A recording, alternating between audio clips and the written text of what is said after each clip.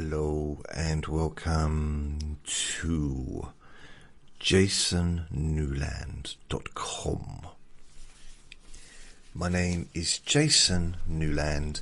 This is Let Me Bore You to Sleep. Hello. It is exactly 6 p.m. on Saturday, the 6th of the 6th, 2026. That's a lot of sixes, isn't it? 6 o'clock on the 6th of the 6th, 26. Is that auspicious? Probably not. So, it's been raining all day, pretty much. I have been out twice. I took him out twice. This morning about 9, just after 9, and I took him out again, I don't know,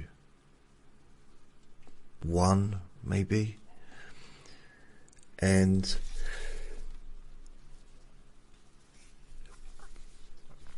had a small delivery from Uber Eats, some breakfast cereal, some milk, some TREEEETS for him underneath the desk. Yeah, not much, just a few bits and bobs. Please only listen when you can safely close your eyes, if I haven't already said it. All my recordings are automatically uploaded to YouTube. You can search for me on there, easy to find. Every day I upload a new recording to Instagram, X and TikTok. I also have a Facebook group called Jason Newland's Boring Group. And what was the other thing I was going to say? My website has got all my latest recordings on there as well. It's a bit of a juggling match, to be fair, because trying to sort of get everything uploaded and everything, it just sort of takes forever. Also, if you'd like to help out to cover the costs, or buy me a cup of coffee or whatever, buy me a pizza, I do have a PayPal, which is jasonnewland@hotmail.co.uk. The link's on my website as well, I think. Oh dear.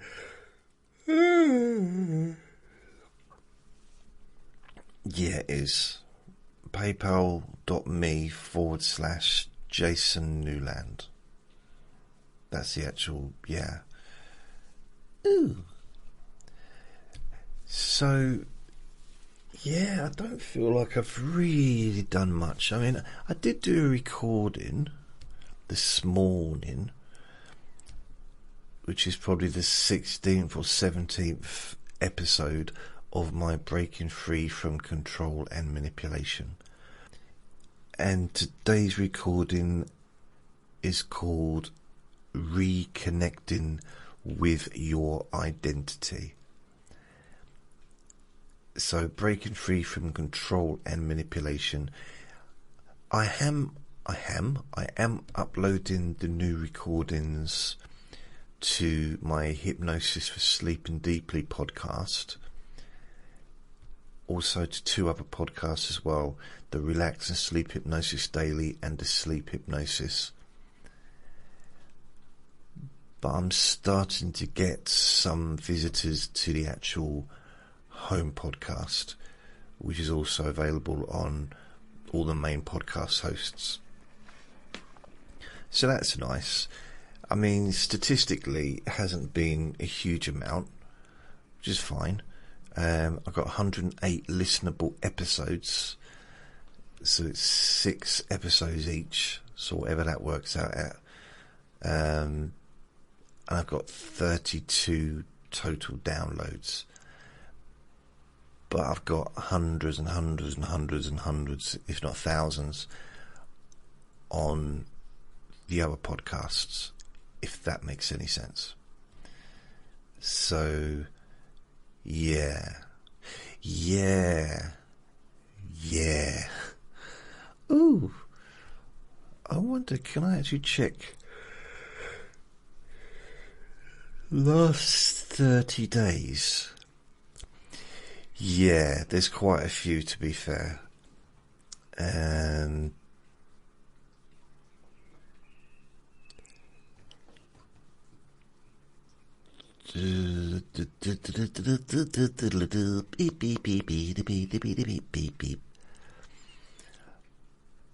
Just going, yes, I suppose 50, 100. I was thinking about going through each recording and just counting how many downloads I've had on each one throughout the different podcasts. But that would take absolutely ages. Shall I do it anyway? Because it would be super boring. I'm just kind of interested, just for myself, for my own brain, if you know what I mean. Just wanna, because I'm thinking, if I can actually search each one. So if I go down, all the way down, or I could actually look at, just put in the Breaking Free, the actual podcast name. That itself might actually bring up all the episodes, and it'll tell me how many. Oh no, it won't. It will, but I have to go to each one individually, and that would take forever, and I can't be bothered. Yeah,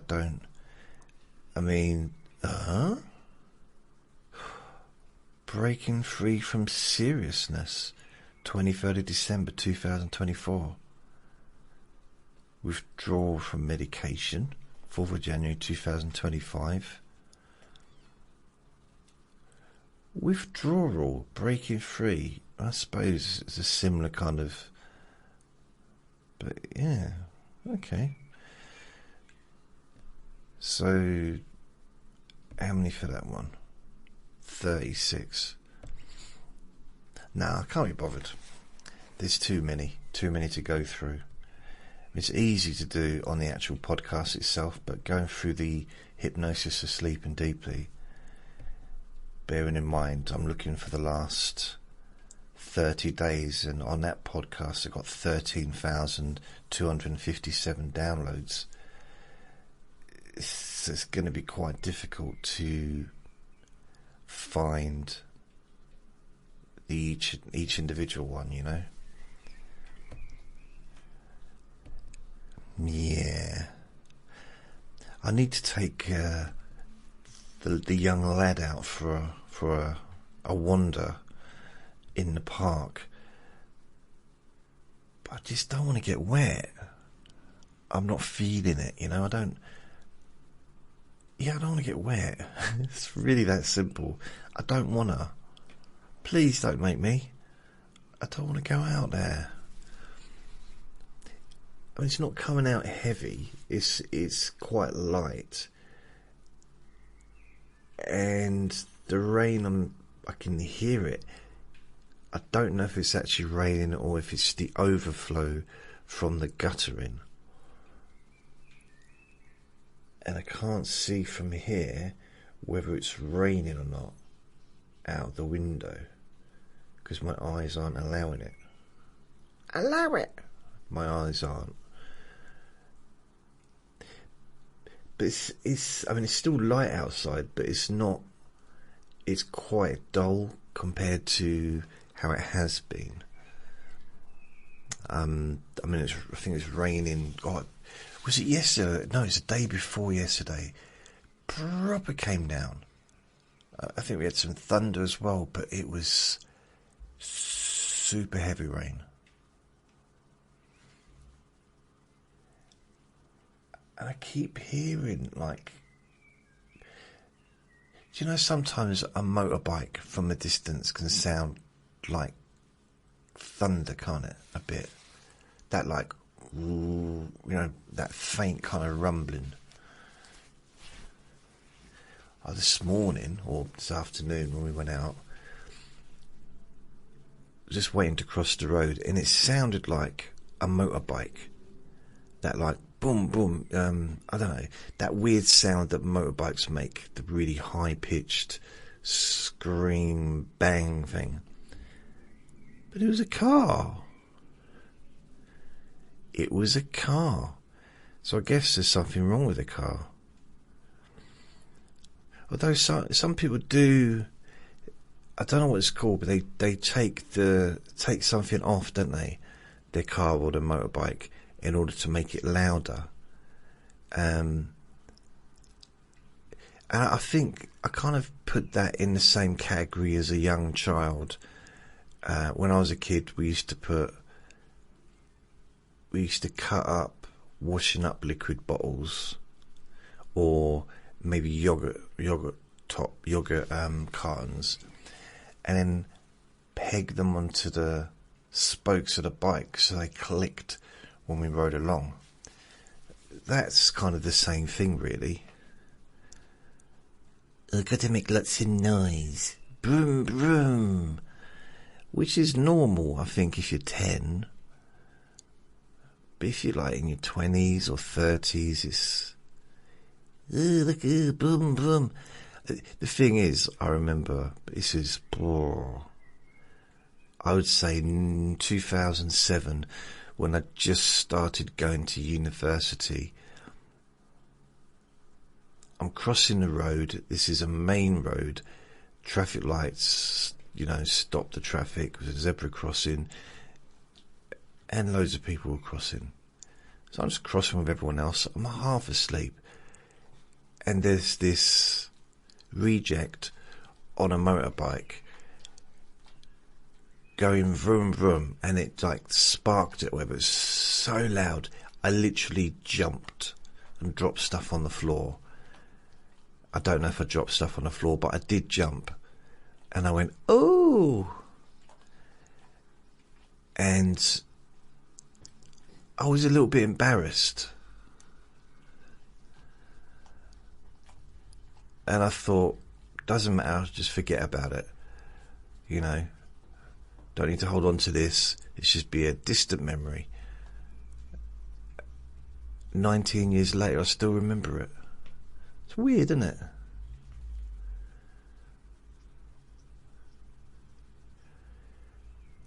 La la la la la la la la la la la la la. So I just want to say thank you to... Who am I saying thank you to? Someone. Everyone.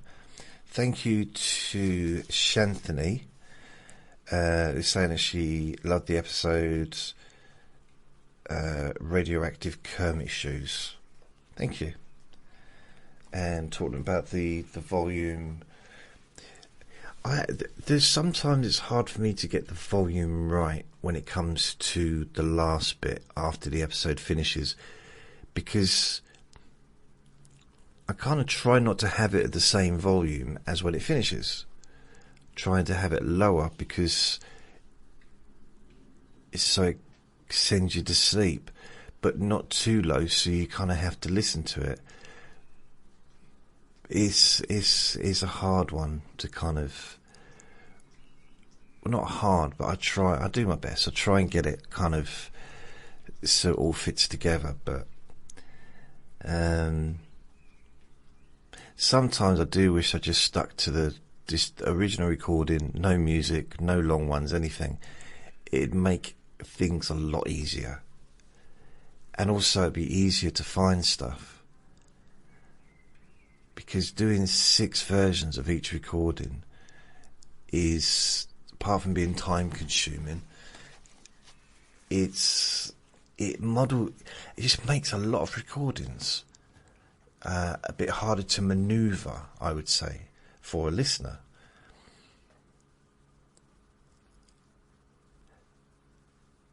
However, I think I'm probably the only person in the world that does this. I might not be, but I possibly am. Giving people the opportunity, the options to choose, a bit of choice. I mean, that's the one thing that I kind of decided upon many years ago, decades ago, in fact, that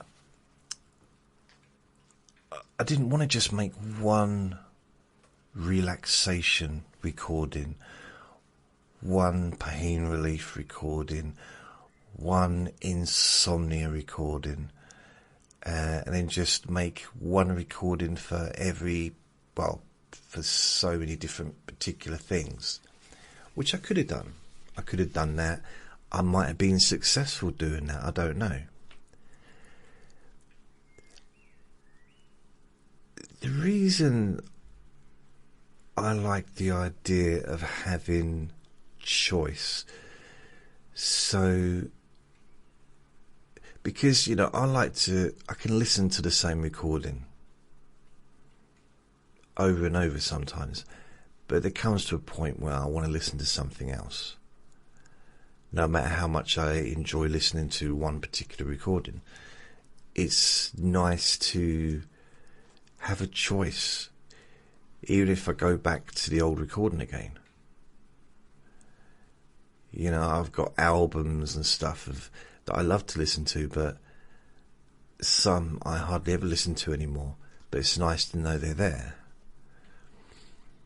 So I've got my back catalogue, and a lot of stuff I did many years ago is not really available anymore, because once I was able to make better quality recordings, the older recordings sounded, or to me they sounded awful, like vocally or auditorily, sound-wise.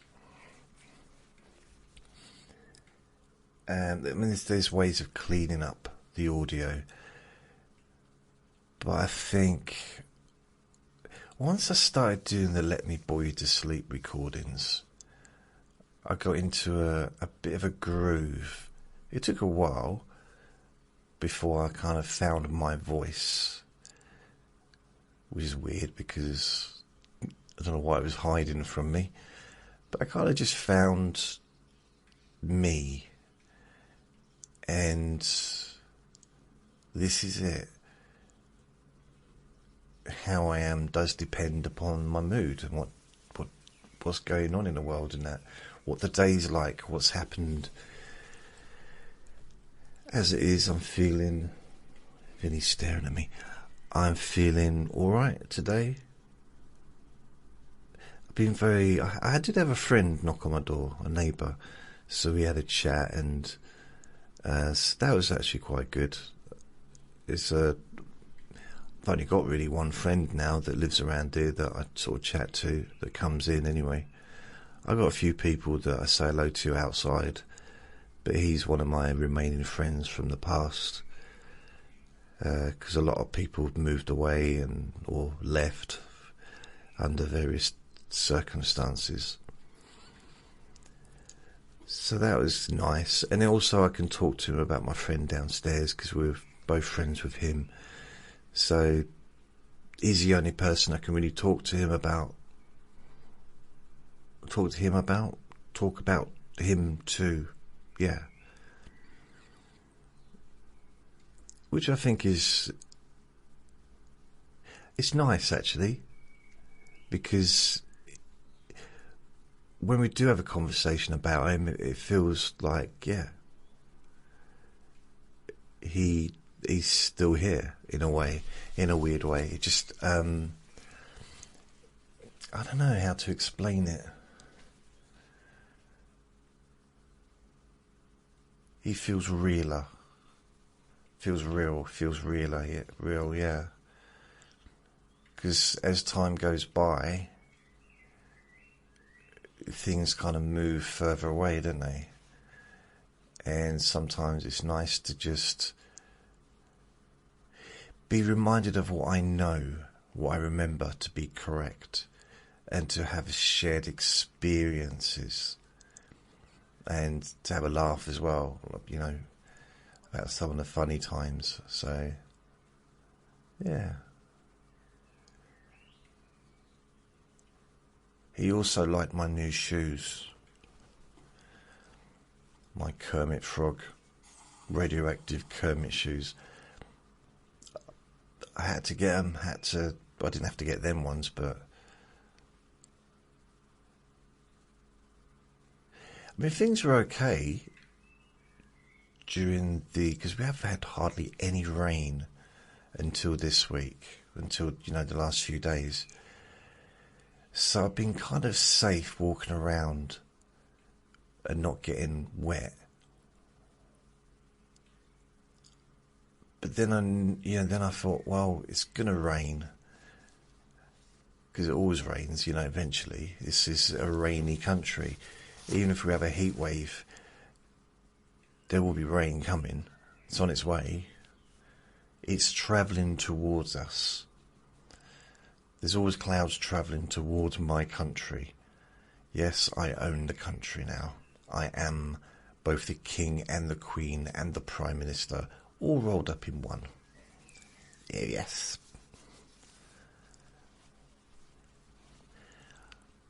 I wonder if I'm ever going to see King Willie.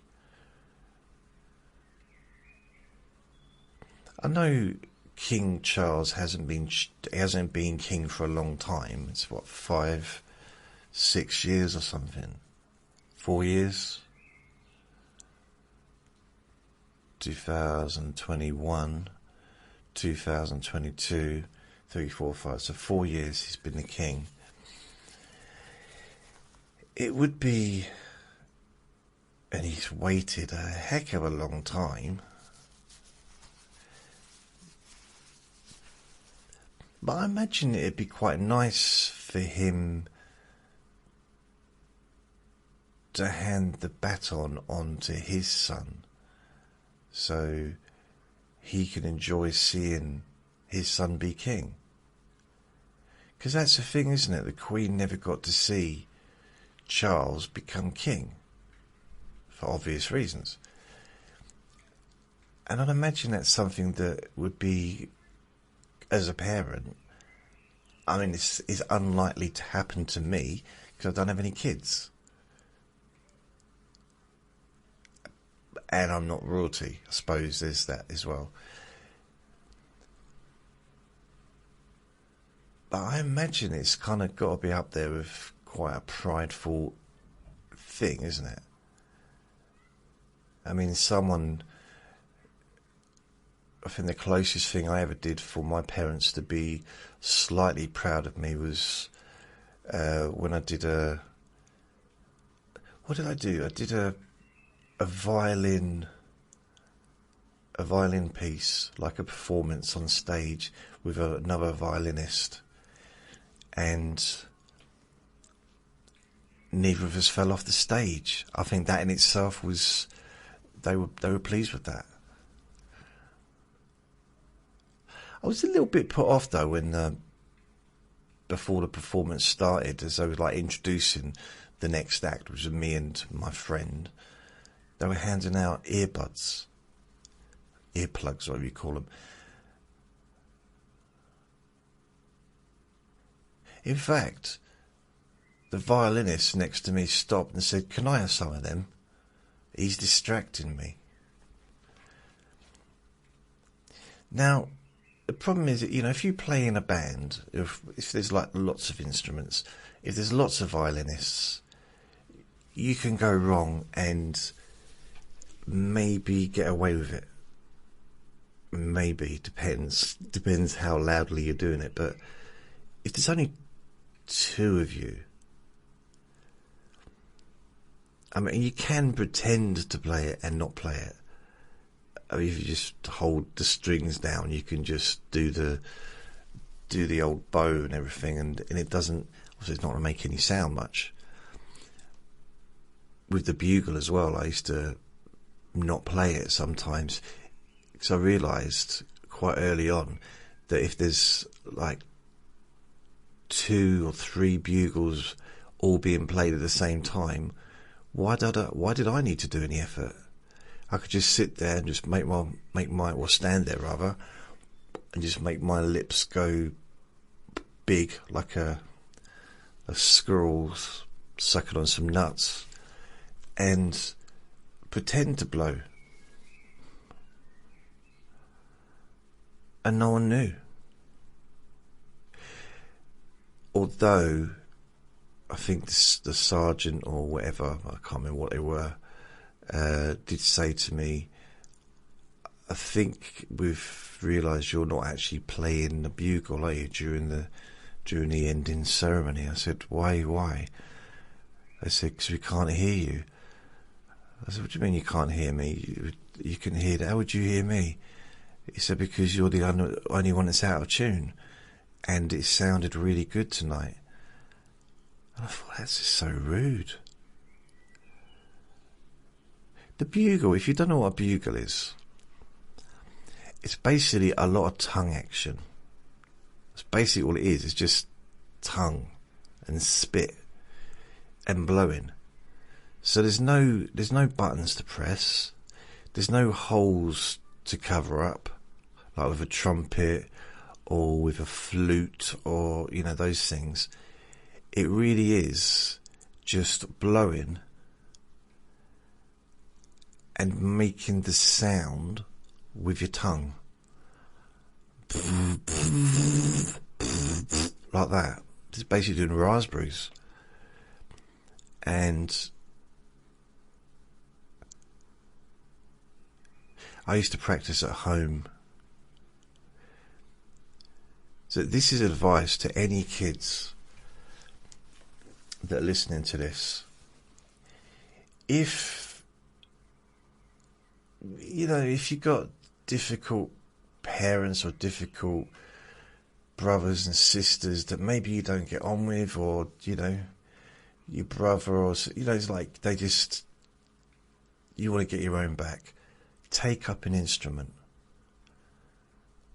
like a loud one, like the bugle or the violin, because the violin's not necessarily loud, but it don't half hurt your ears if it's done wrong.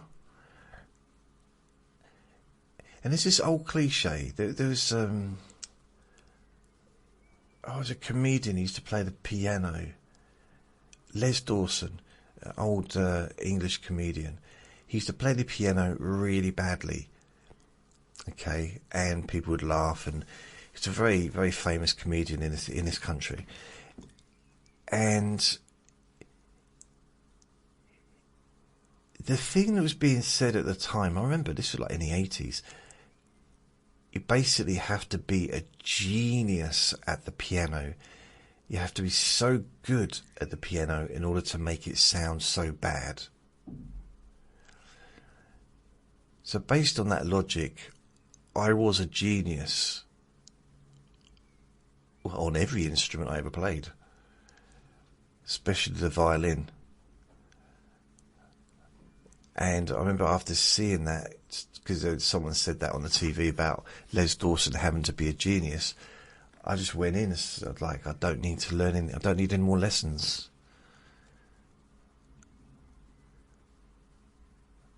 And I never played it again. I'm like, what's the point? You can get to a certain level, and it's like, there's no point doing it anymore, is there? If you're the best that there's ever going to be. Obviously, I'm not the best at speaking because I'm stuttering over my own words. But if you're the best violinist in the world already at the age of 9, 10, then there's no point continuing, is there? So I quit. Man. Right, I'm going to recap that just in case you kind of half listened. I was absolutely terrible at playing the violin. That's what I'm trying to get over. Yeah, okay. I'm not really saying that I was a genius musician. No. No, no, no, no, no. No.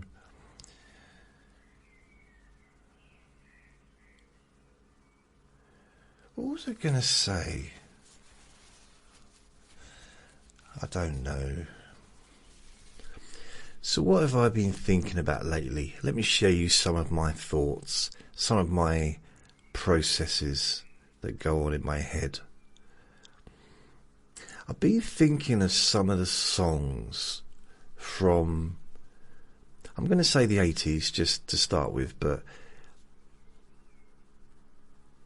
there's certain songs that I have not heard for a long, long, long, long time.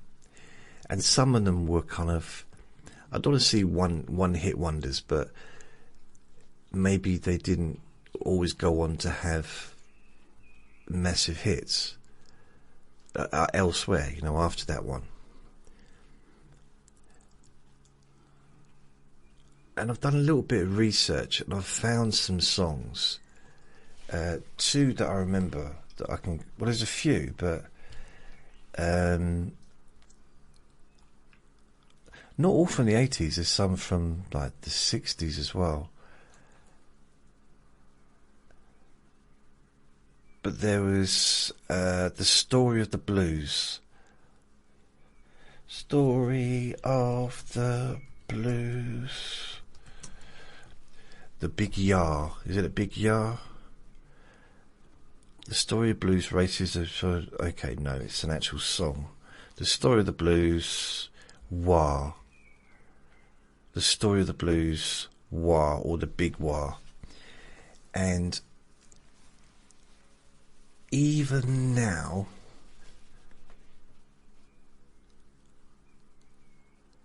I don't know why, but even now, I think it's one of the greatest songs of all time. And a lot of it's to do with the sound. And you might say, well, yeah, it's a song. Sound's probably going to come into it. Okay, all right, wind your neck in. I don't know. It's the sound. And I can't quite explain it. I just love the song. I love the way it's recorded. And yeah, it's like, first you sit outside, then you go outside, then you realize you got nothing left to lose, nothing left to lose. Ooh, story of the blues. I might not have given it, I probably didn't put that much effort into singing it. I could have done a better version. Oh, I did come across a song, and it was, who's Rick Petit? Jackie Rick Petit. Jackie what? Rick Petit. Rick Petit. Gotta get on me.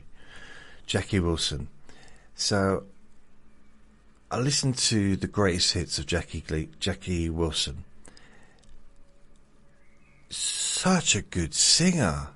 Now I love, you know, the Rick Petit because that came out in the 80s. It's originally 1957 apparently, but he had a revival. So Jackie Wilson in the 80s, I think it was like late 80s, he had a revival with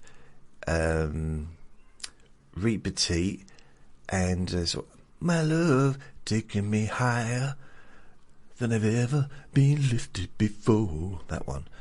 And I'm just trying to think. I think there was 3 songs that were released in the 1980s. If I could find them. No, probably not gonna. Oh yeah, got it. 86, 87. Right. Reet Petit. What? Oh, no, because just give me that one time. So Reet Petit was in England, UK single, #1 in 1986. Because, yeah, I'd left school at that point. So, I don't know how many they released, but basically they used like a plasticine of him, because I guess he was gone by then. He'd been gone for 4 years. Only 49. It's ridiculous. Such an unusual singer, like sound-wise. So I'm going to look, because he was around for absolutely...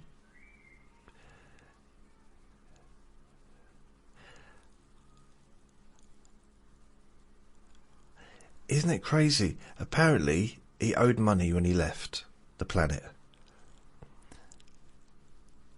Yeah, he had #1 hits 2 years after he left. That don't sound right, does it?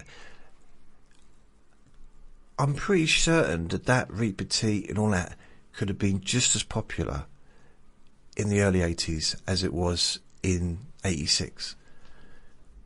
Just to give him a bit more kind of financial freedom, you know?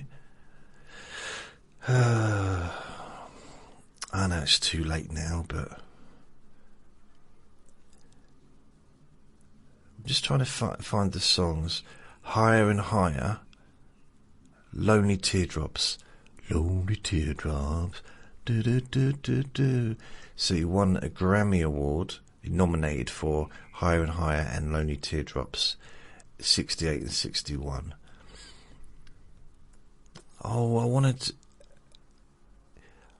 Why? I want to find out the ones that was like 1987, 88, 87, 86. But it's not showing it.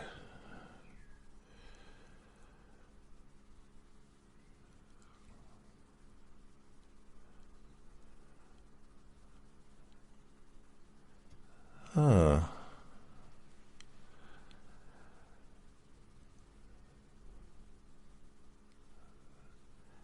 That's crazy. Crazy. Never mind. I can't find it. I can't find the different times, the you know, the songs that he had. I know he did Lifting Me Higher and the Reet Petit in about 86, 87. But it might have been like an A and B side and they were both hits. Potentially. And they just had him dancing in Made of Plasticine.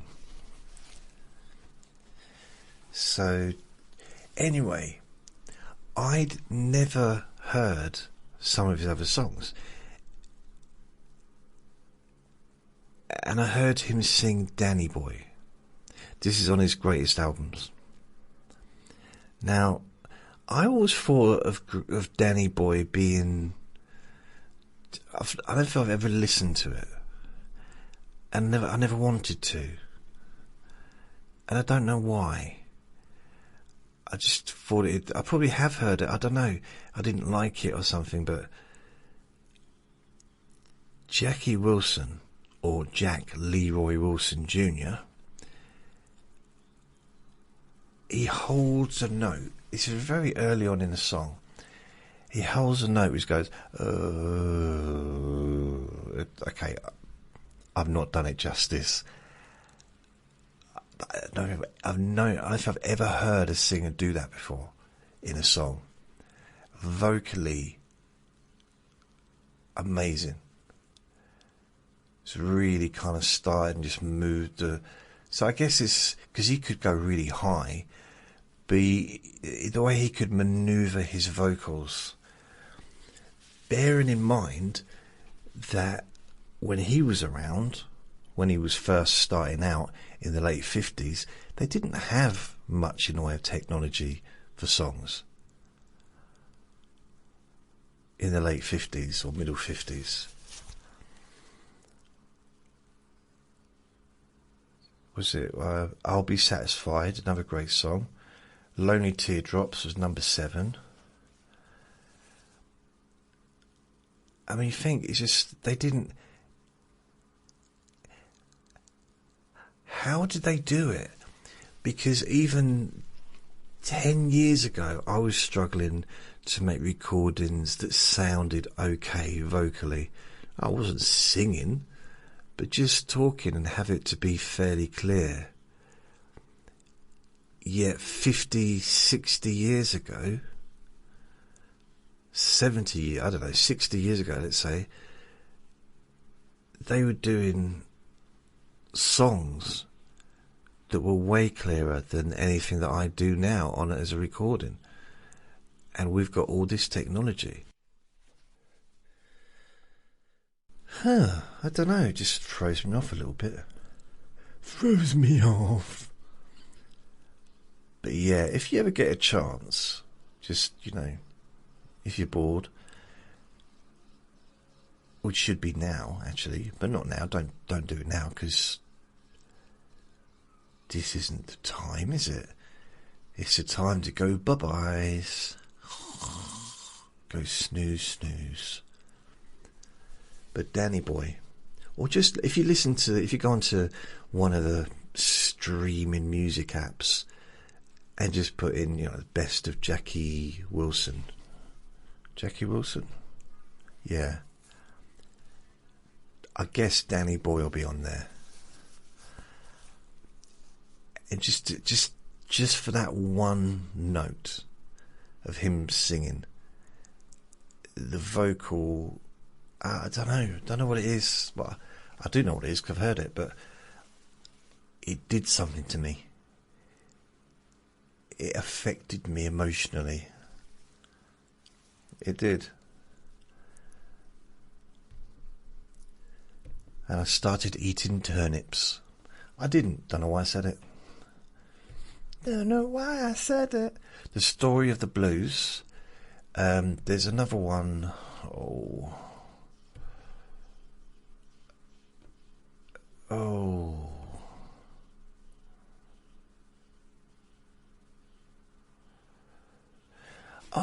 What was it called?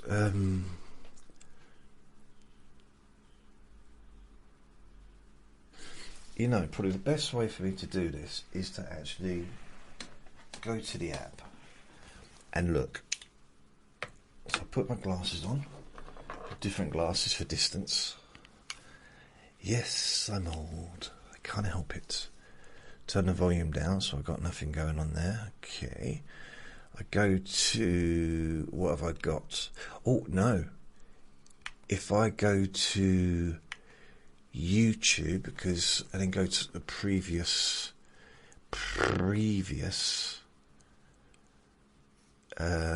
library of stuff that I've watched, and there'll be quite a few songs on there. The thing is, this handset, the Apple handset thing, is running out of juice, so I'm going to have to recharge it. It's okay. History.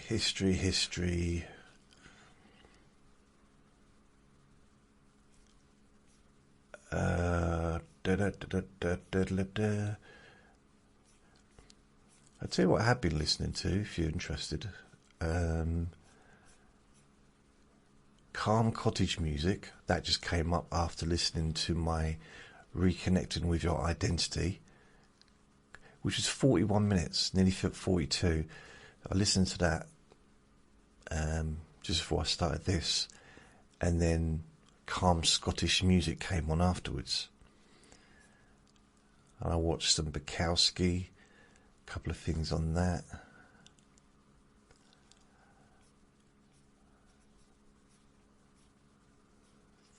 Oh, come on. There's quite a few. Okay.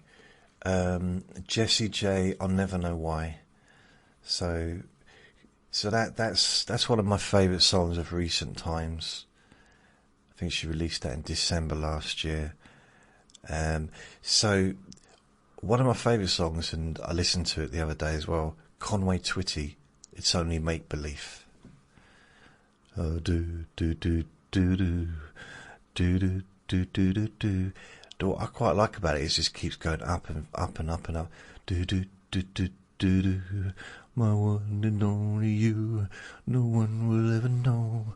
And it keeps going up and up. It's great. Conway Twitty. See, I didn't realise, because in Family Guy, they show clips of Conway Twitty.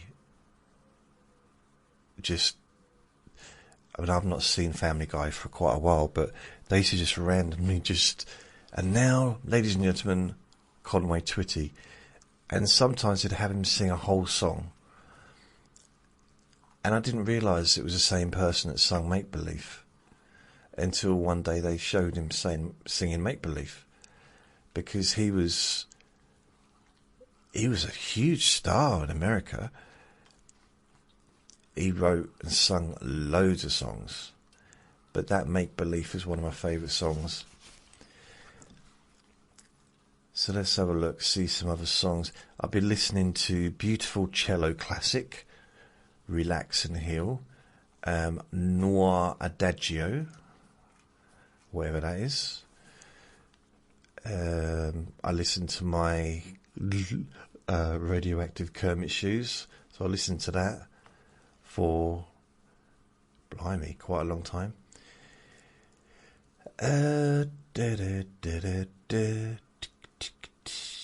Right, let's have a look. I kind of listened to all of my recordings. There's some stuff by Lenny Bruce I was watching, Andy Kaufman on Letterman, 1982. So Hazel O'Connor, Will You? Suzanne Vega, Luca. It's songs like that I just don't hear anymore, but when I do hear them I think, wow.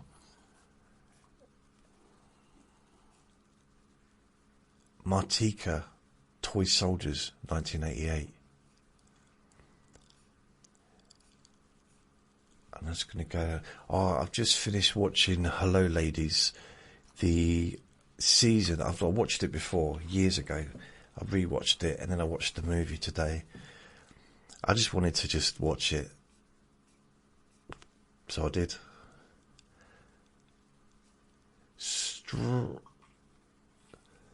Strawberry Switchblade, Since Yesterday. Right, this is one of the great. So this is another one that fits in with Story of the Blues that seems to have been forgotten. Well, not forgotten, but just like it's, for me, it's a great song. I don't know why I feel that way, but it's a great song due to the sound. There's a certain sound I really love, and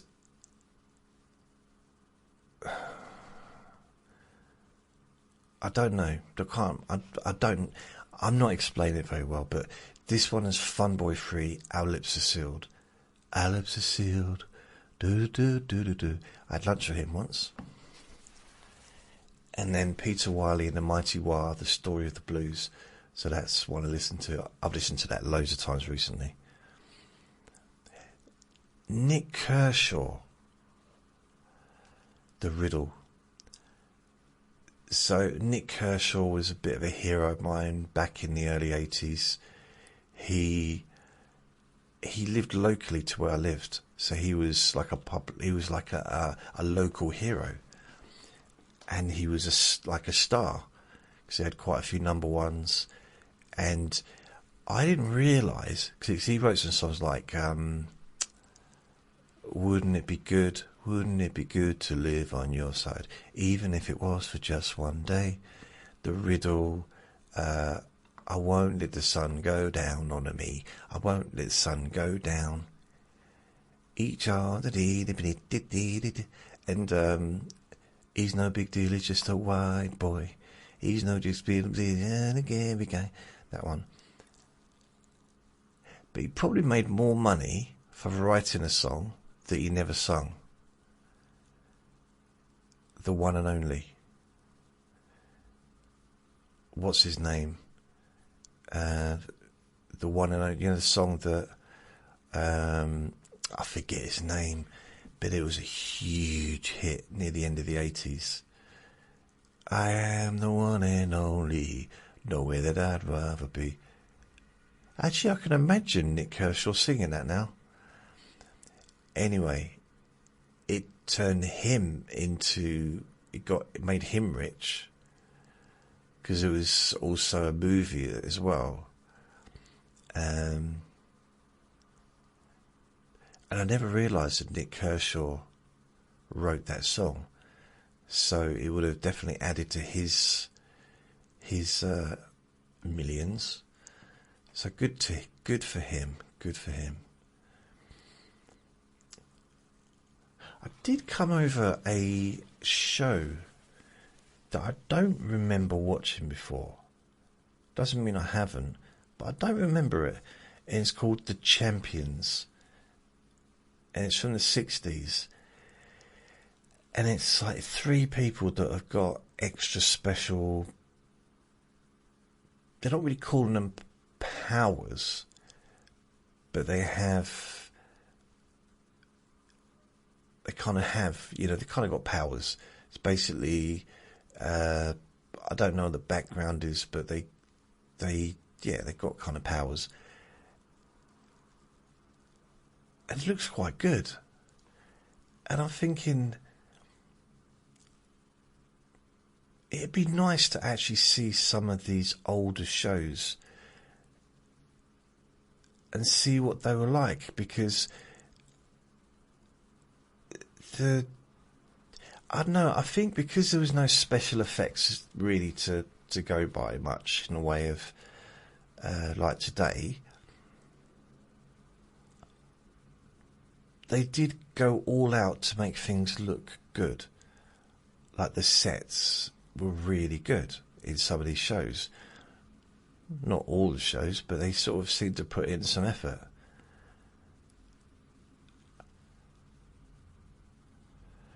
But anyway, that was, I just remembered that.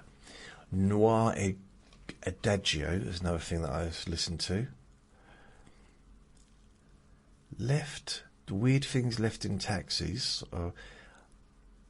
Is it weird that I listen to my own recordings, or is it a sign of professionalism? Me professional. That's weird. Right, I'm going to go down. I watched a thing about Terry Alderton, an interview with him. He's someone I used to know, going back many years. I'm just trying to find...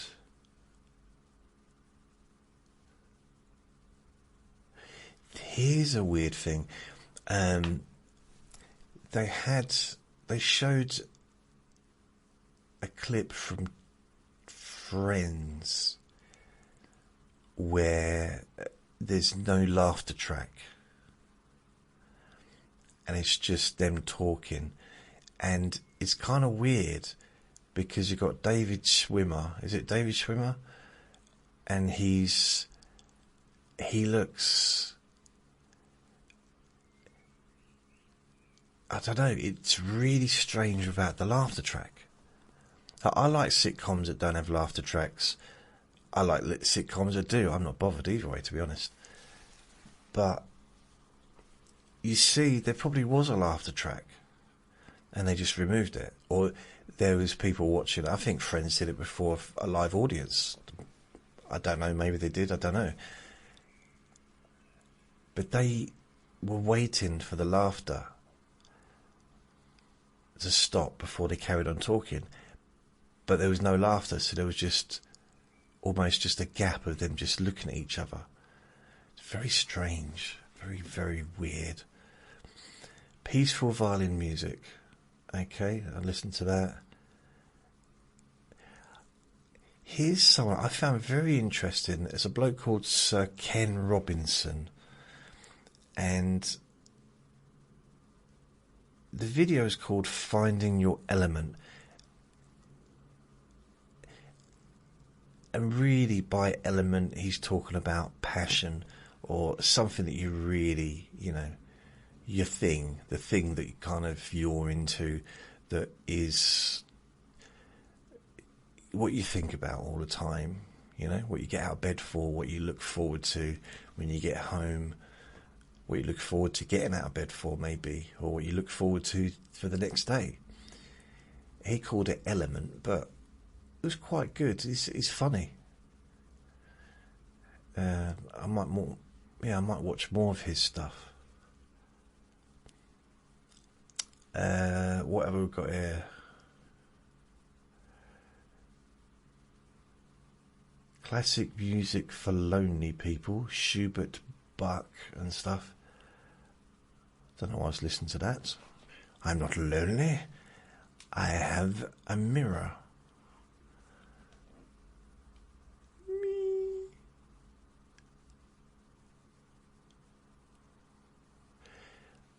Benny Hill, a hospital like no other. So there's, these people at reaction videos where they watch something like an old sitcom from the 70s or 80s, and maybe they're in America and they're watching it, so they've never maybe seen Benny Hill before, or maybe just because of their age and they've never seen him, and they're like, oh. And I was watching this clip that I don't remember ever seeing before, and there was bits in it that were really funny, because Benny Hill was very much a physical comedian. He did like words and stuff, and he liked to do that, but the physical stuff he was one of the best at it. And so there was stuff in there that was obviously, because it's from the 80s or 70s even, it wouldn't be allowed now. So that's kind of what they were focusing on. But I remember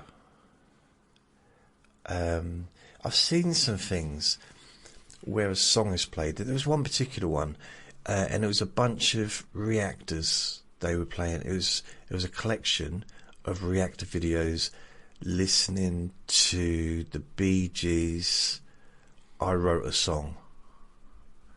That song, I Wrote a Song. No, that was my song. I wrote a song. What was it? I wrote something. I wrote a song. I don't know. It was that made the whole world laughing, but then it was me. That, whatever that one was. And it was really weird because some of these people listening were crying. So maybe I don't know. I don't know if I'm very good at expressing my feelings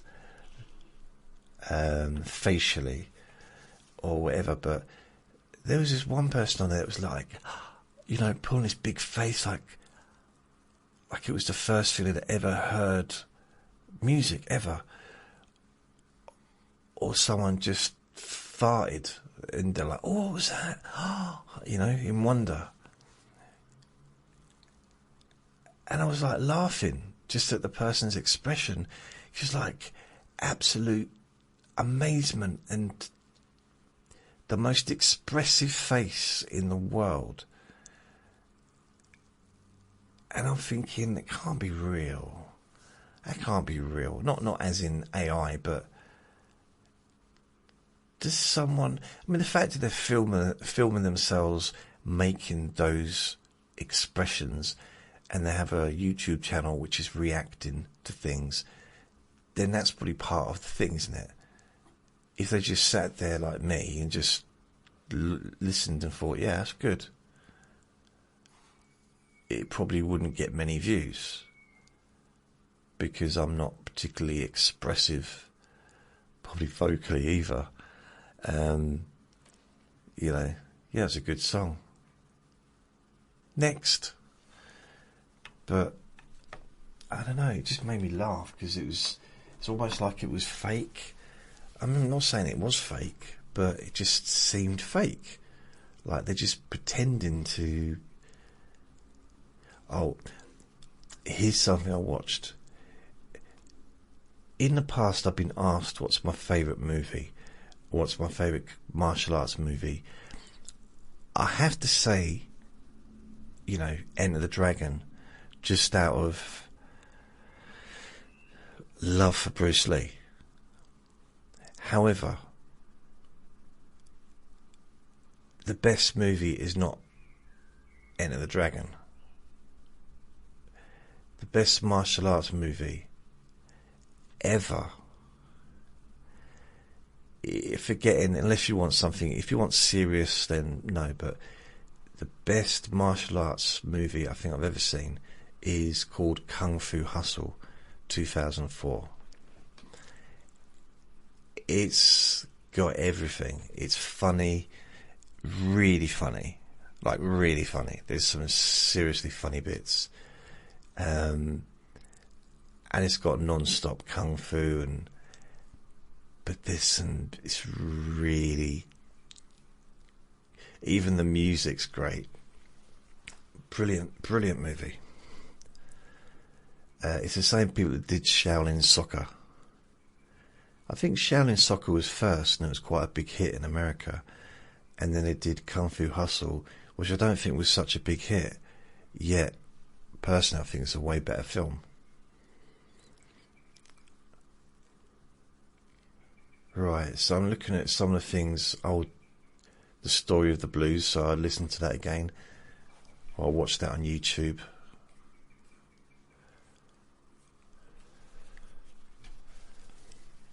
Oh. See, because the battery's running out of this handset, it's starting to lag.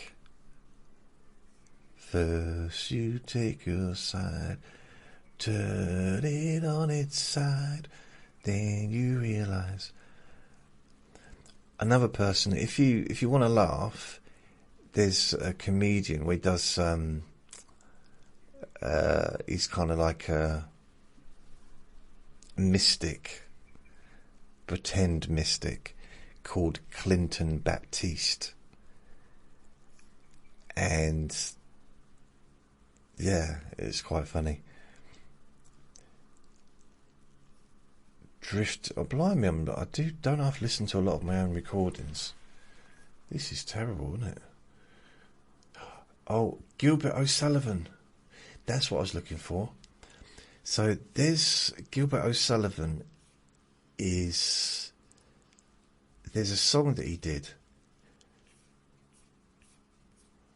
If YouTube will let me move the thing down. Gilbert O'Sullivan, Gilbert.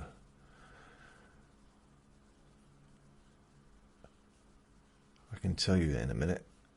I've watched it quite a few times.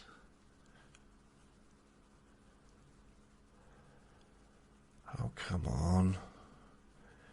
Gilbert O'Sullivan. Gilbert. Come on, Gilbert, where are you? I'm sure he's wearing a flat cap.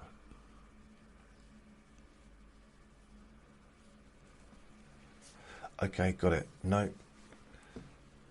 I've got another one of his, but it's not the one I'm looking for. Gilbert O'Sullivan. He's at a piano, and it is, again, it's a special song. Very, very special.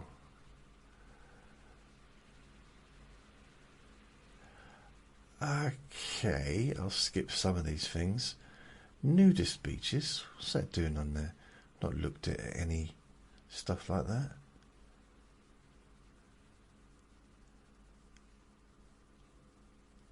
Wow. So, okay, it's got to be here somewhere. Enola Gray, orchestral manoeuvres in the dark.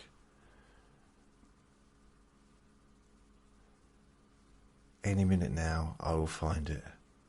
I will, I promise you, because I'd never give up, ever.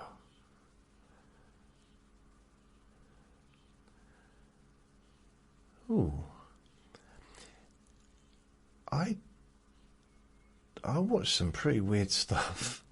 It's strange when I kind of go down and I'm like, okay,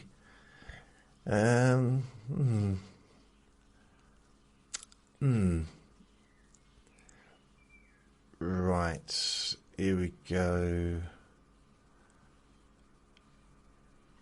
Oh, here's another one. Randy Van Warmer, Just When I Needed You Most.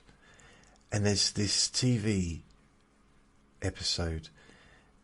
He's on TV and he basically spends about 2 minutes tuning his guitar. I've never seen that in my life. You know, 2 minutes tuning his guitar. Kept doing it. No, it's not ready. No, it's not ready. Kept apologising. And then he started singing. And it was phenomenal. Really, really amazing song. Just when I needed you most. Oh, come on. It's not allowing me. Allow it. I can probably find it just by putting... was it Gordon O'Sullivan?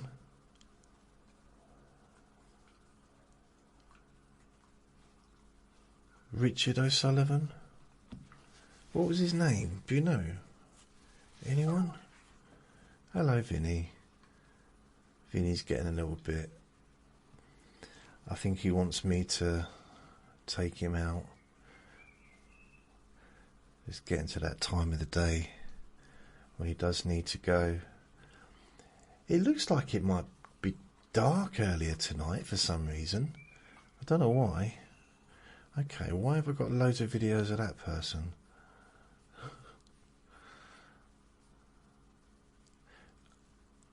Nope, still can't find Faith No More, Epic. Oh God, this has got to be it because it's got to be close to this because I remembered now. I was watching it around this time, so it's got to be here. It's got to be.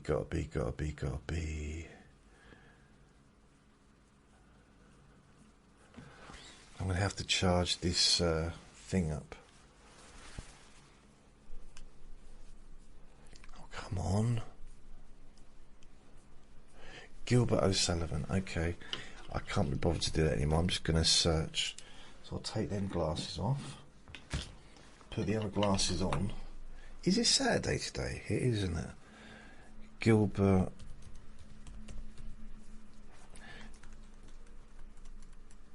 Oh dear, computer's now not working. Well, it would do if I pressed the right buttons. Gilbert O'Sullivan.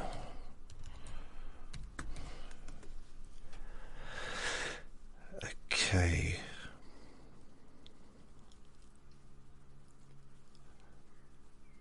See, Gilbert O'Sullivan, an Irish singer-songwriter famous in the early 70s for his hits Alone Again and Claire. Right. See, his best hit, his best song.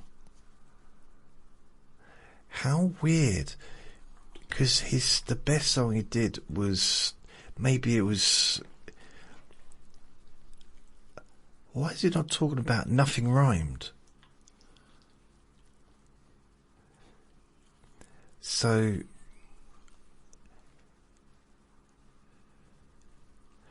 he had 6 number ones, the first of which was 1970s Nothing Rhymed,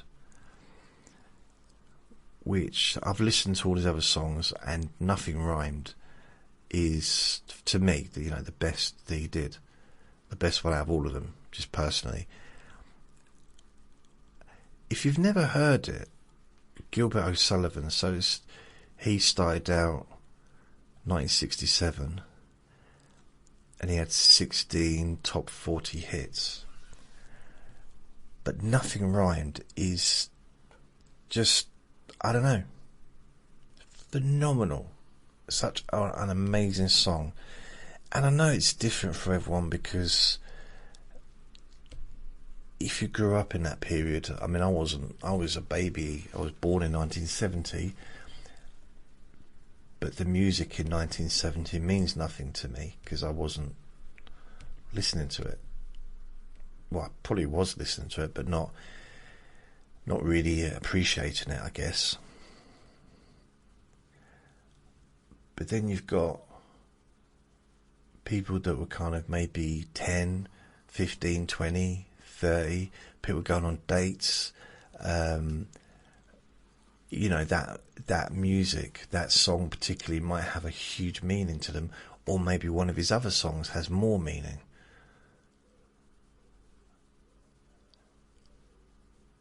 But they're just some of the songs from like years ago that I really love. Another one is Rubber Ball from the 50s, I think. Rubber ball, I come bouncing back to you. Rubber ball, I come bouncing back to you. And Buddy Holly. After all these years, I still love Buddy Holly. I was huge fan, early 80s, or I don't know, 82, whatever. I used to listen to his greatest hits. I used to lay on my bed and listen to them. I had the greatest hits for the Monkees as well. They were like two of my favourite albums, and the greatest hits from Madness. That would probably be about 84, 85, 84. So that's 3 albums that I used to listen to on tape. But yeah, I know you didn't ask, but I thought I'd let you know. So that's it for me. I'm going to take the little one out for a little bit. Just take him into the park for a wee and an other thing. And then settle down for the night. So thank you for listening. Remember to be kind to yourself, because you do deserve to be happy. And be gentle with yourself. You deserve to feel safe. Lots of love. Bye.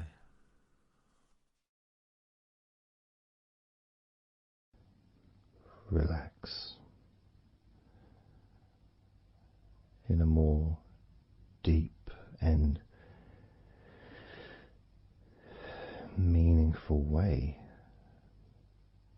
Maybe in a way that can not just allow you to feel calmer now and throughout the time we spend together here, not just relaxed at the end of the recording when it's finished and you can enjoy that sense of comfort and peace, but also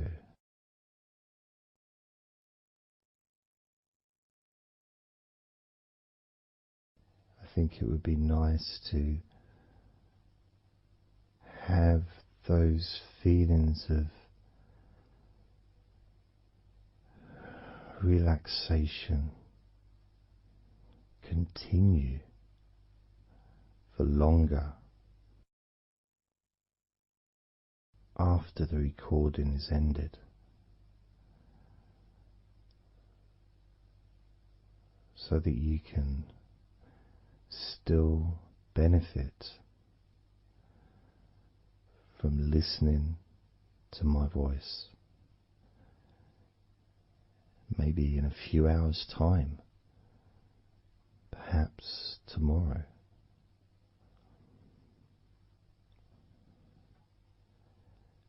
And then by listening regularly, especially if you find like some people do, and myself as well. Sometimes I find one particular recording that really resonates with me, and I just listen to it over and over again, like every morning, every evening.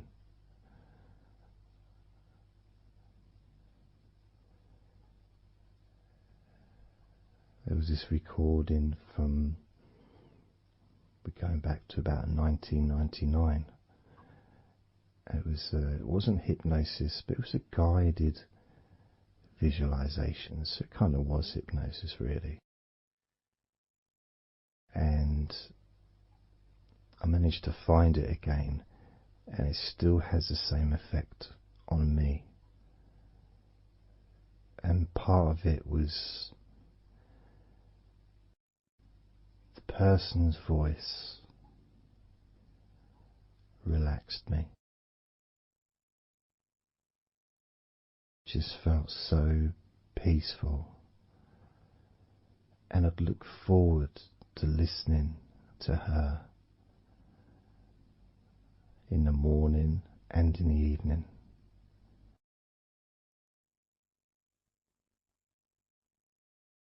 And I knew before even pressing the play button that as soon as I'd done that, pressed the play button, this was in the days of CD players, pressed the play button. In fact, it might have even been a tape recorder. I'd lie down on the bed, and then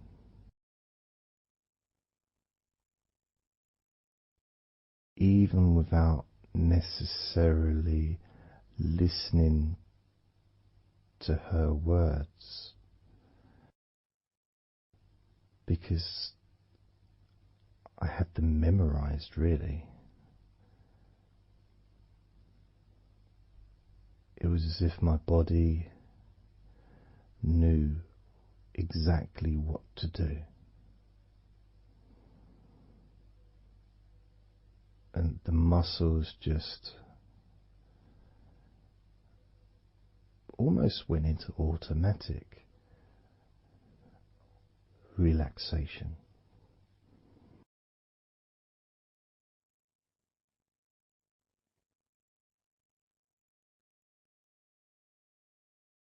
And I remember my mind would slow down.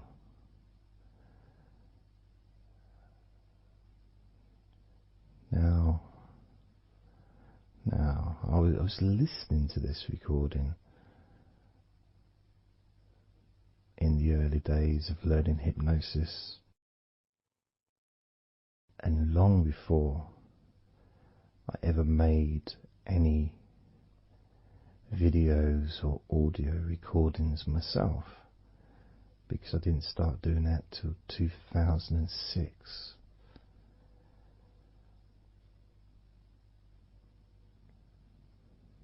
But I knew how helpful I found being able to just let go, to have that trust in the person that I'm listening to.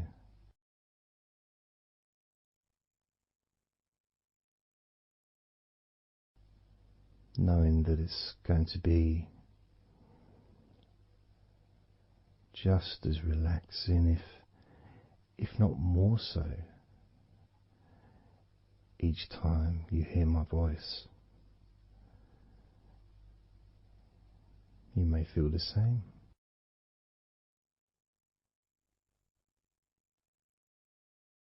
Some people have been listening to me for over a decade.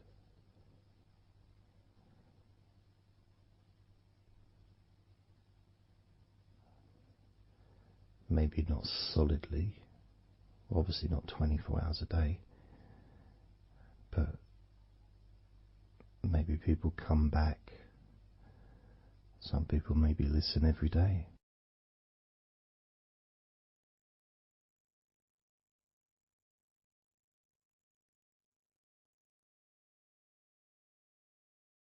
And something that I do, which you may not realize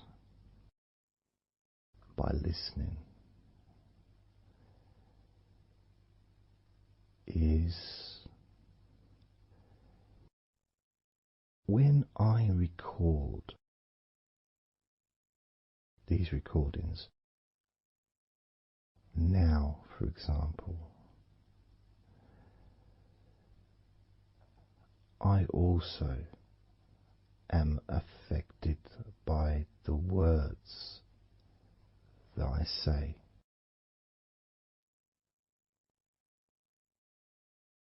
So if I said to you, focus on your feet, notice your feet relaxing, I will be focusing on my feet. I will be noticing my feet relaxing.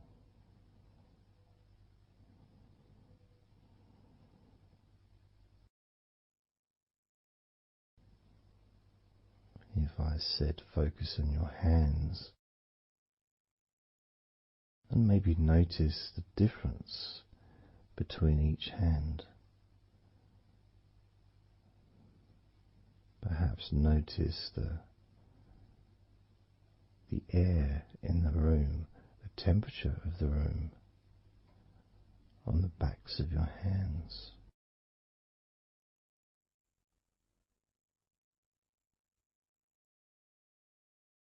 You may start to notice what almost feels like a very light breeze,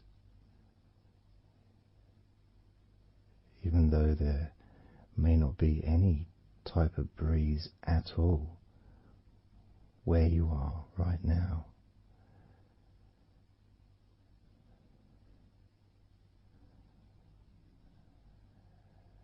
And as you become aware of your hands,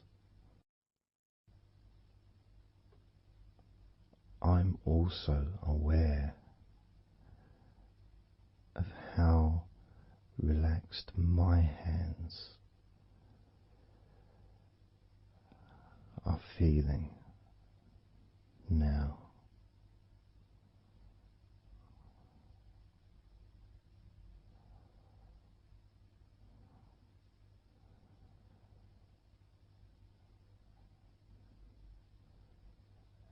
And when it comes to potentially drifting off to sleep, which may be the reason you're listening,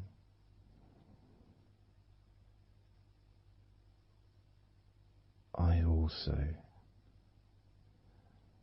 feel drowsy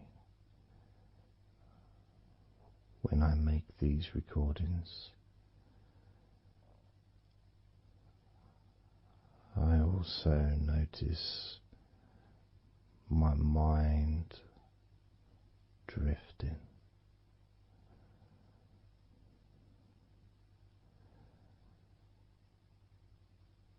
In fact, at times I've actually fallen asleep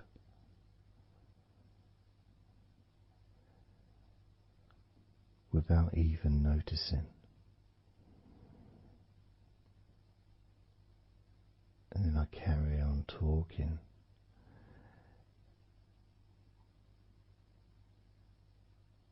And it's only when I listen back to do the editing, I hear snoring. And I think, I don't remember snoring. I remember talking. Is it snoring or is a pig turned up That's what I sound like when I snore.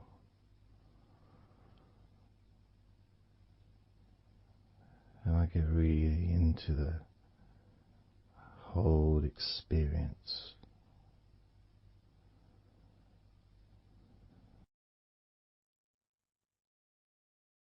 I don't know how you feel.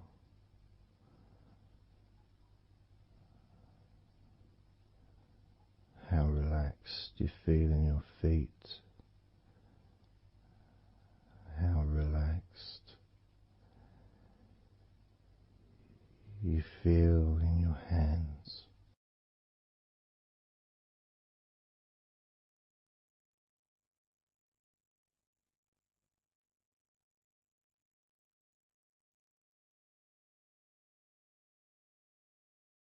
I have noticed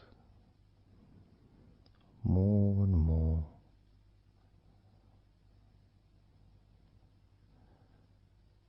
that the more relaxed, deeper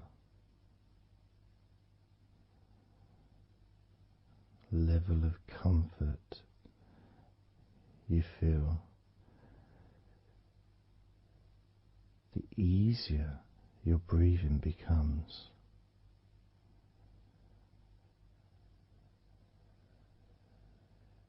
It's almost like that additional muscle relaxation. So this allows you to breathe easier.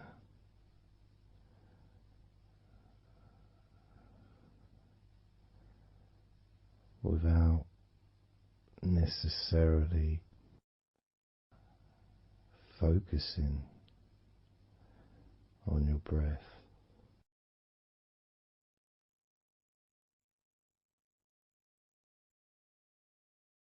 However, being able to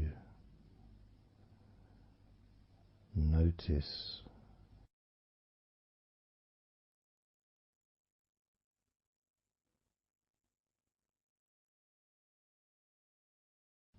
the ease in which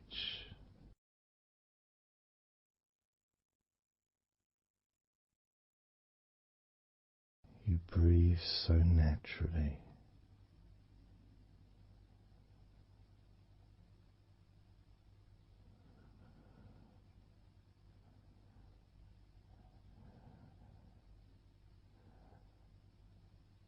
You breathe so very easily and smoothly.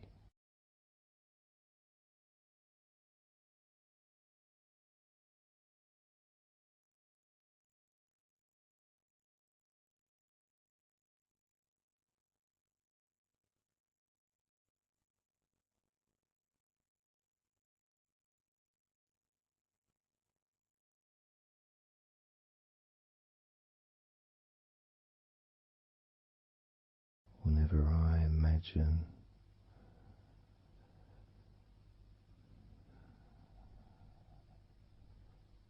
my breathing improving,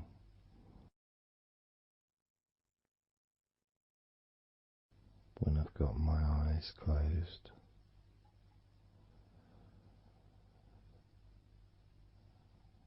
I tend to visualize a beautiful field with trees and flowers,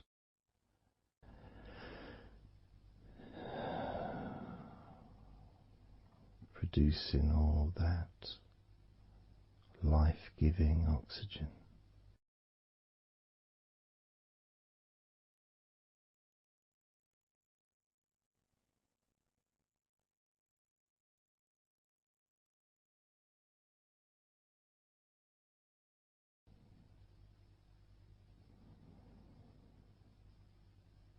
It feels nice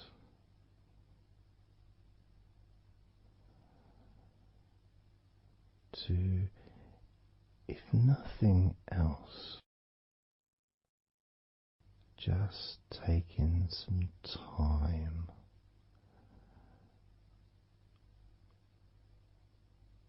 away from everything.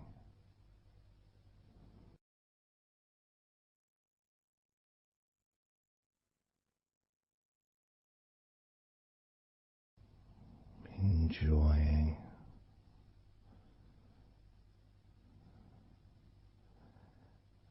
that feeling of peace, serenity,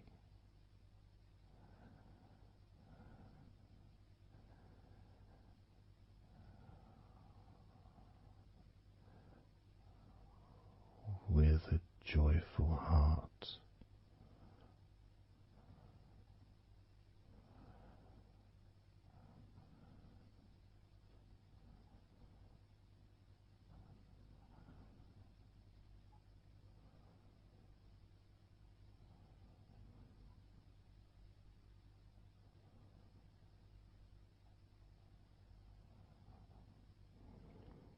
Time seems to just drip by so very slowly.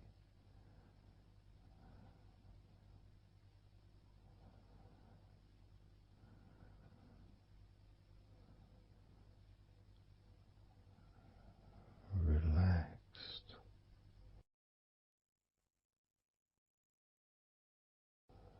so deeply peaceful,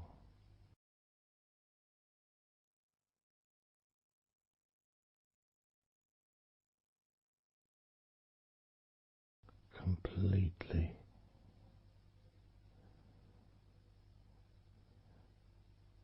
unattached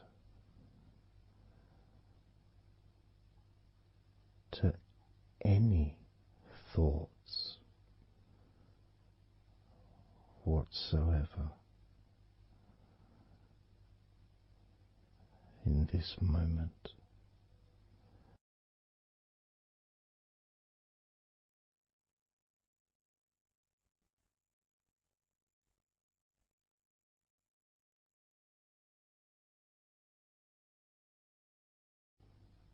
Completely free.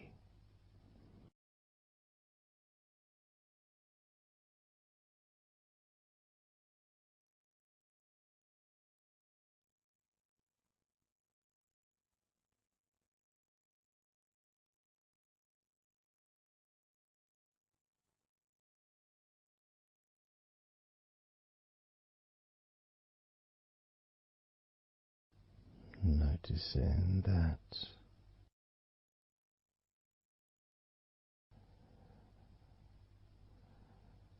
your mind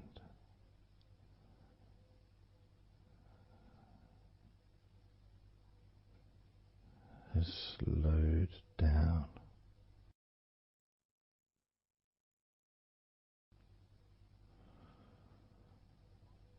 slowed down,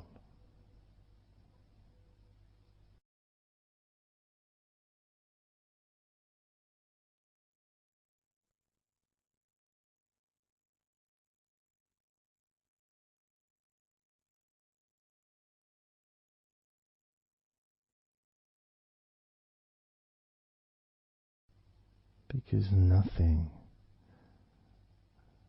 really requires your attention.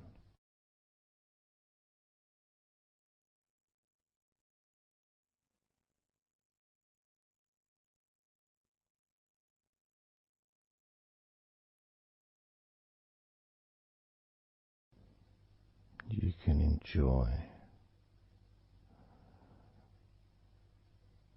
the physical sensations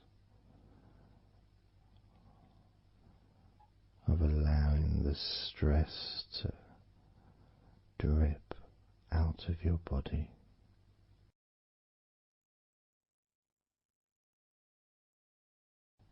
drip in out of every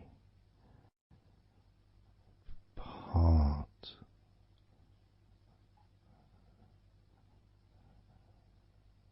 of your body.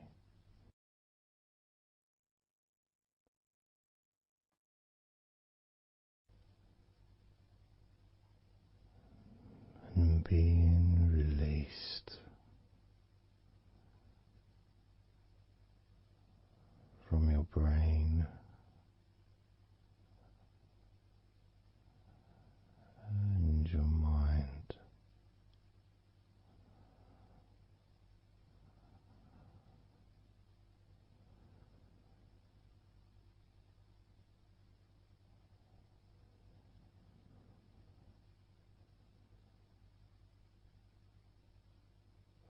Slowly but surely,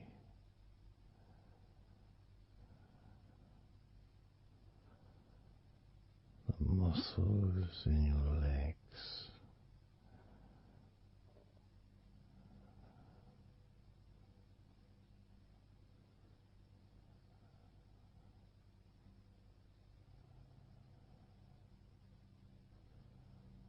relax,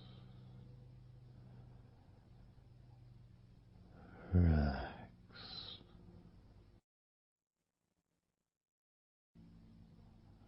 relax, so very deeply.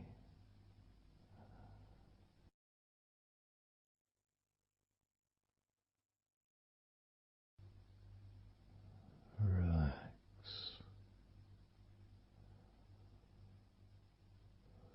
so deeply.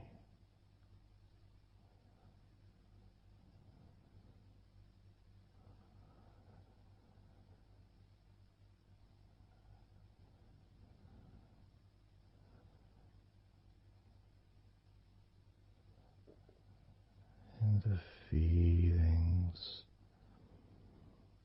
the pleasant feelings in your arms and shoulders,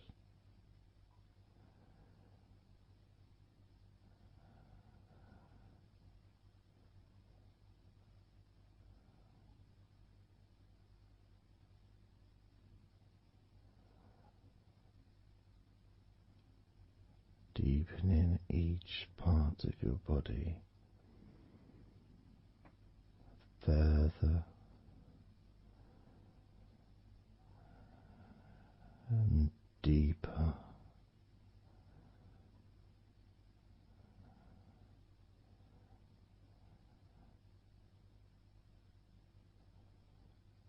and deeper.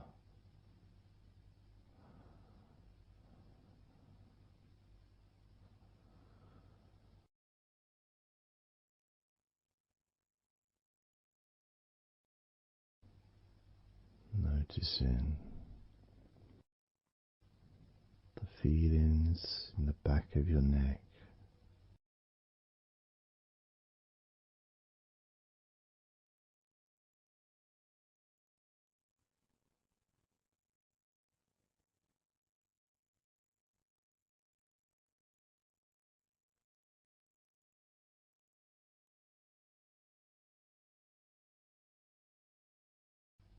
the feelings in your wrists,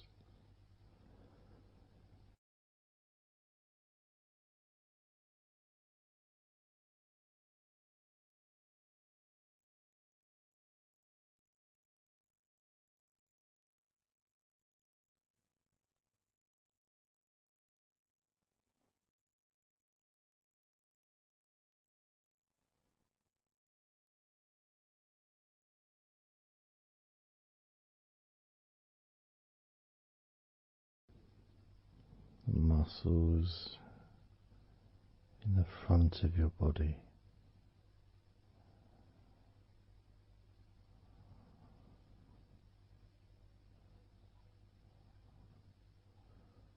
are also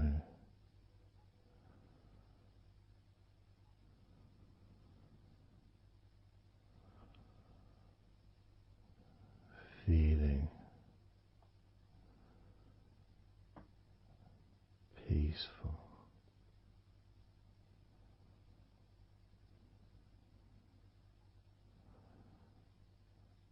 deeply.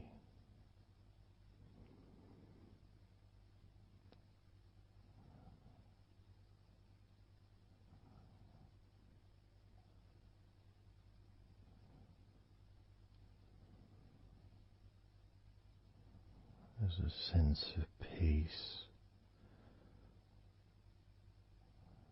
spreads through your very core.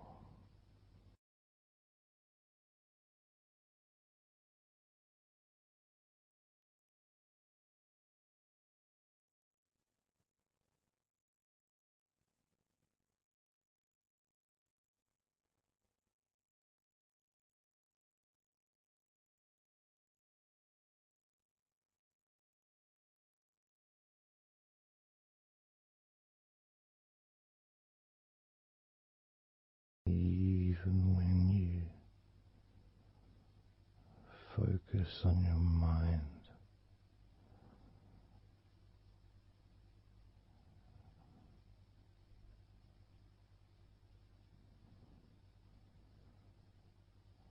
your mind becomes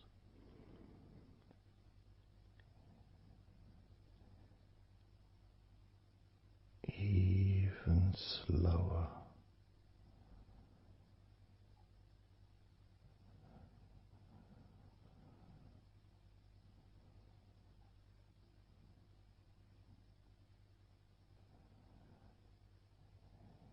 Even deeper.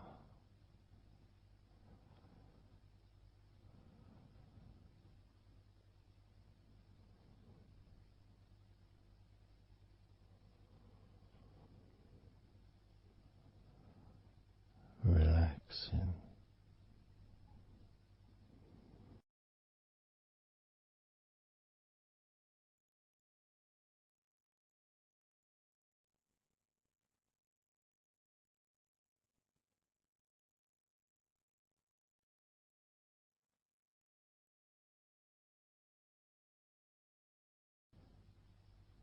So very slow.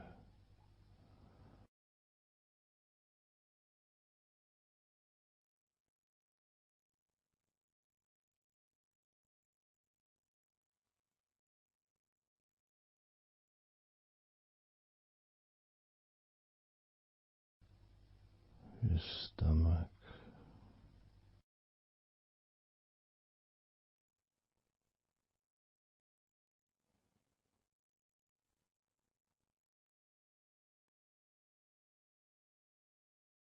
Peaceful in your stomach.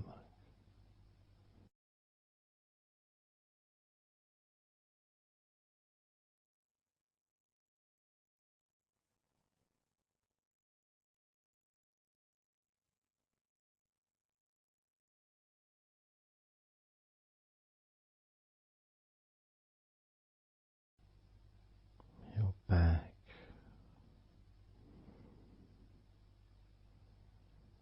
Notice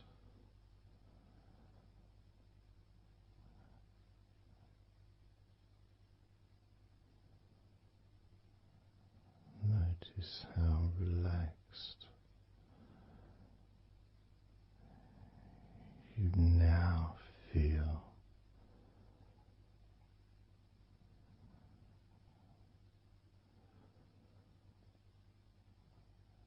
in the whole of your back.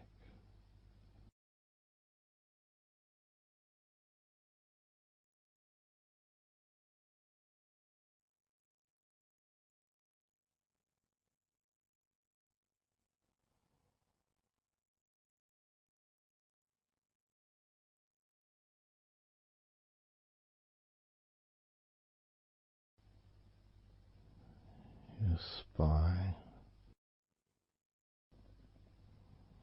from your brain all the way down the middle of your back, sending and receiving millions of messages every day.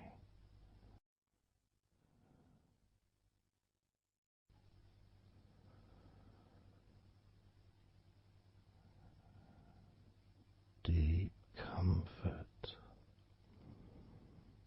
increasing.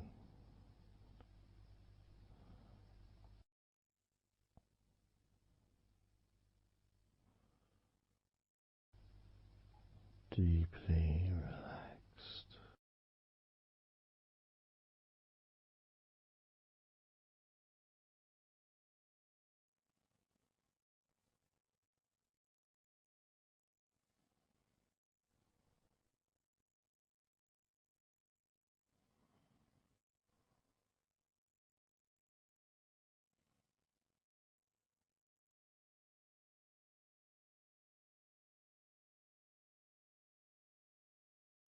Your knees,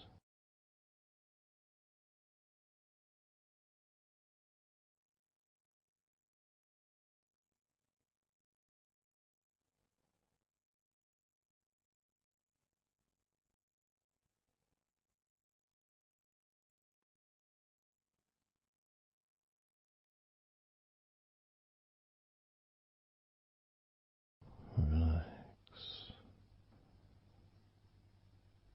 spreading those signals down your spinal cord into every part of your body.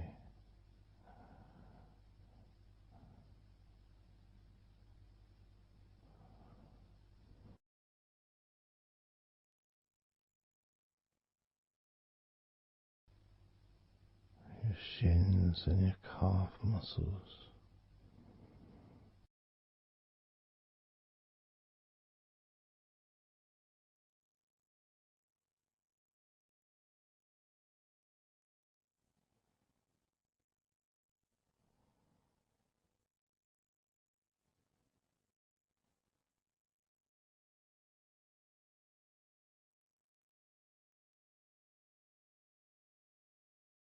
your elbows,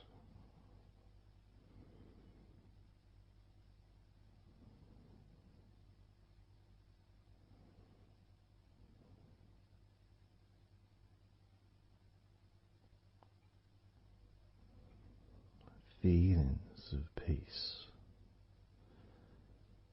and tranquility spreading through your body, tips of your toes to your eyes, your fingers all the way to your lower back.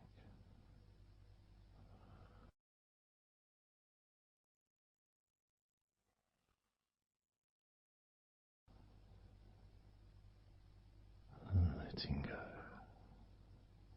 really letting go.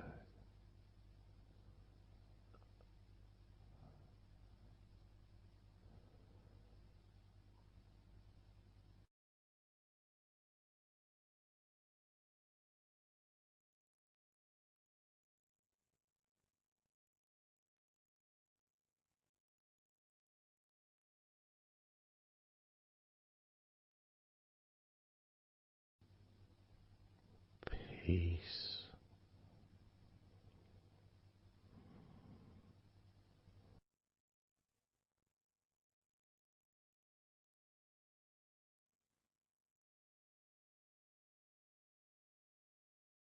Drifting,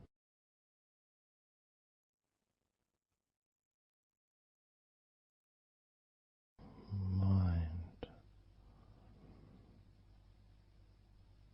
just wandering away,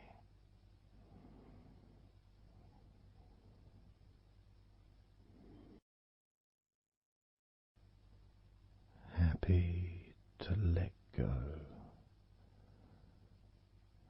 let go, completely let go.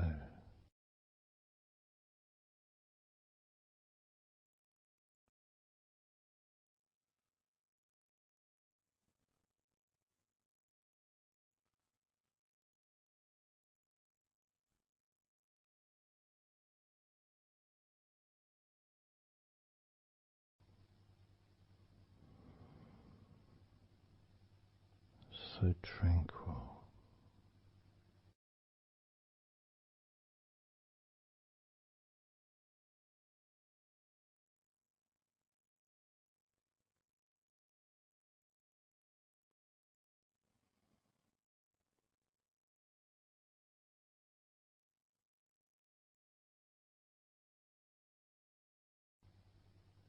Your whole body enjoying a sense of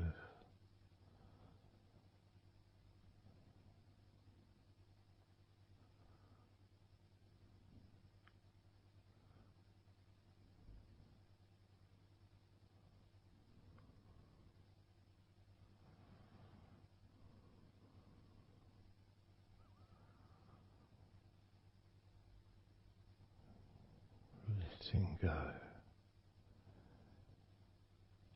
even more.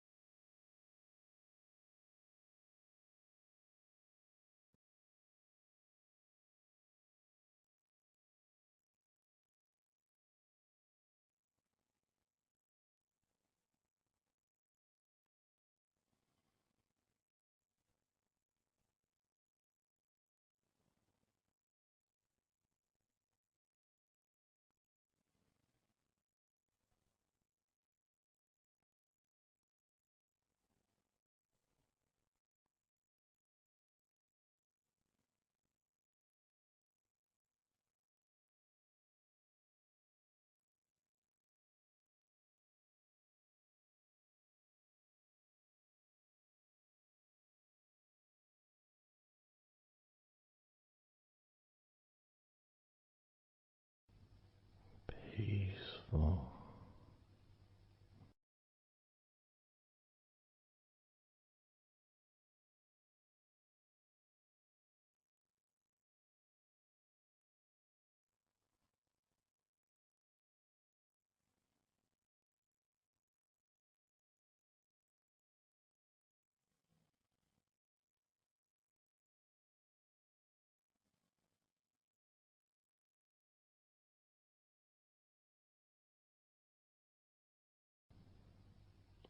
Enjoying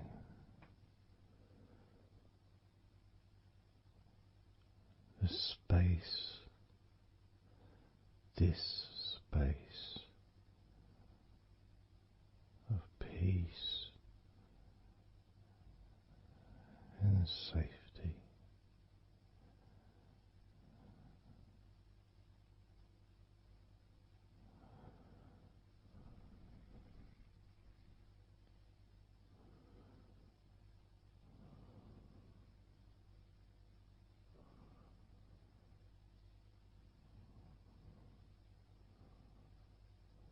So very,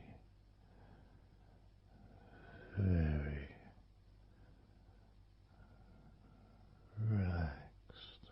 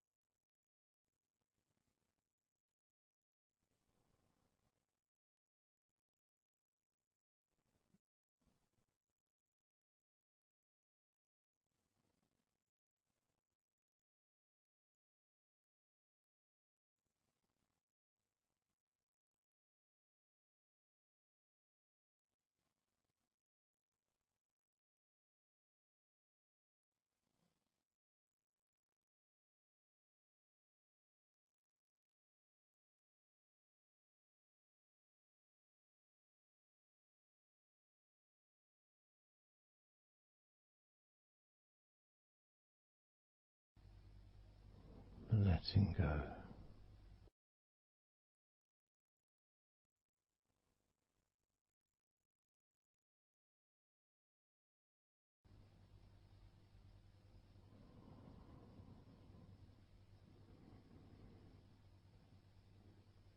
Maybe we can just focus on the different parts of your body, just to notice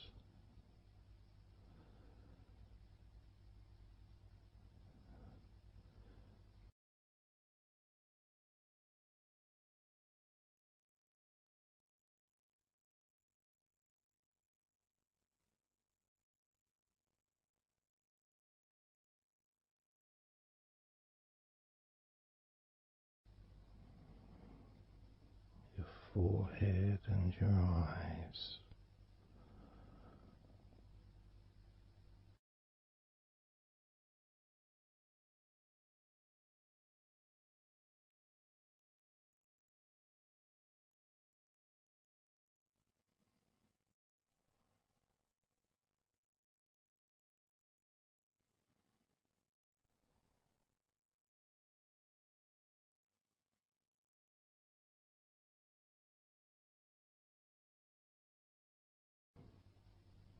Your jaw,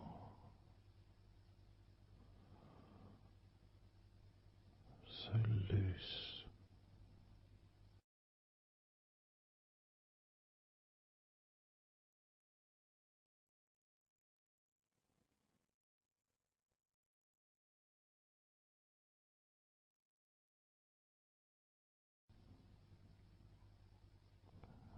Noticing a sense of complete freedom.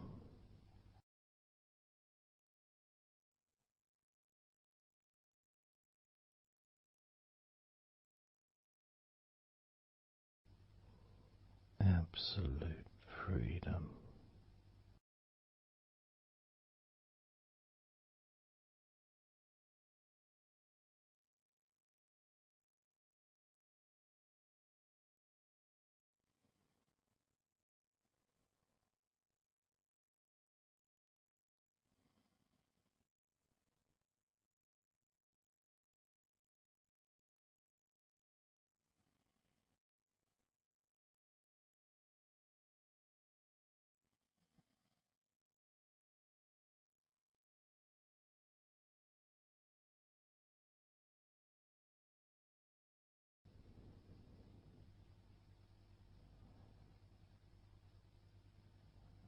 Drifting.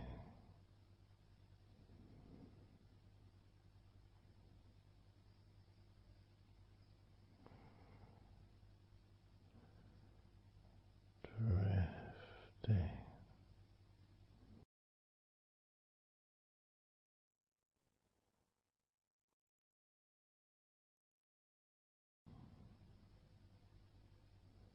Peaceful energy.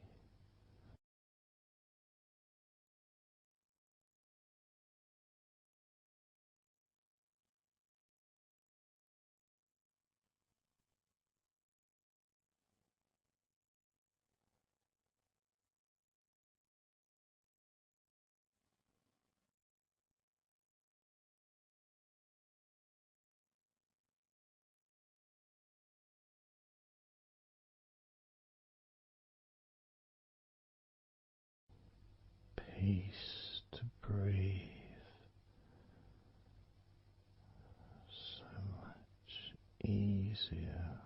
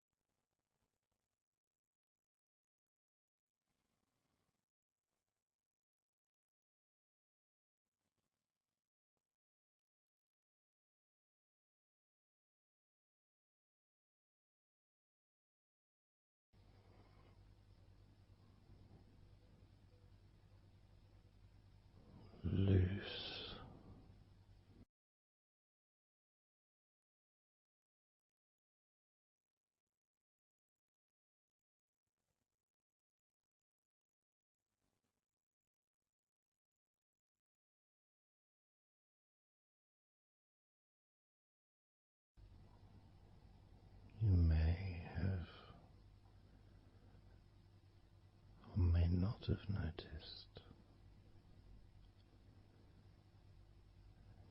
your mind drifting.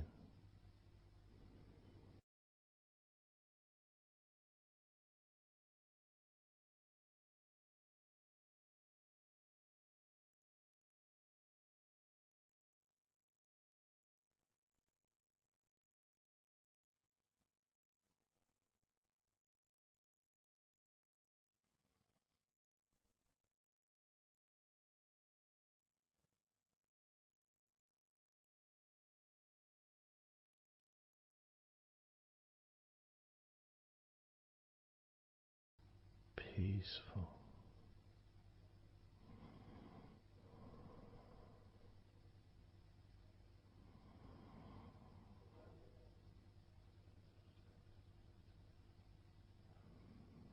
Moving even more deeply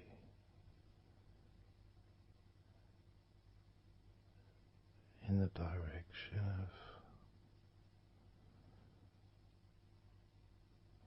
total blissful peace.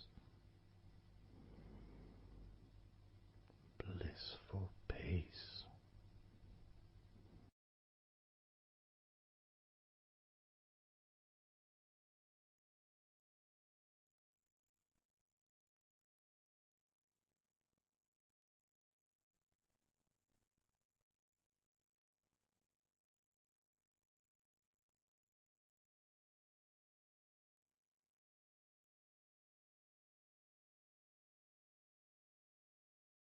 Drifting.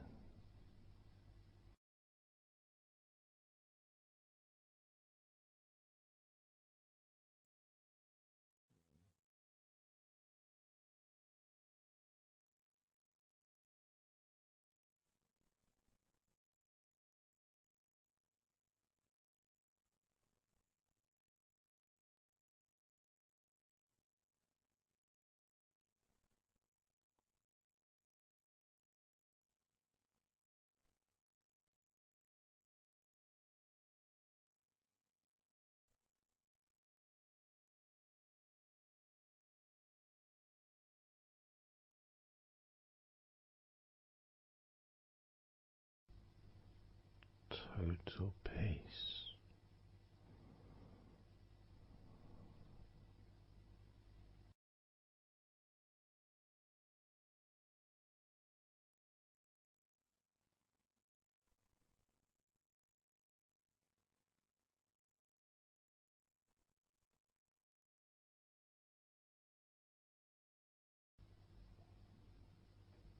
Calm.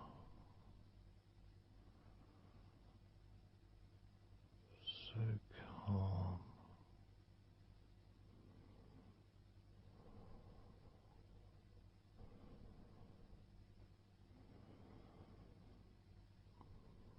Letting go.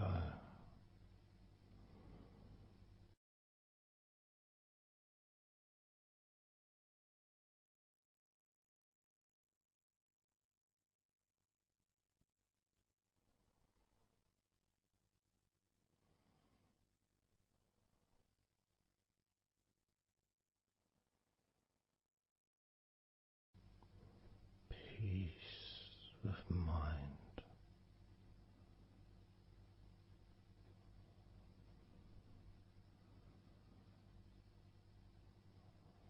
Relaxed body.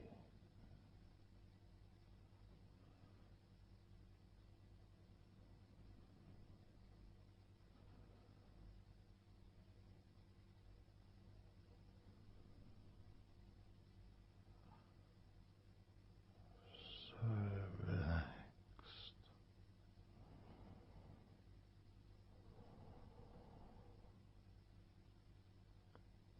So relaxed.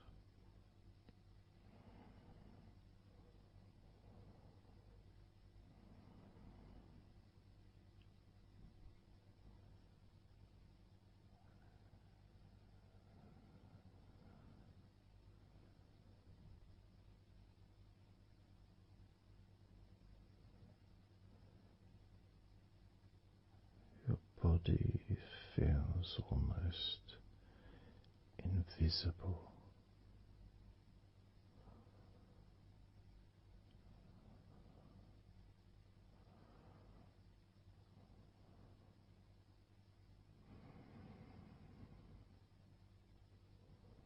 So very relaxed and peaceful.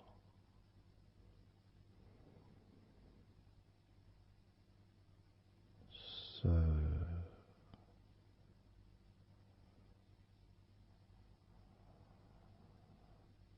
peaceful.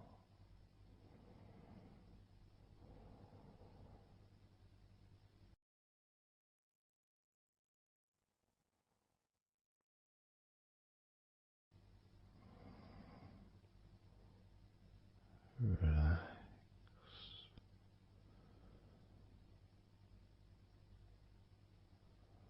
Let go.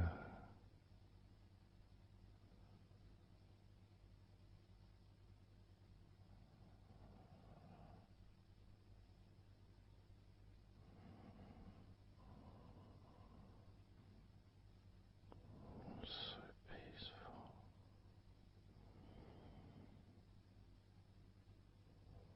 So very, very peaceful.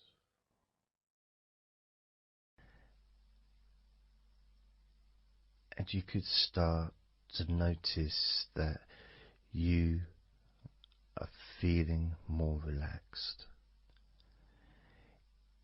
Even though I've not purposely focused your mind upon that sense of physical comfort that is growing within you throughout your body, and your mind starts to slow down. And that could be almost in recognition of, I guess, my speech not being particularly fast.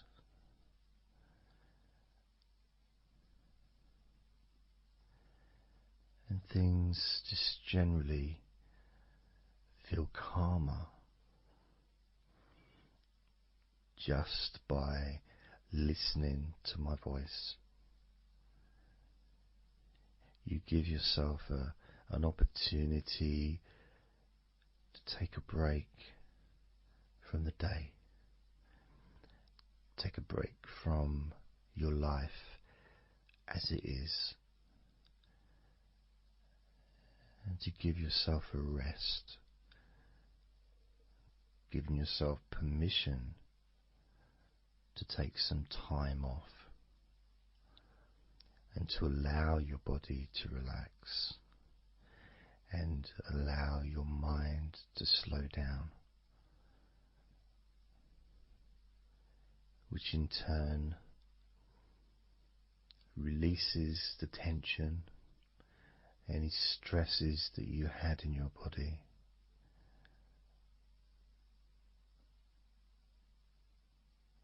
It's almost as if the parts of your body just open up, allowing the negativity out.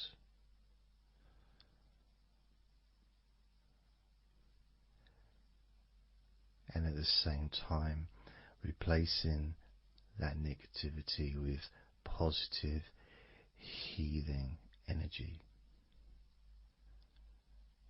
which then fills your body up, and your mind too also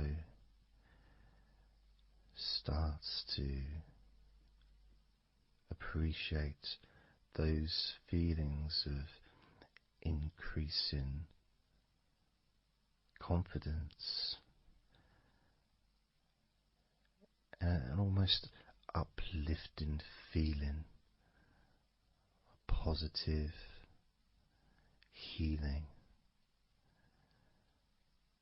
an energy that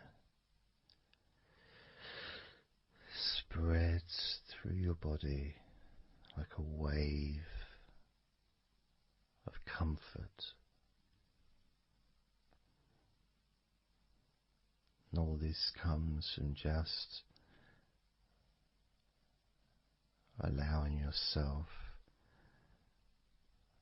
a few minutes, maybe half an hour, however long you want it to be, to just rest.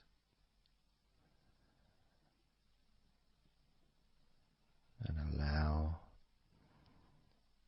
your mind and your body to almost reset itself to the settings of comfort and relaxation, calmness, which allows more room for feelings of pleasure and happiness to move around your body and into your mind, almost as if your mind and your body are sinking together, almost mirroring each other with that growing positivity and calmness. And it feels nice. It really does feel nice to know that you are the one that has allowed yourself to feel more comfort and to experience more of this deep relaxation spreading throughout your body.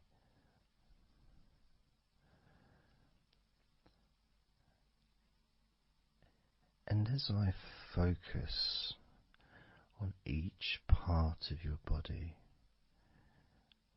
you can notice that that part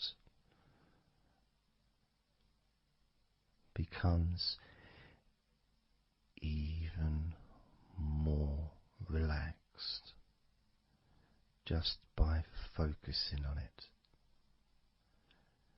It becomes even more calm and comfortable just by focusing. And as I move down your body, starting at your head, the parts that you've already focused on will continue to relax deeply. And those parts that we've not yet focused on will just automatically release any remaining tension in anticipation of even more comfort about to come.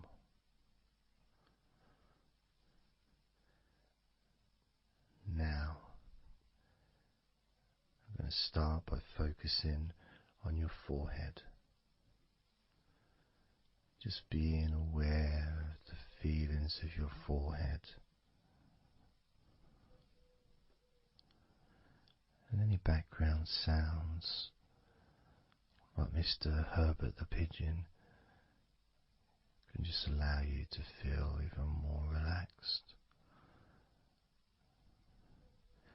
It just means you're in the moment. This isn't a sterile environment. This is the world. I live in the countryside, so there's lots of nature sounds around.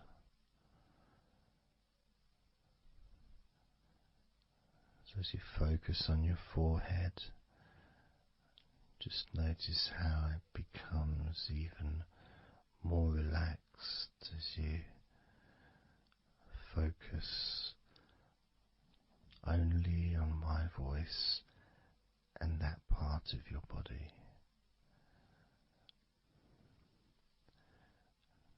Moving down to your eyes, focusing on your eyes, noticing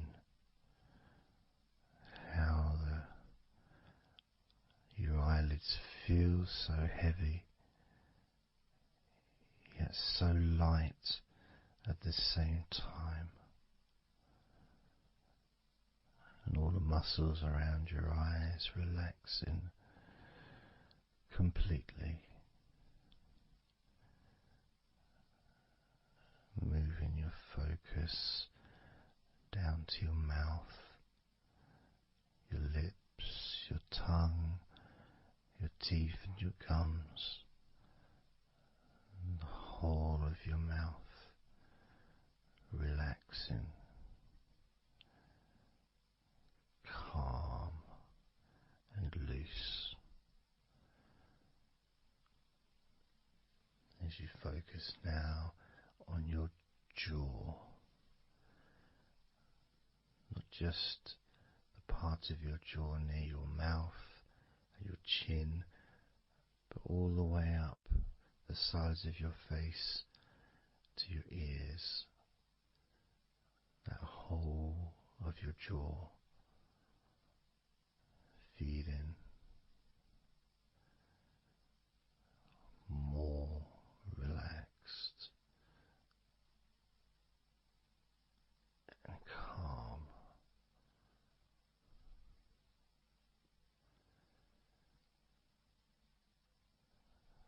Focusing on your neck,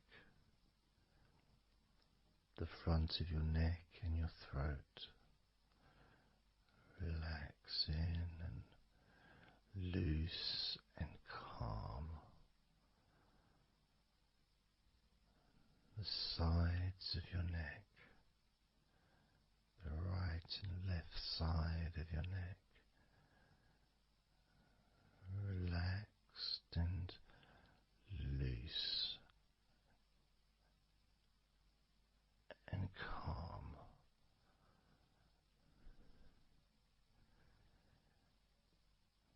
And now the back of your neck,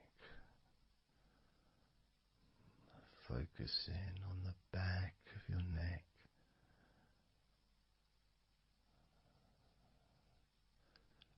letting go of any tension that may have been there before, and enjoying that sense of increasing comfort and release that you can experience in the back of your neck.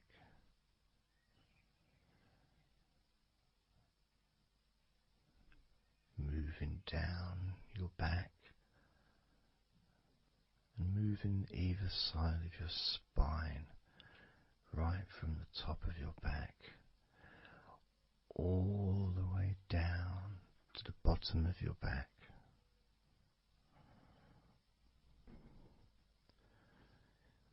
Down to your lower back.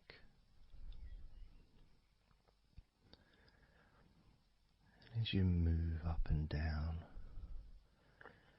your spine, you can feel the muscles either side of your spine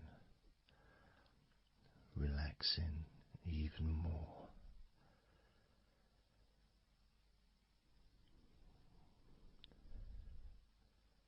And as those muscles relax, that sense of comfort starts to spread outwards from your spine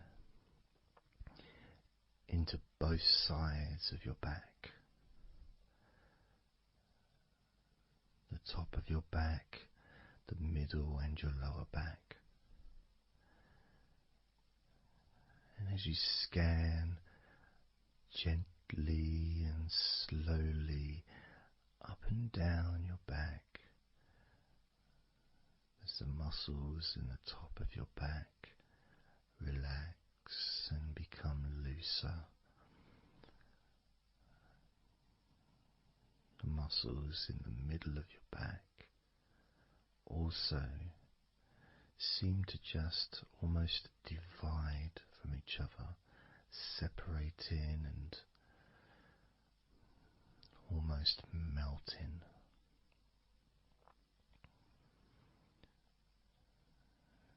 And in your lower back, there seems to be an extra special feeling of comfort that spreads into your hips, so down your lower back and into your hips, into the area where your coccyx are, and into your buttocks, and all those muscles that spread from your lower back into your hip area start to melt, start to really let go.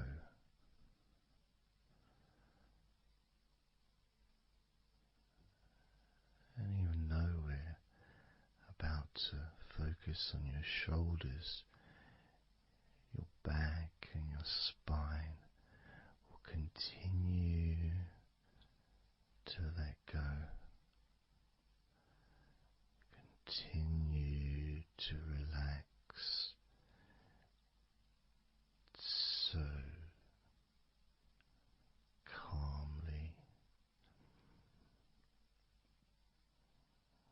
As you focus on your shoulders, you may notice that they're already feeling really loose. They're already feeling calm.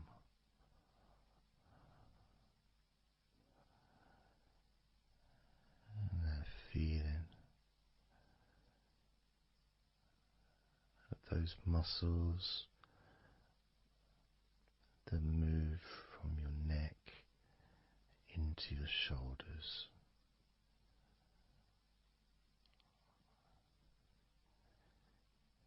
Feel so soft and gentle, so smooth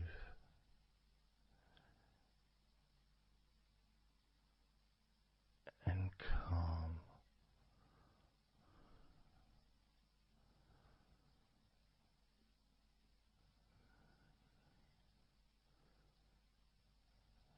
And the feeling in your shoulders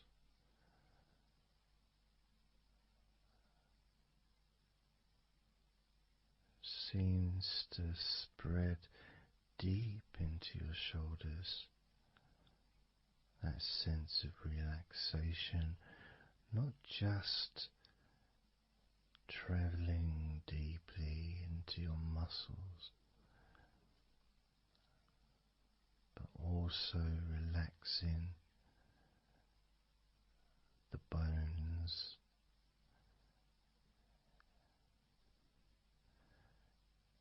and moving all the way to underneath your arms, relaxing that whole area between the tops of your shoulders and underneath your arms, healing.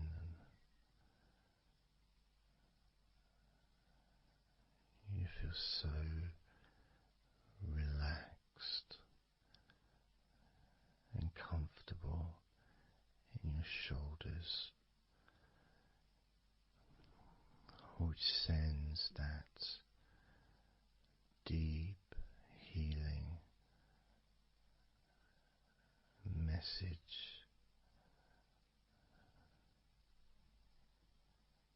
into your arms.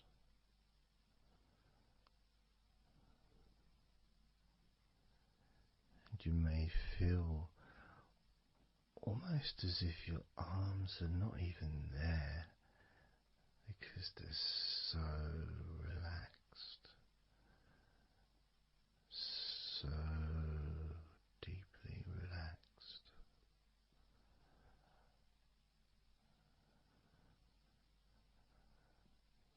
So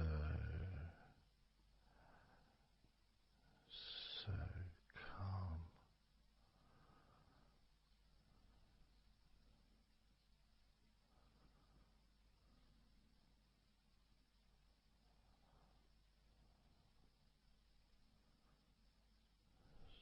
So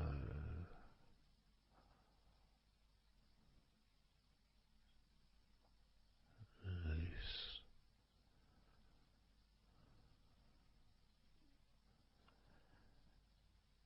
That feeling spreading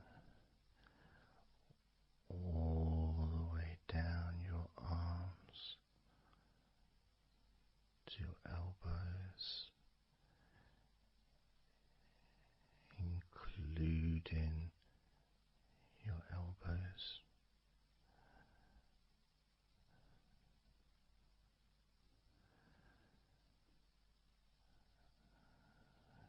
Circumference spreads all the way into your wrists, your forearms and your wrists,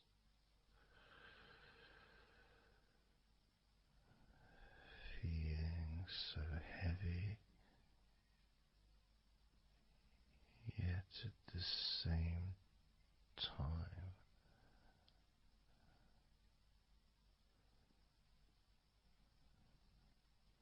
so light and gentle.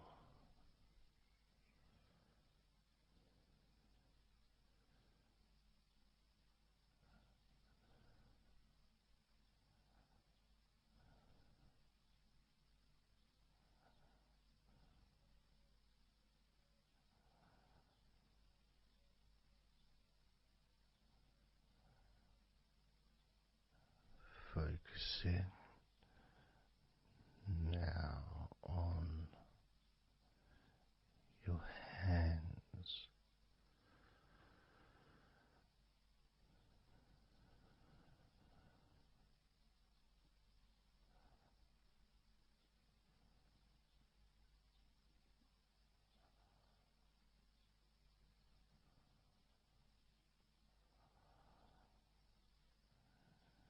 your hands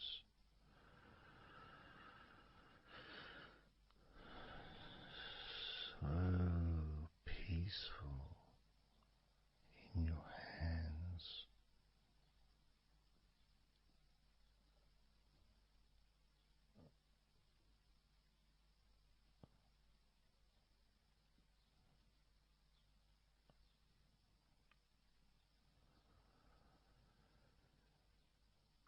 There's a sense of real peace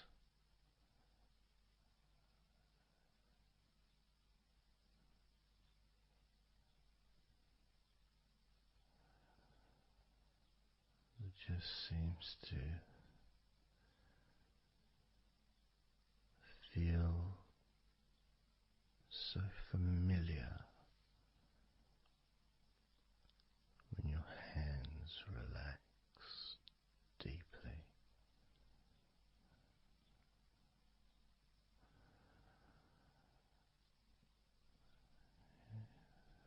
Feels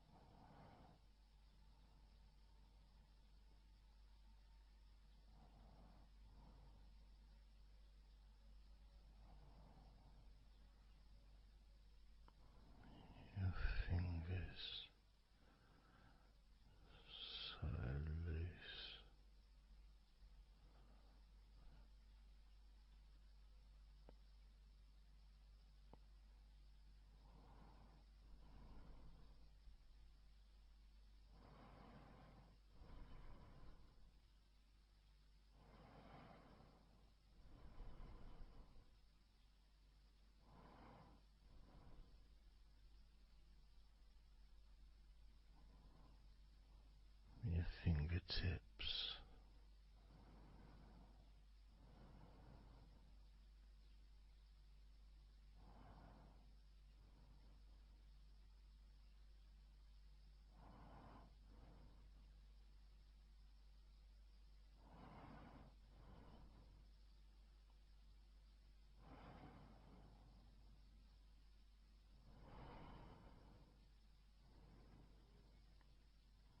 moving your attention to the front of your body.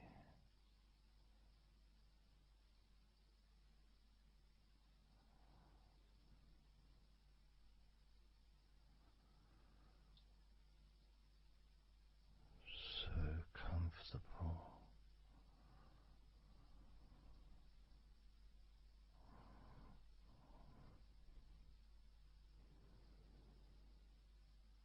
Moving your focus to your legs,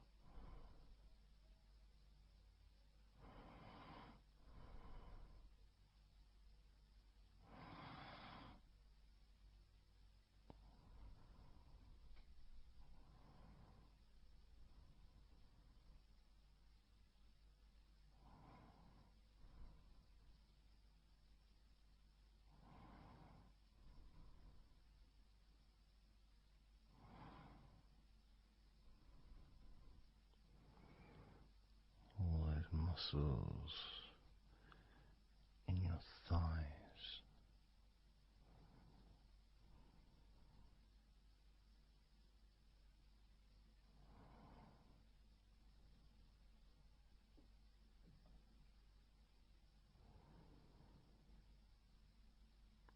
your knees, so relaxed.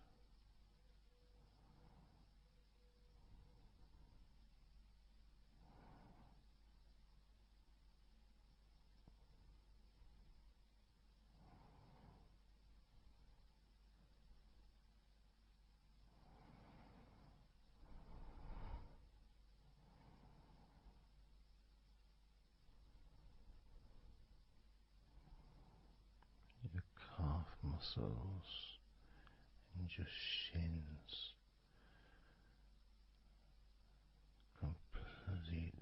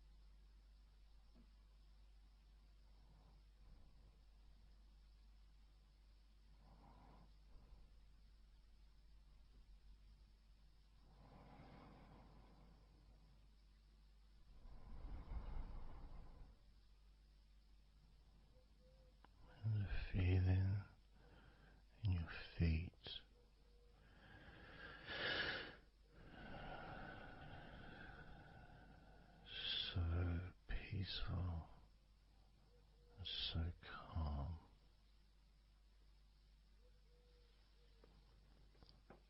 so peaceful,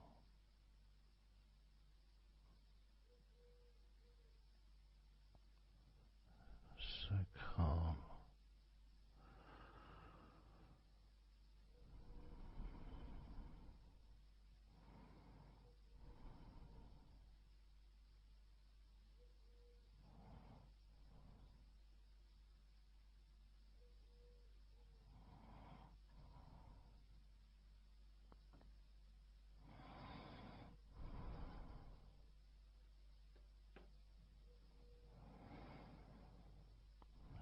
So peaceful, so calm, so peaceful,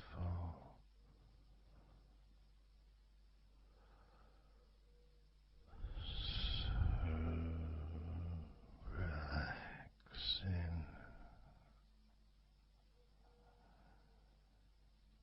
peaceful, so calm.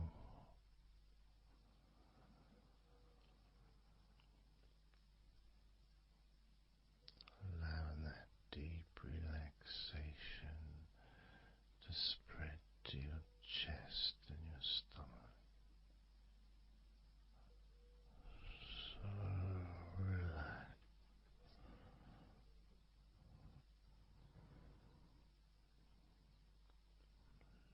Letting go of everything.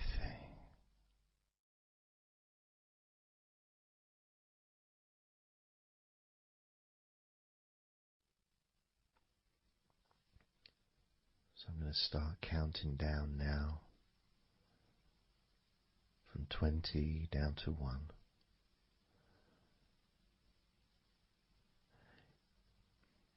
You can imagine, in a way, it's like just walking down some steps. And each step, all 20 steps, and each step represents a level of comfort. Each step represents a deepening of that comfort.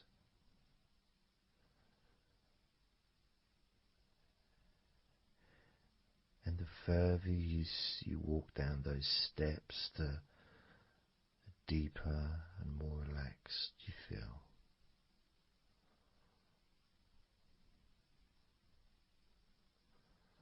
So, starting with number 20.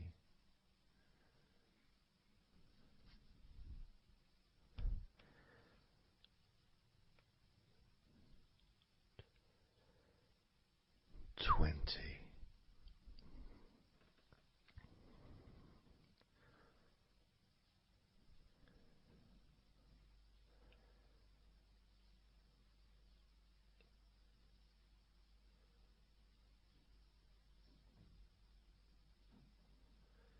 19.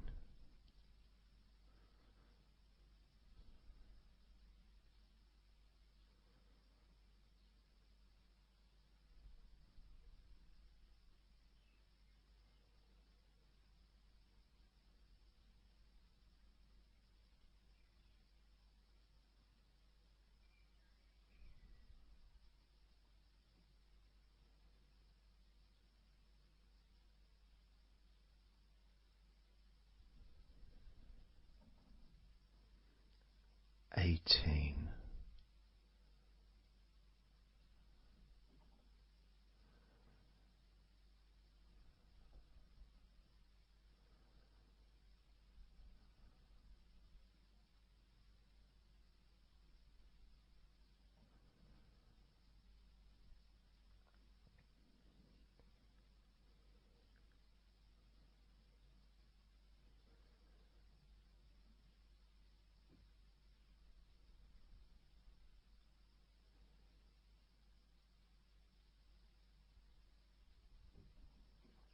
17.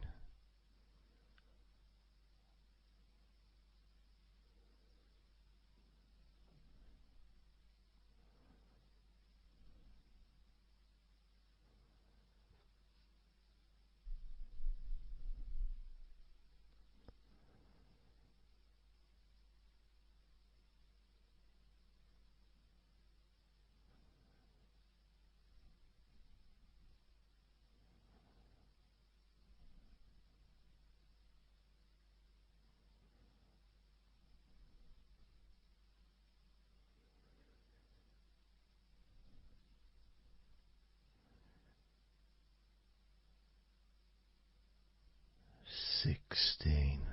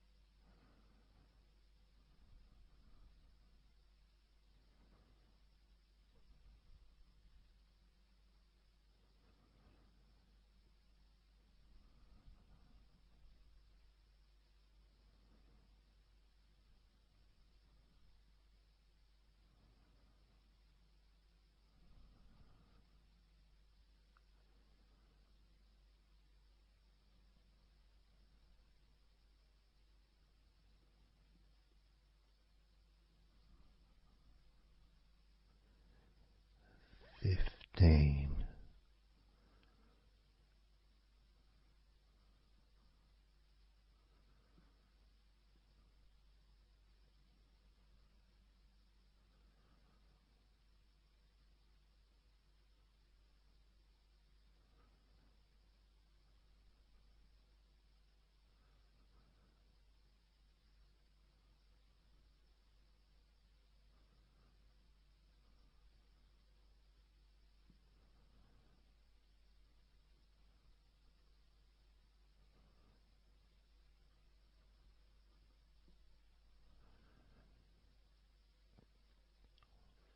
14.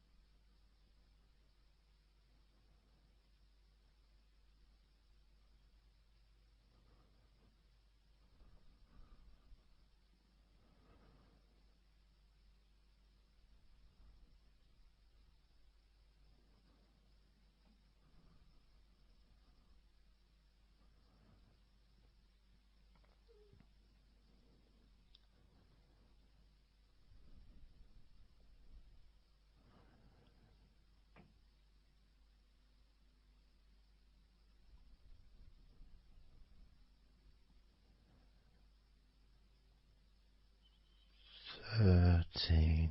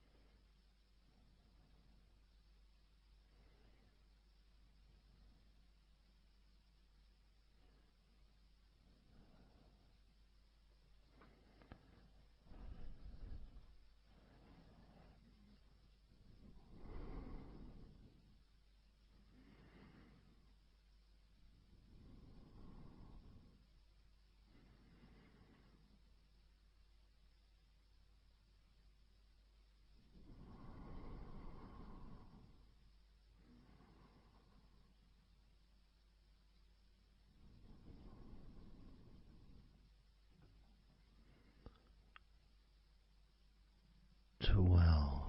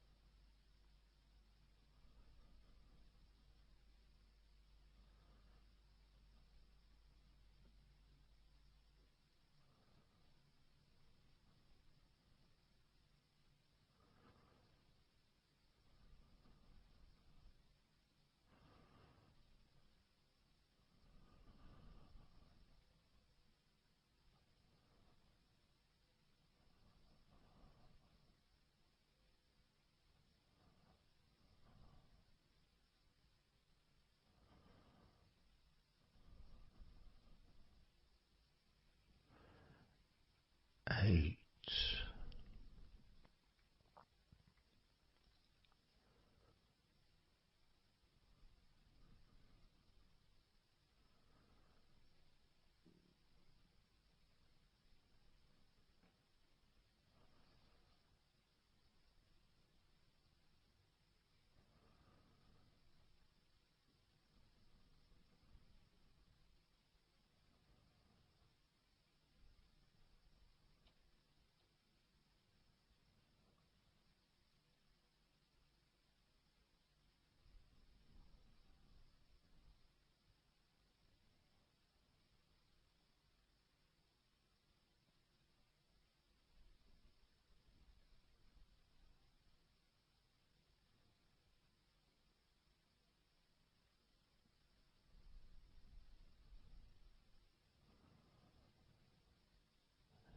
7.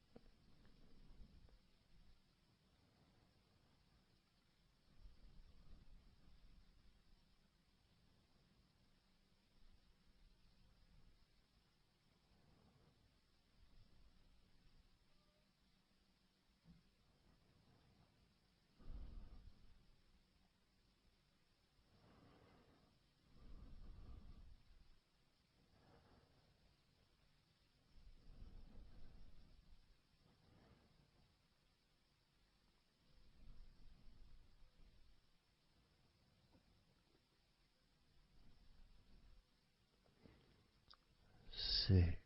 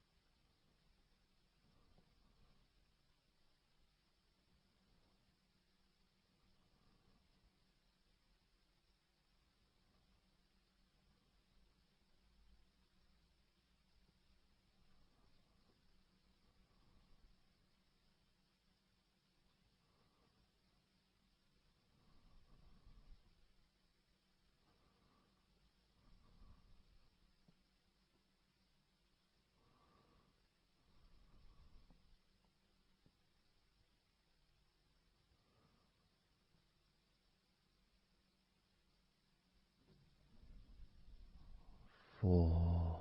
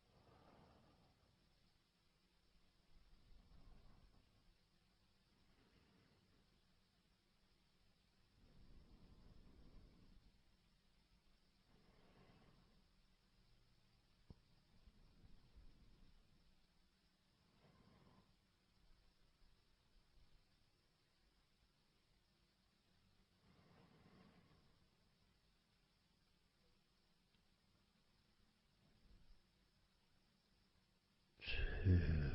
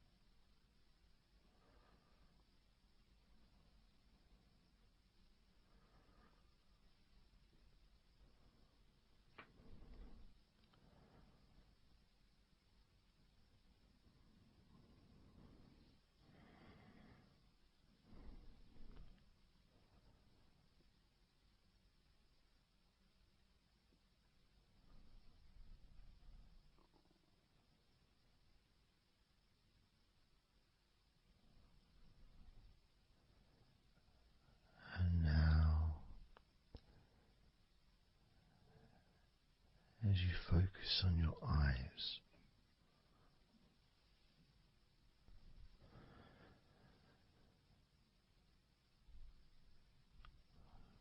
we're going to count down from 10 down to 1.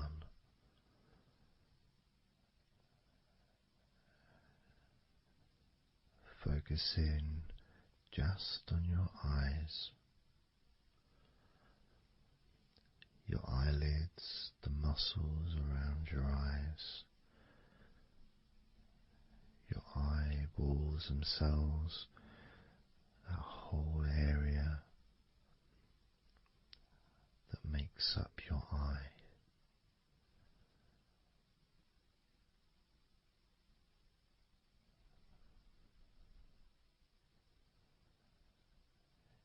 And as we count down from 10 down to 1, whilst focusing on your eyes,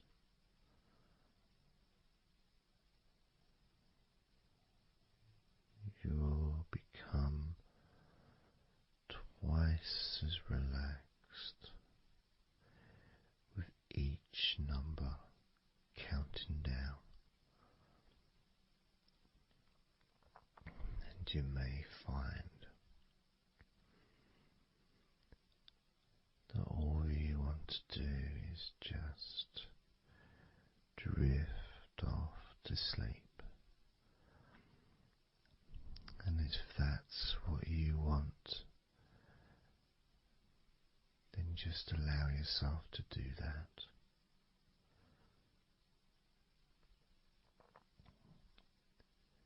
Now, focusing on your eyes, I'm going to begin counting down from 10 down to 1 right now.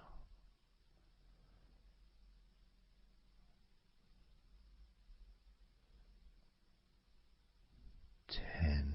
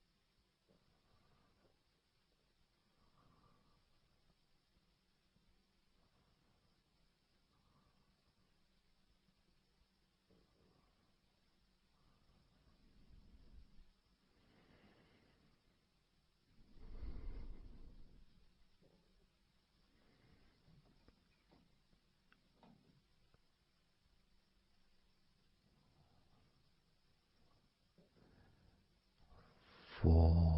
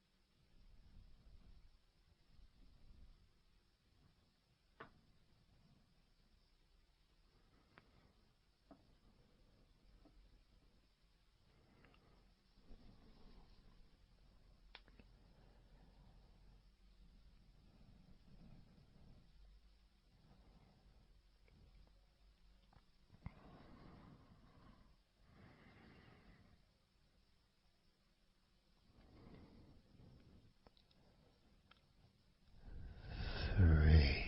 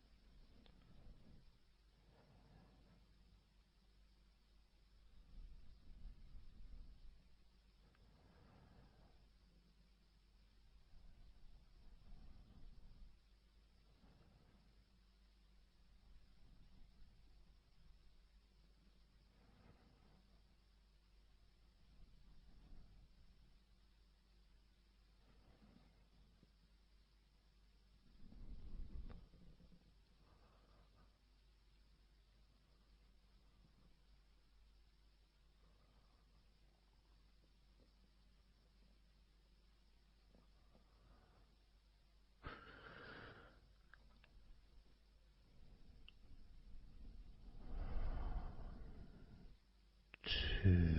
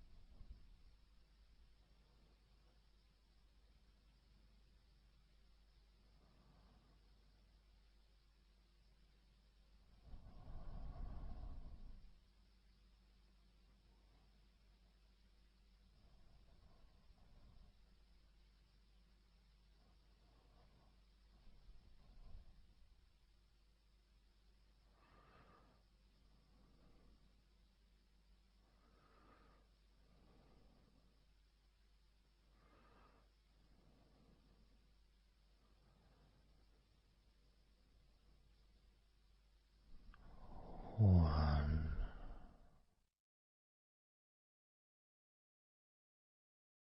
So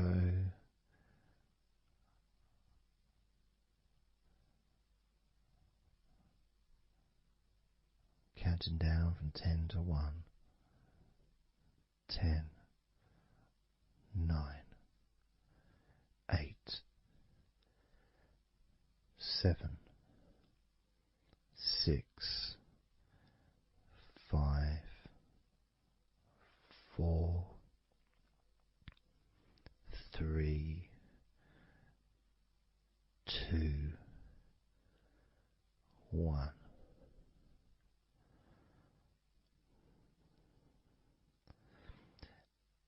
And maybe that was a bit too quick in order to relax. Maybe it's a bit too fast for you to notice the calming of your body. Maybe even a little bit of pressure there, like You're counting down from 10 to 1. What do you expect me to do, man? You expect me just to go all floppy just because you're counting down?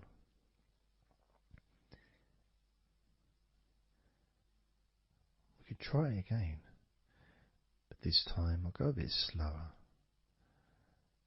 This time, as you focus on the whole of your body before we focus on your legs, just notice how your body does start to feel more relaxed with every number that I count down. 10,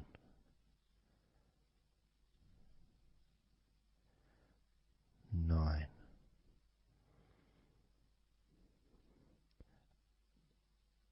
8,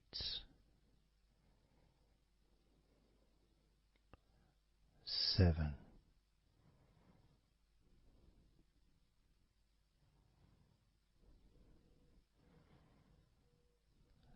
6,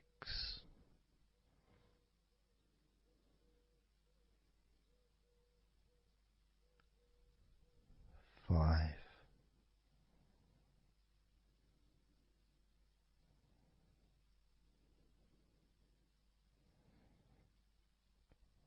4,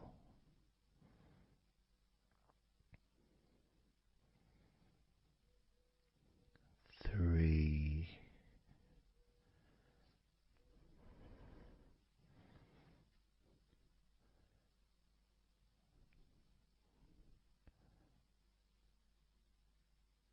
2,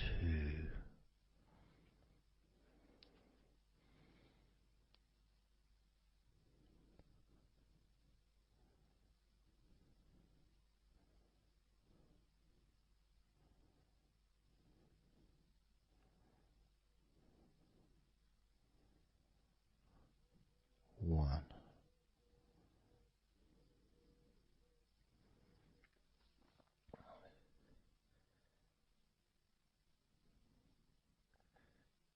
And just notice how you feel generally, how your body feels.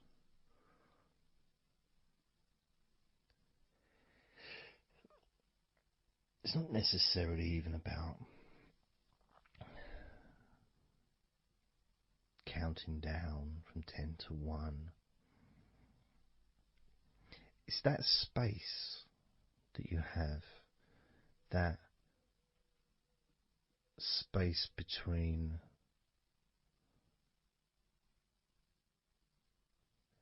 being active physically or mentally to just sitting or lying down, just being there, not doing anything, not saying anything, not needing to think about anything. So it opens up a space, a bit of a space, a gap.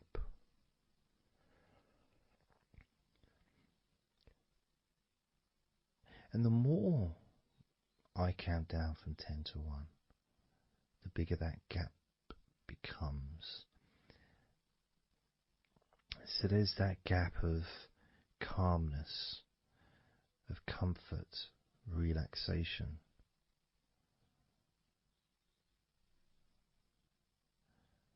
It's a nice feeling.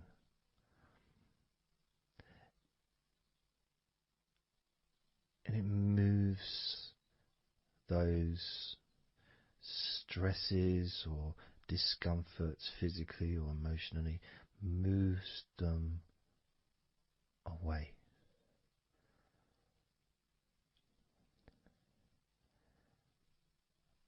Allows you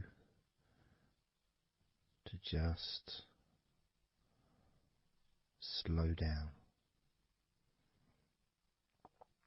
So I'm going to count again from 10 down to 1 and notice that gap widening.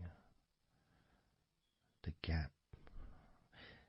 And as it widens, it's almost like the stress and attention falls into the gap.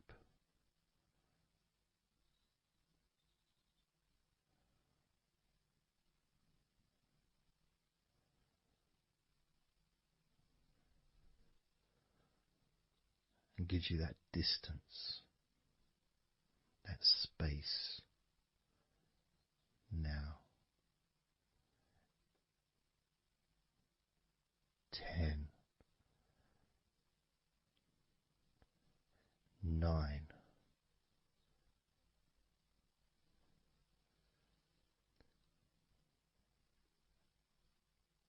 8,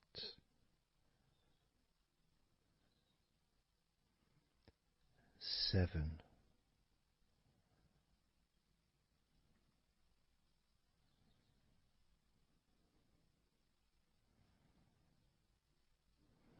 6,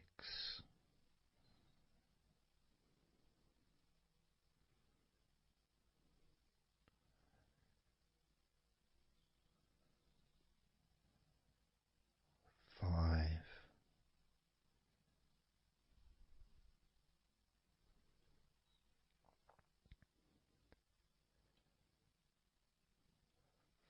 4,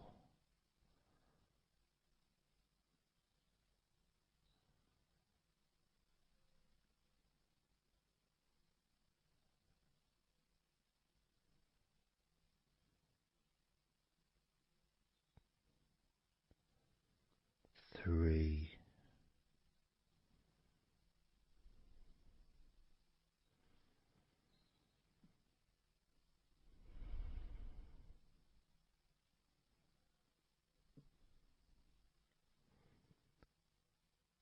2,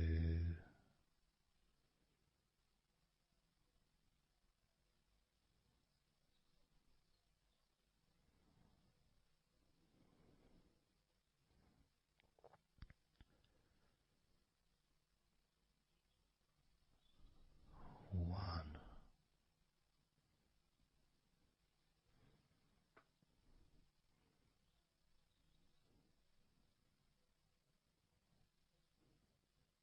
How does your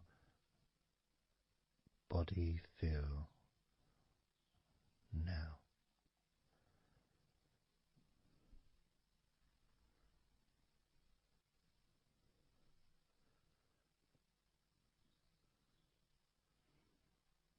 Can you notice that you're feeling calmer?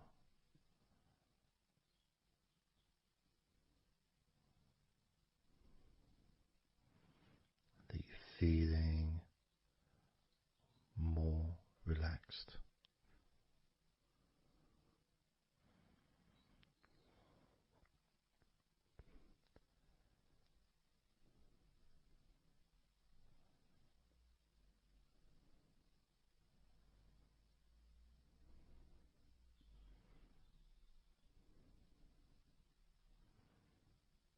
As we now focus on your legs, just your legs.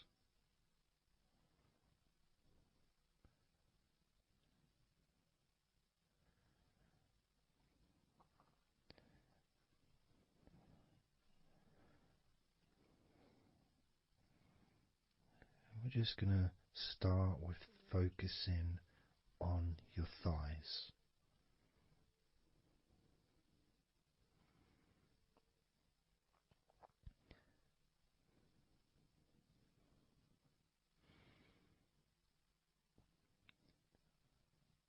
Of course, it's not the most exciting thing to be doing because I'm sure, like most of your body, there's not a lot going on right now.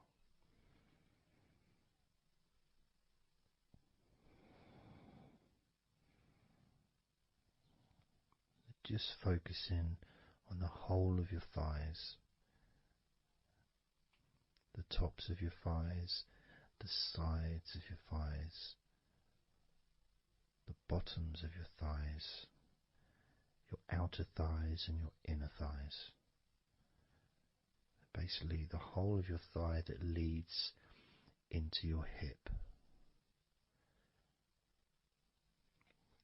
goes down to your knee joint.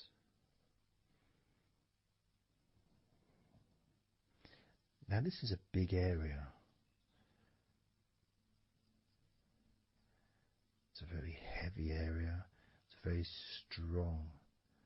Probably the strongest muscles in your body are in your thighs.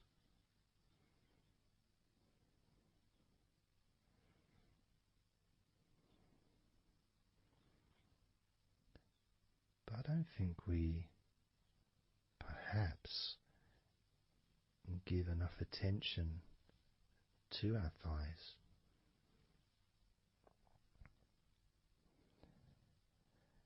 Perhaps we don't acknowledge how important our thighs are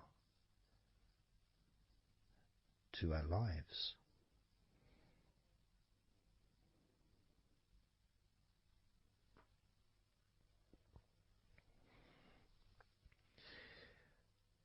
How much they actually do for us all through our lives.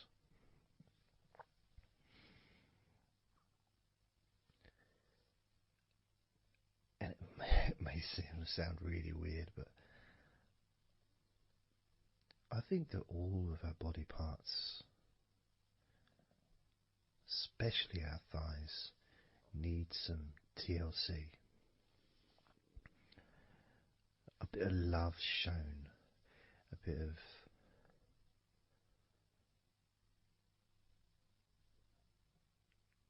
acknowledgement, a thank you, gratitude for what our thighs do for us.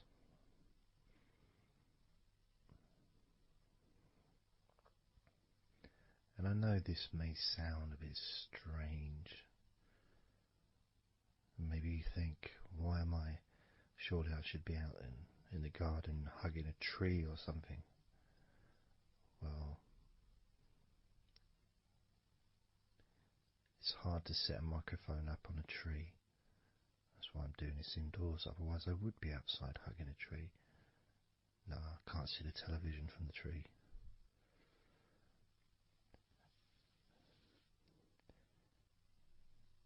If you move down to your knees, again, such an important part. And I think we don't necessarily, I'll speak for myself here, I don't necessarily appreciate all that my knees do for me until I have a problem with my knee. So occasionally if maybe I bash it or it's aching for some reason, it's then that I realise how much it does. You know, the benefit of being able to use my legs without any kind of physical discomfort is a beautiful thing that's possibly not appreciated until it's temporarily removed. You know, that comfort. But as you focus on your knees, regardless of how your knees feel, you can have that sense of gratitude and love to your knees for all that they do for you.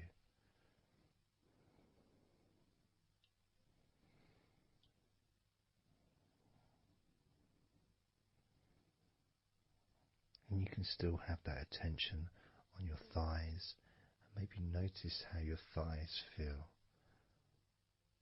Maybe you've noticed that they are relaxing more deeply.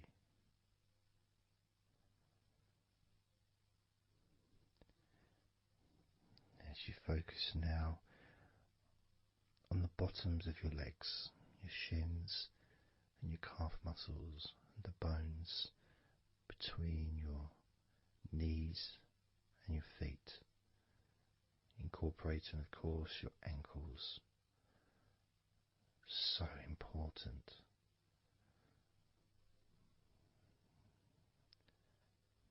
Anyone that's had even like the slightest sprain of an ankle knows how much we take our ankles for granted.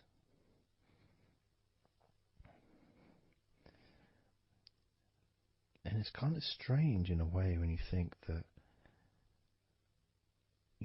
logically our wrists are a lot thinner than the rest of our arms, which is okay, can't see any problem with that because we're just picking stuff up. But our ankles are so much thinner than the rest of our legs.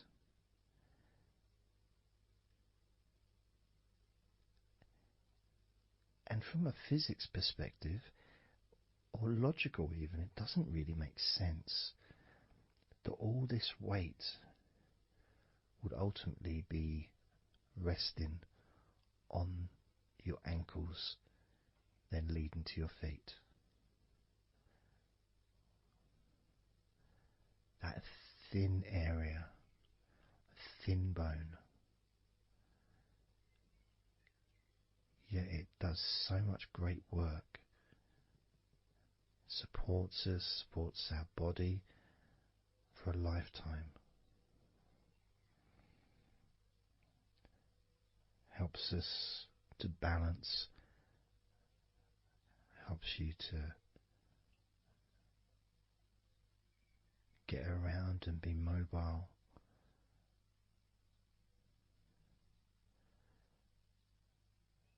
And there's the calf muscles, of course. When I was younger, I couldn't see the point in calf muscles. It didn't seem to do anything. Okay, if I walked around on tiptoes, then my calf muscles get some work. But of course that's not true. The calf muscles are being used whenever we use our legs.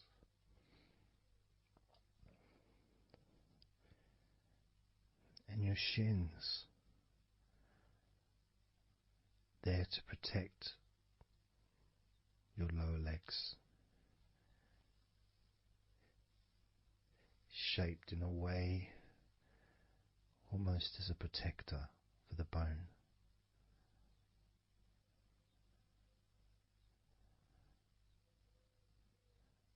Leading, of course, to your ankles and your feet. But we're not going to focus on your feet, we're just going to focus on the legs. I realise that now that I've mentioned your feet, you're probably focusing on them anyway, so maybe I should focus on your feet a little bit. You can have them in your awareness, the same as you have your thighs in your awareness, even though we haven't been focusing on your thighs for a few minutes. We've been focusing on your ankles,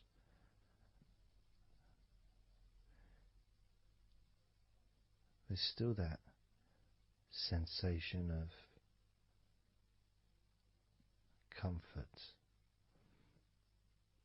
in your thighs. And there's that movement of energy, because the thighs hold lots of different sensations. Of course, there's the muscles, the big, strong muscles that we have in our thighs.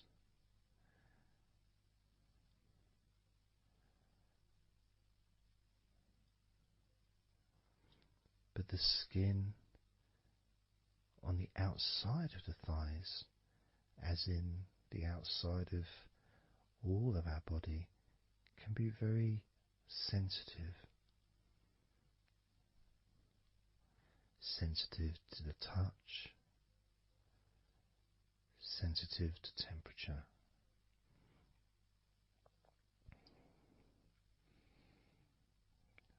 And inside your thighs, the bones, there's the muscle, there's the blood vessels, the arteries. So all this stuff, it's inside your thighs. And I guess sometimes it'd be nice if you could actually put your fingers inside your thighs and massage. So you can massage on the outside, of course, but to be able to get deep into the muscles, and to be able to just massage inside your thighs, massaging the bones of your leg, massaging all the veins, and just gently healing your thighs. And you could move down, massaging inside your knees, just massaging those bones, but with healing fingertips, spreading that healing energy deep into the joints of your knees.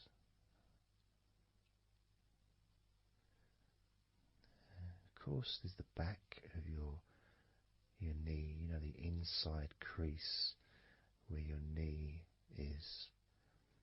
It's a very sensitive area. Feels very nice when you stroke it. That might be because it's an area that's not really touched very often. It's almost like a hidden part, that crease in your legs. It's almost like a part that has a sensitivity which is a little bit different.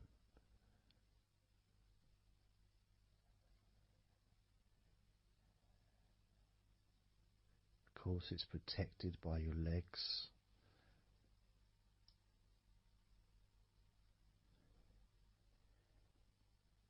So you can imagine putting your fingers into that crease in your legs.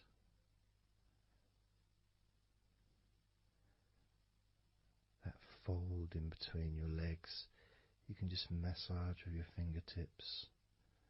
Imagine your fingertips going inside, massaging the muscle tissue.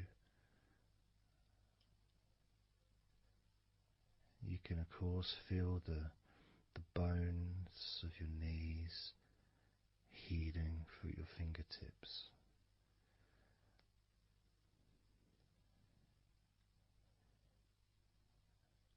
And then as you go down to your calf muscles, now that's a part I'd like to be able to really put my fingertips deep inside my calf muscles, massaging every single tissue of that muscle, healing every part.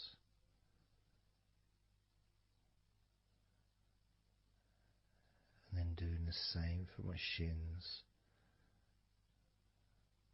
massaging and gently stroking the bones, gently stroking them, healing in a loving way, because they deserve to be treated as the precious bones that they are, because our legs are so precious, as in all the other parts of our body. They're more precious than any jewel on the planet.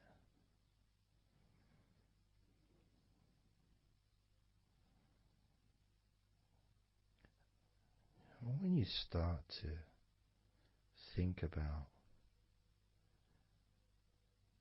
your legs in this way, it can change your perspective.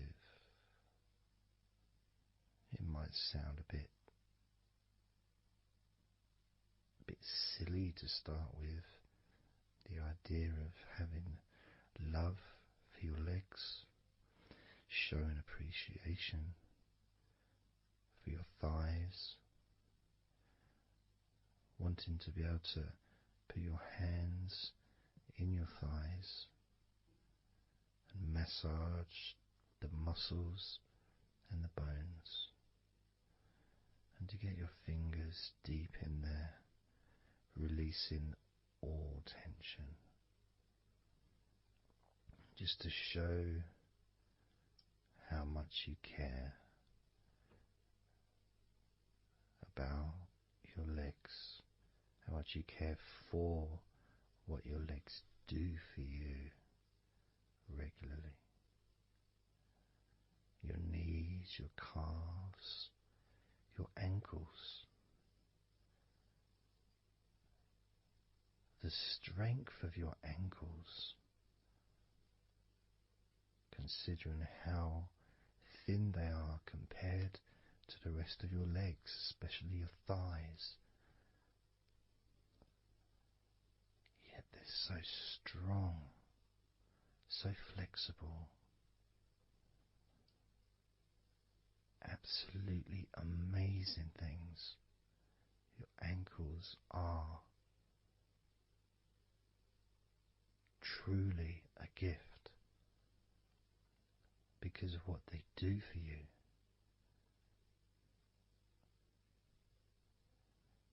Supporting all that weight, regardless of what weight you are, even if you're only 8 stone,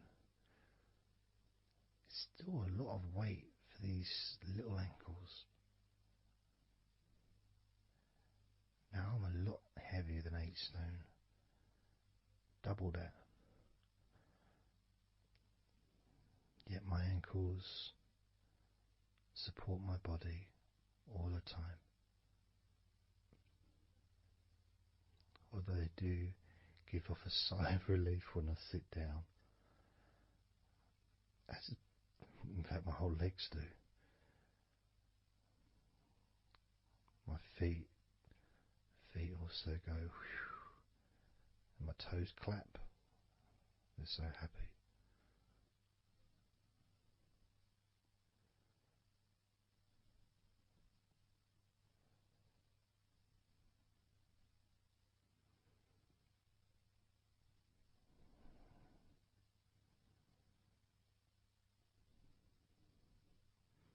Your legs really are amazing.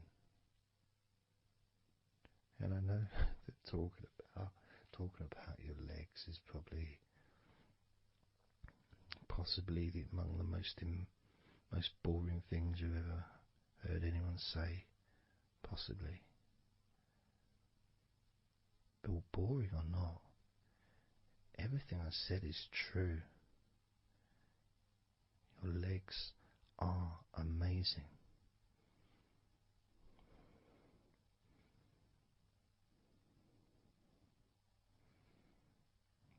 Your legs deserve not just respect,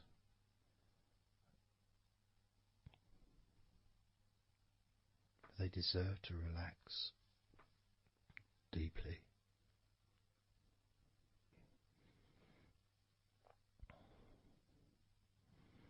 They deserve to take some time out of the day to just let go completely.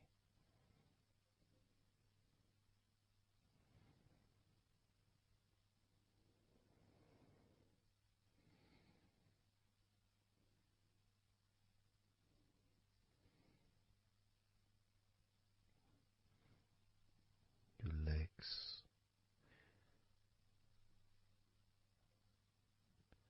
really can relax.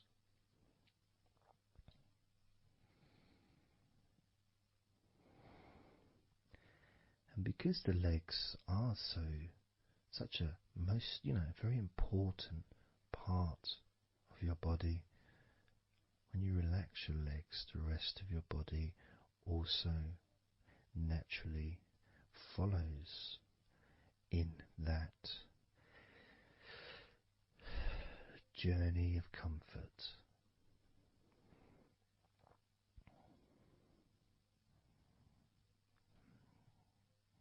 I can feel it in my hips. My hips feel really loose. And also my lower back as well. My lower back really feels stretched, even though I'm just sitting in a chair and there's no stretching as far as I'm aware that I'm doing. But it's almost as if the muscles are just relaxed so much that there is a natural stretch as the tension has reduced a lot.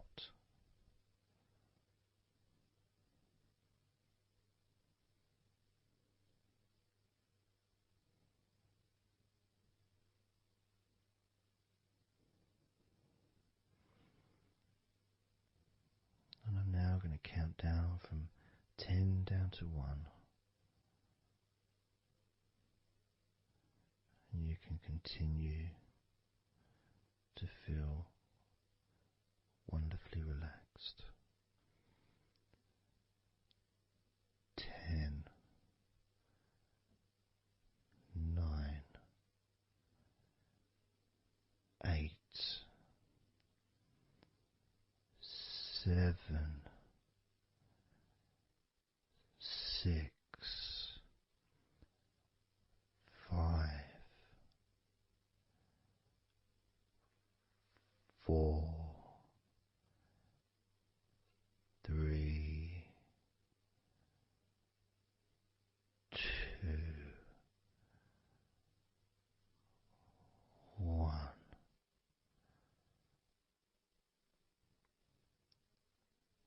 Relax.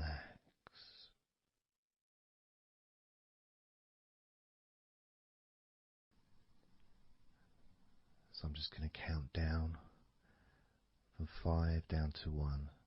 And as I count down, if you just focus on the numbers, just the numbers, counting down, and notice how you feel in this moment as you hear the numbers counting down, knowing that those numbers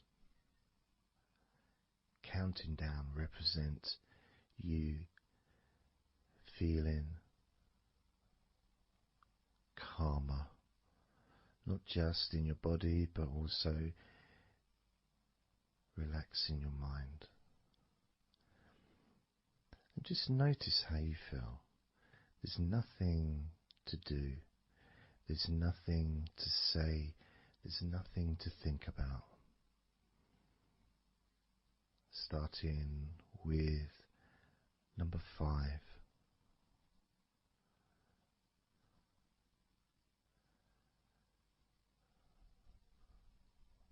4.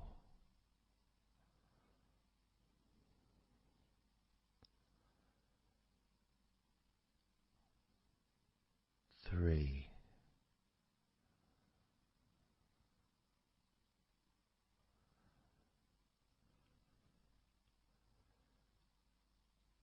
2.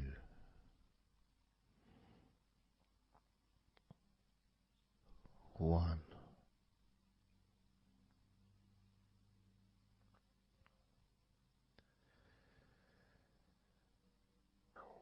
As you notice the gradual letting go of the tension in your body, you may also begin to notice and be aware of how your mind is starting to slow down. This is just a natural thing that happens. It's not really a special procedure. It's just natural because as your body relaxes, your mind also starts to relax. And the more your mind relaxes, the more your body relaxes. It's just a continuous circle of relaxation.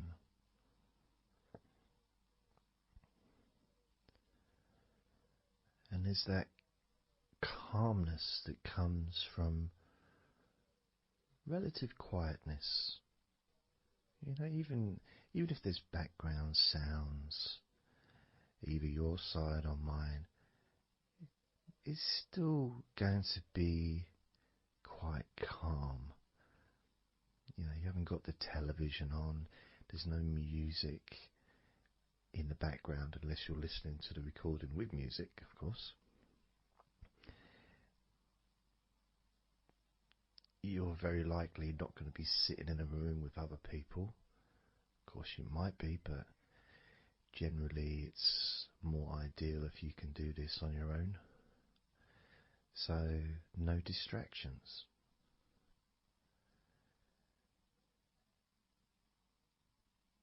And when you stop thinking about stuff,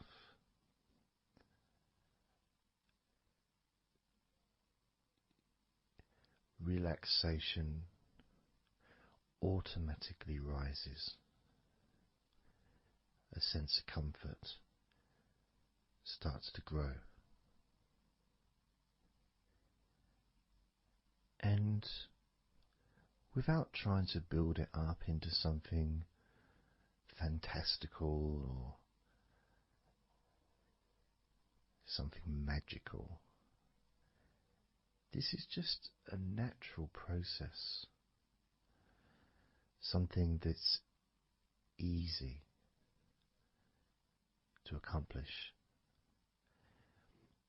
In fact, it's almost, the sense of relaxing completely happens really when you put no effort into it.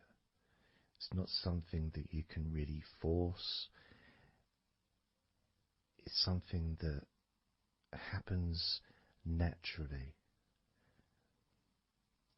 And part of the process of this recording and others is simply to allow you to take advantage of this space, this time, to just let go, to just be here, to be in tune with how you feel.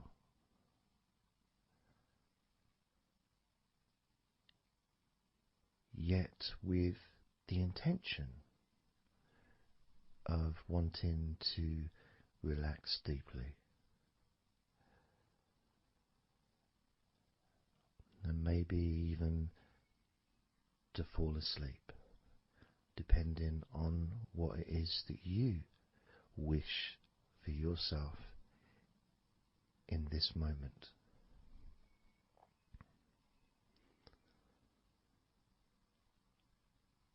As we know, relaxing is the majority of the process of falling asleep. The actual falling asleep part is the tiny bit at the end. The deeper relaxed you become, the easier you find yourself drifting.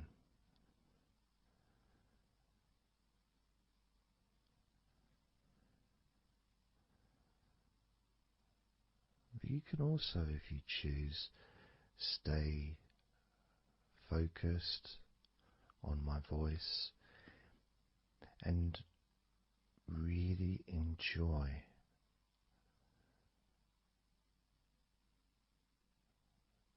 the process of gradually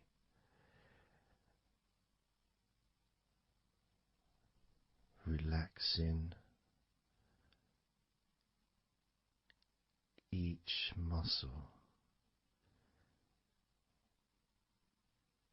in your body effortlessly,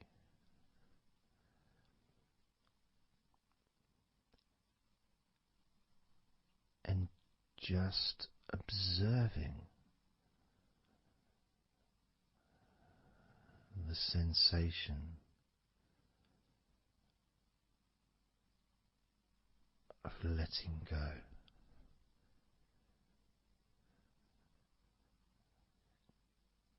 completely.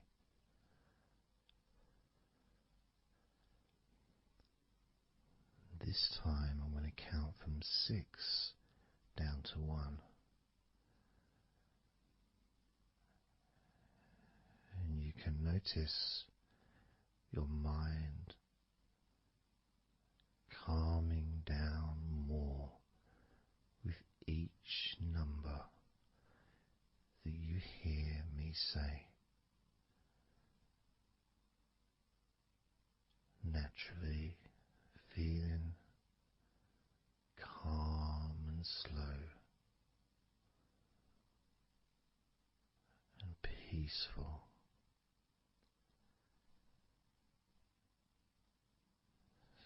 6.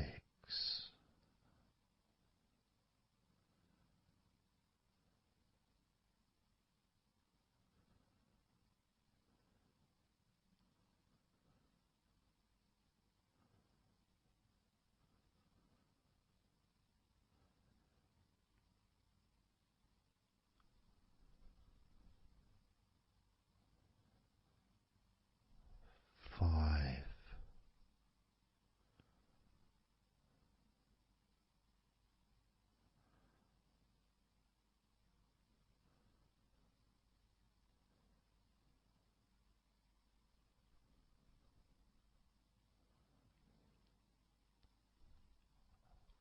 4.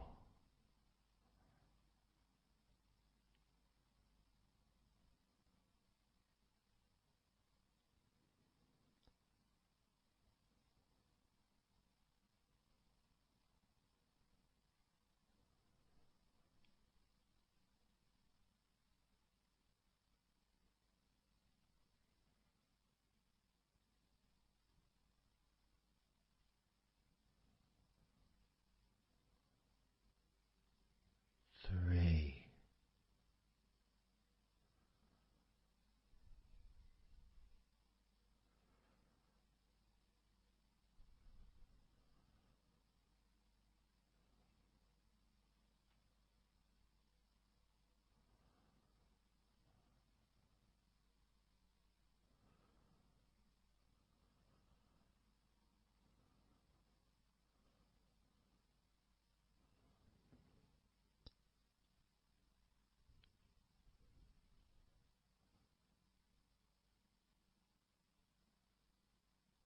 2.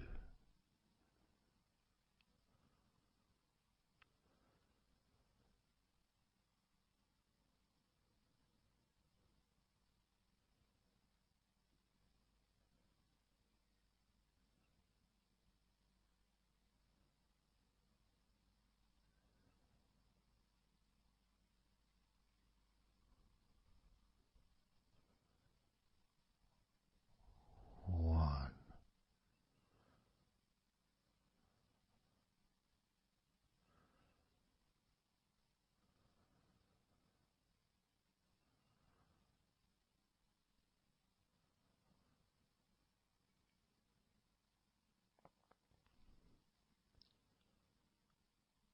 Being aware of how your mind has slowed right down, sinking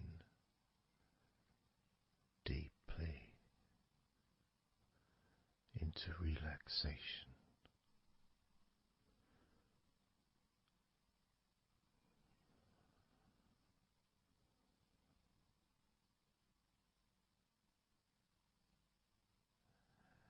And as you focus on your mind, you may notice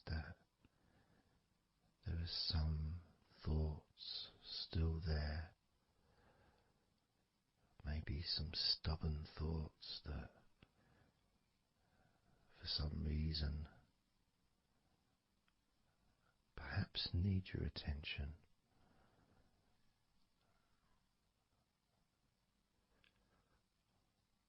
So what you can do is send love to those thoughts. Sprinkle those thoughts with love, like little petals from a flower. Just sprinkle it over them. Petals filled with love towards those thoughts, to let those thoughts know that you're not abandoning them. You just need them. You require them to just calm down, slow down, quiet down for now.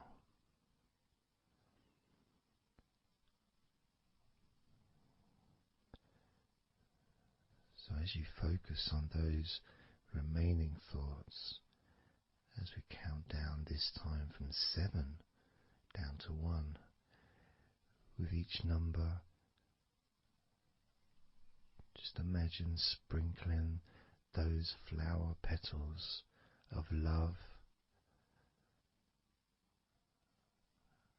kindness, gratitude over those thoughts, which will allow them to just melt away and relax deeply. With every number,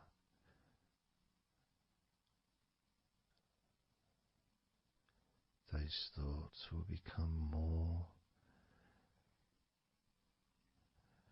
and more relaxed.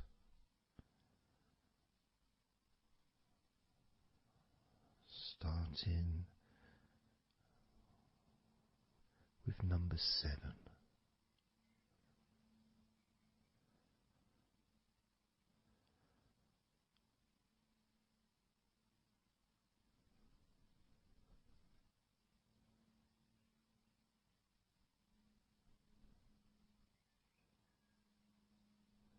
6. 5.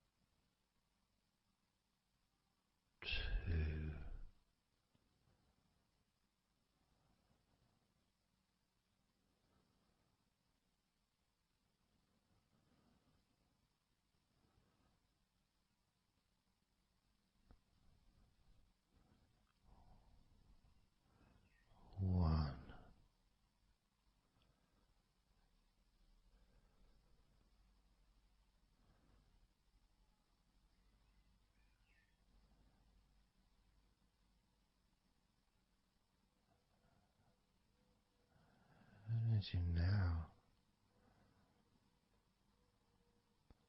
notice how relaxed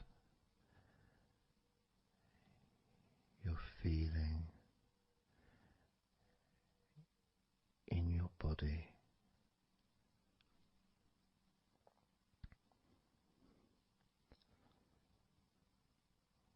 We're going to focus on your hands.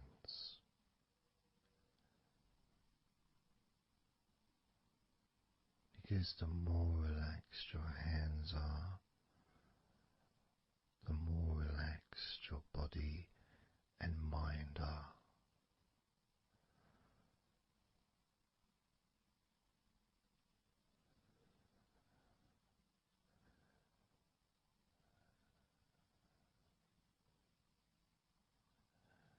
And as you focus on your hands and your fingers,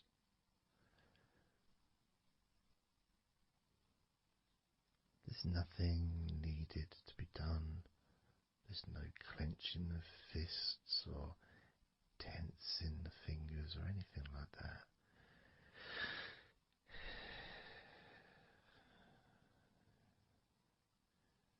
It's just noticing and focusing on your hands.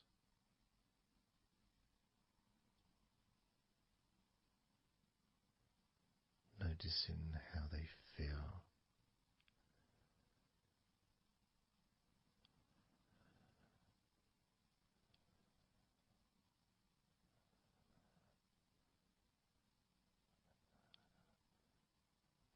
Because the more relaxed your hands feel,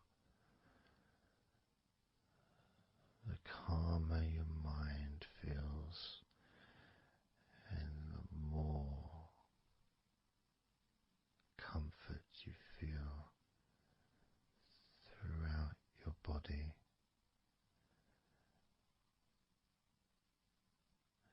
And you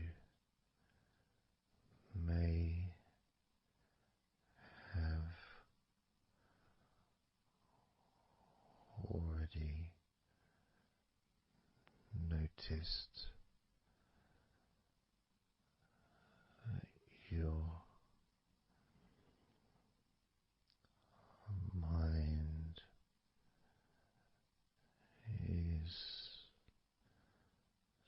starting to drift.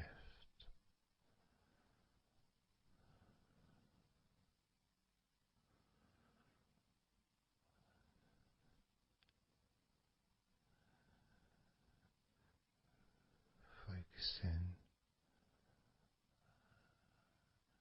just on your hands and fingers,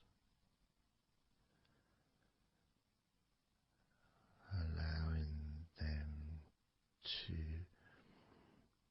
experience a real deepening of that relaxation in your hands and fingers.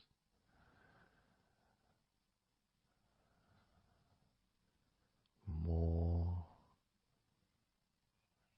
and more relaxed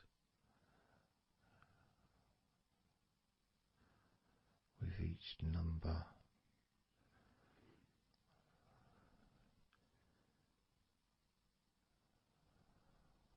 From 8 down to 1.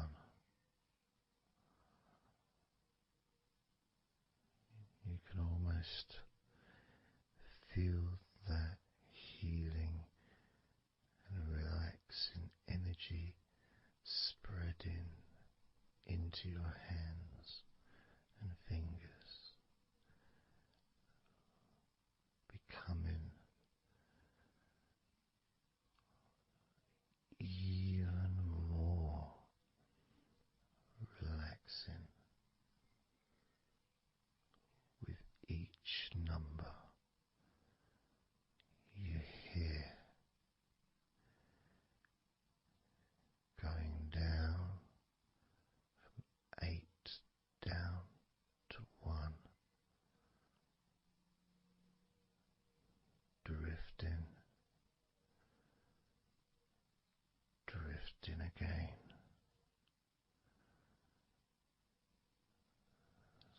starting with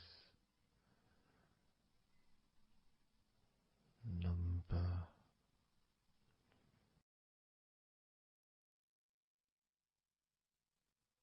8.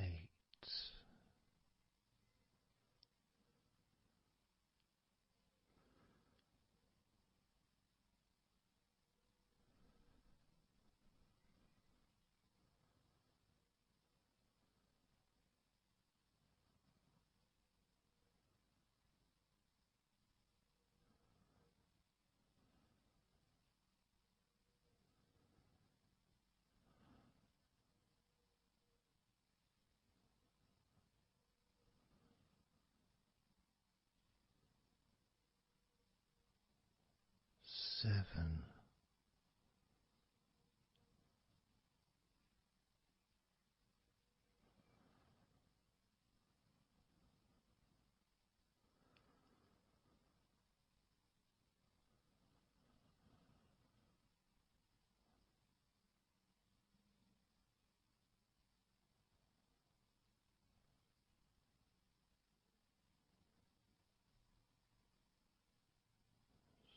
6.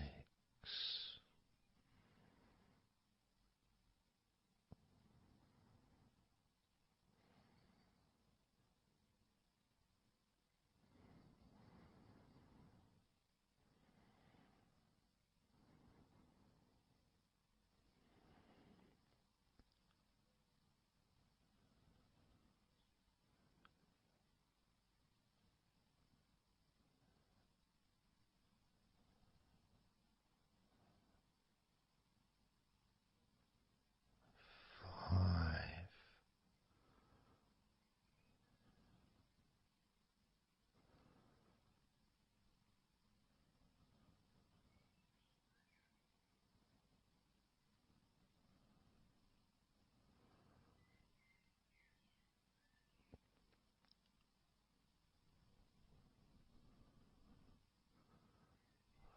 4.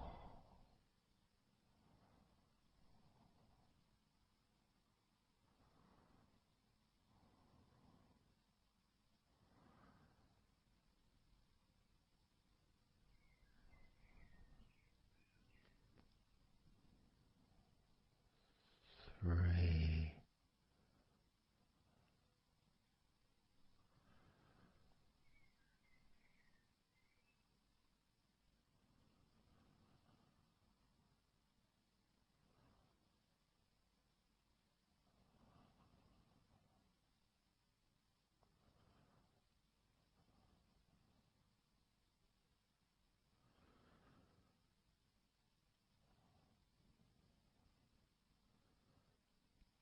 2. 1.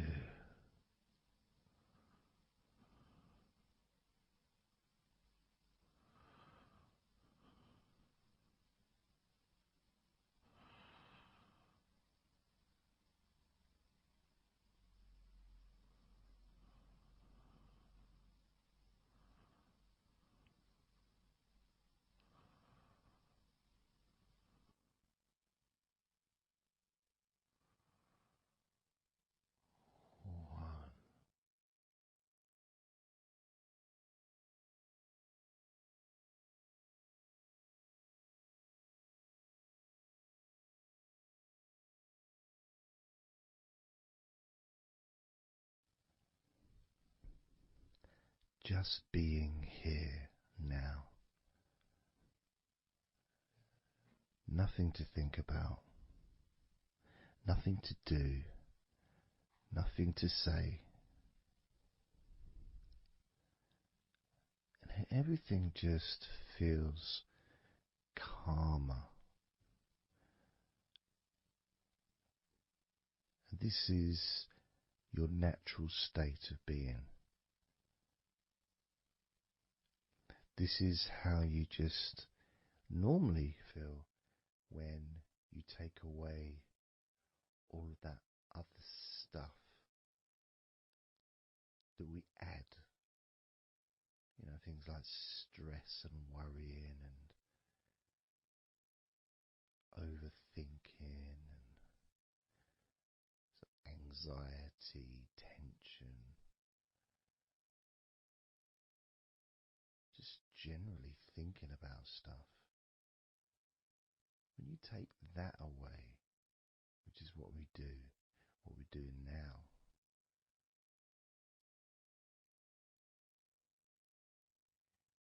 you're left with a real sense of peacefulness, which comes to you very quickly. Because ultimately, it's just a feeling. A feeling of comfort. It's almost as if you've gone inside yourself and you've found a special place where everything is peaceful. A place where you can feel relaxed and your natural sense of comfort. A place where you can be you. Where you can accept yourself for who you are. A place where you're not trying to please anybody else, ever. A place where you can actually not just love yourself, but in some ways, more importantly, you can like yourself. Appreciate who you are.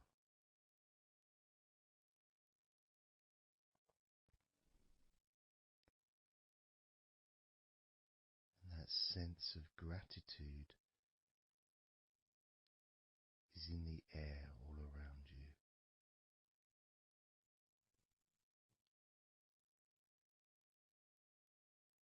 And that's also a place where you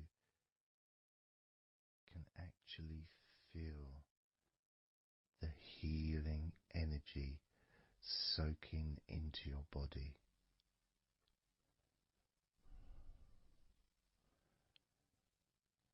Healing energy soaking into your body. And that healing energy spreads through your veins, traveling to each and every single part of your body.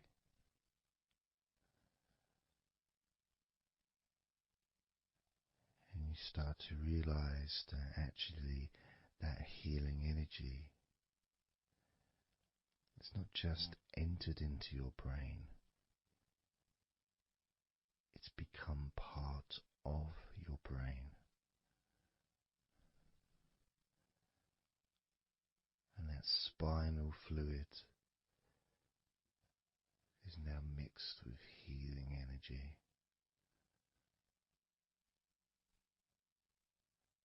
Not just allowing you to feel so much more relaxed and healthy in this moment, but also you start to realize that actually what's happening now with that healing, relaxing energy spreading through your body is actually changing your life. It's actually changing the way you're going to feel, not just now, but tomorrow and the next day, as your health improves. Not just your physical health, but your mental health. Things that used to bother you in the past, for for some reason no longer have the effect that they used to, because something has changed deep within you. Maybe things that used to cause you to feel anger no longer have that power to control you the way they seemed to be able to before. As you realize that you're the one who decides what affects you. You're the one who decides to feel relaxed and calm when you choose to enjoy noticing these natural developments of healing continuing to grow and improve your life day by day.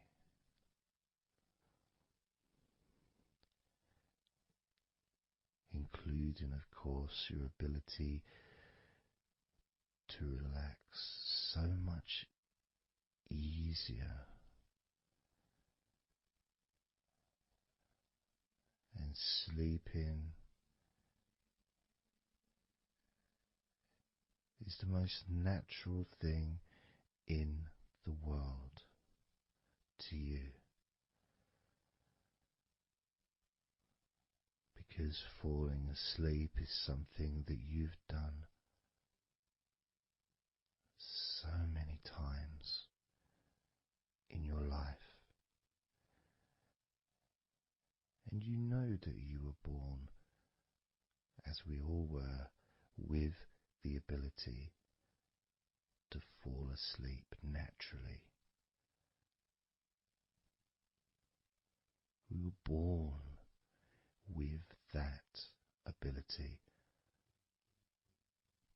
to just drift off into a deep, healing sleep.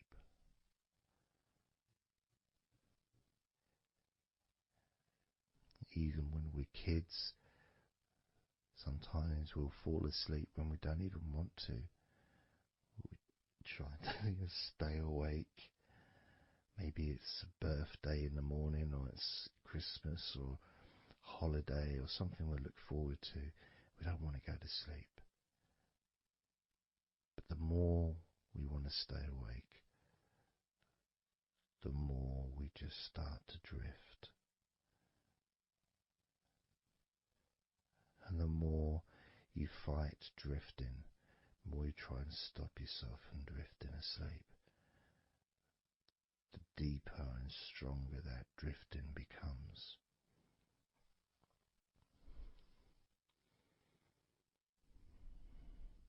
Because we're born not just with the need to relax deeply and to naturally fall asleep,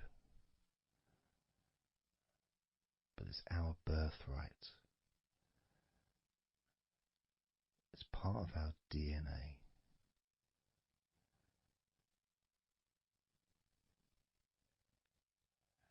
And sometimes as we get older in life, perhaps at times we have forgotten that relaxing completely is not only a wonderfully pleasant experience,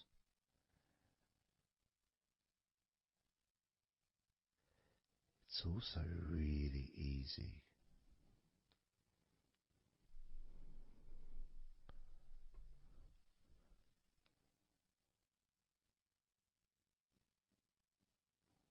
very, very easy to let go, because that's all it is. It's just deciding to let go.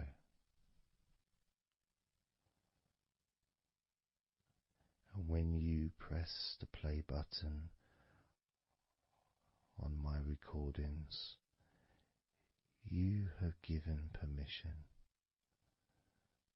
for my voice to relax you. When you press that play button, you have given me permission for my words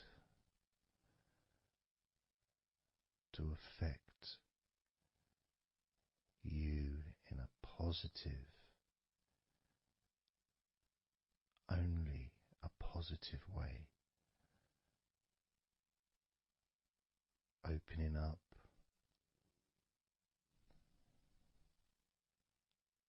your mind to useful and healing suggestions that can have such an amazing effect on how you feel right now, as well as those changes that continue long after the recording ends, those changes within you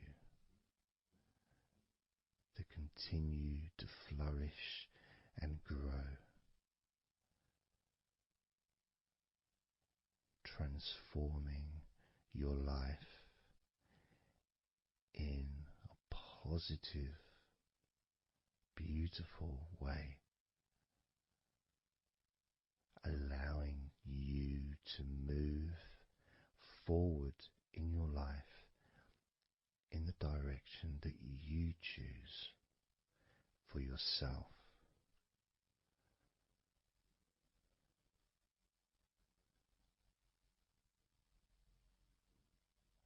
And this feeling that you can experience of safety, comfort, calmness,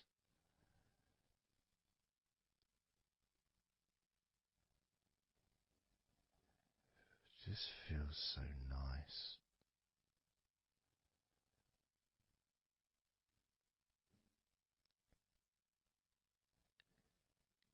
It's such a healthy place to be.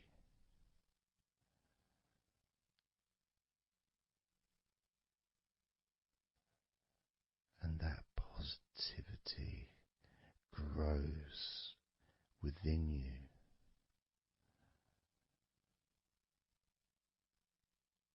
Each and every day, moving forward, you're going to find that you're more relaxed physically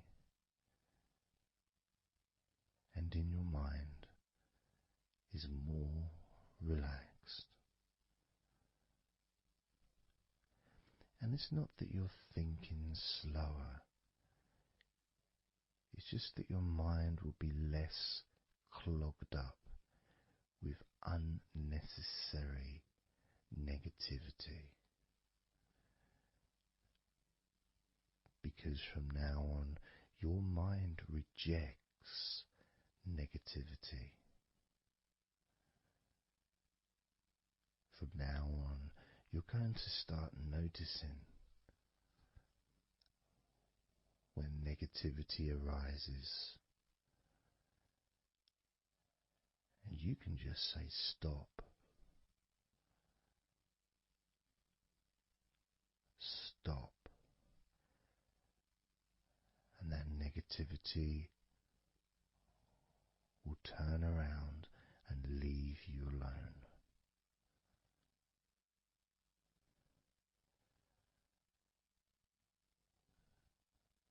Stop,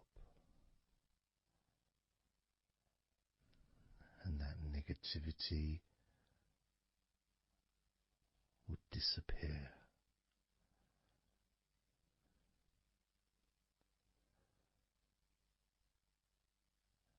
And as you notice that you feel way more relaxed than you probably expected,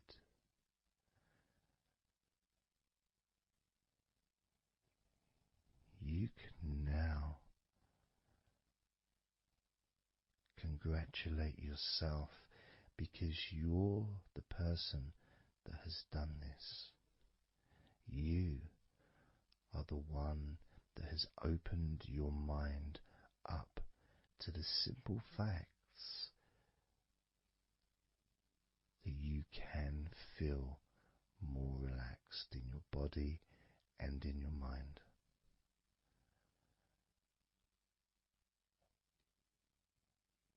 You've opened your mind up to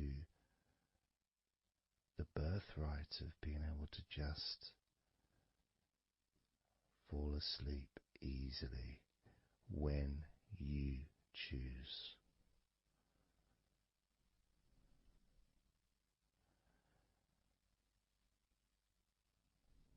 And that's a nice feeling, don't you think? It feels nice, doesn't it?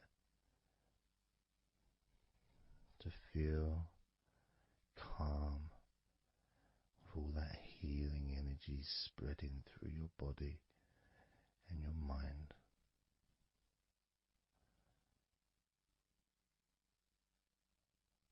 To spend time in that special place where negativity can no longer enter.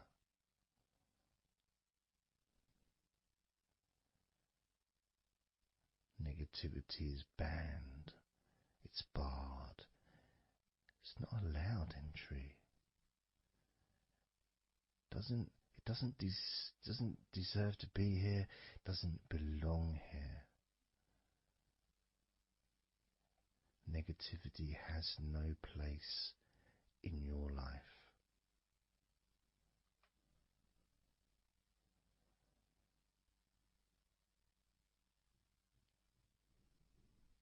Which makes room for more comfort, more healing, more relaxation, more peace.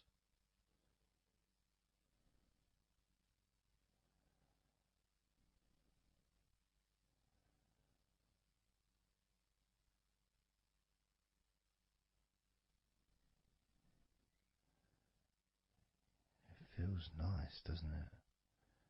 To just let go of everything.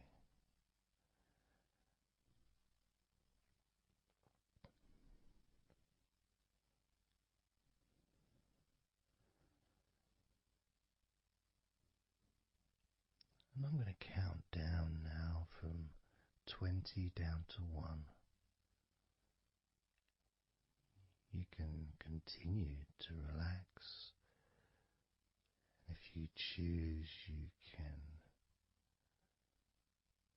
drift to sleep. With every number you hear me say, you can feel twice as relaxed. Or if you choose, you can feel twice as sleepy.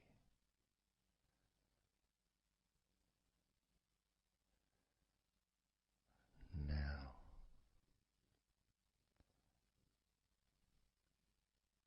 20.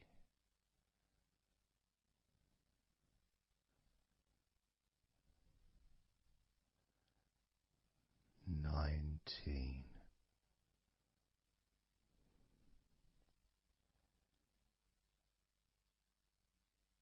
18,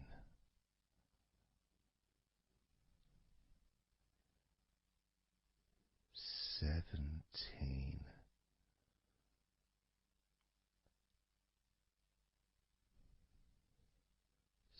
16,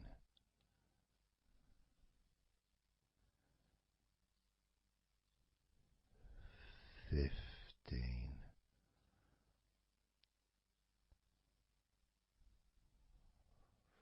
14,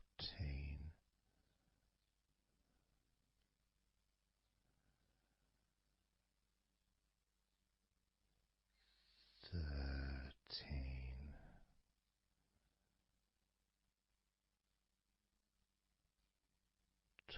12,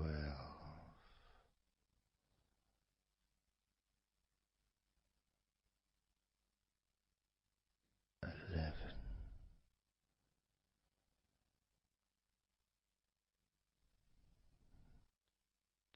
10,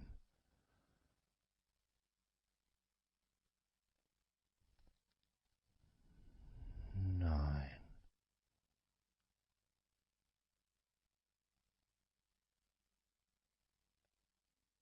8,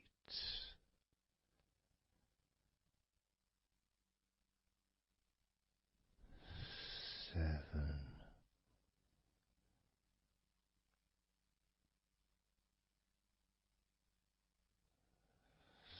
6,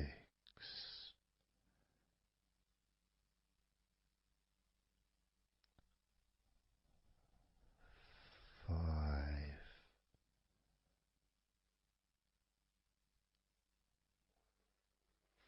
4,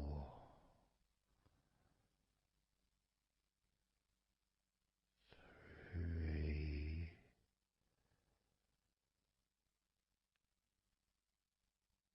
2,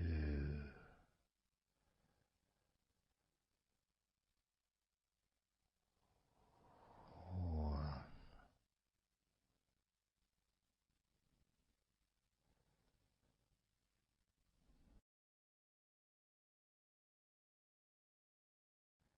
This is your time to just take a break. Your time to relax, to allow your mind to slow down.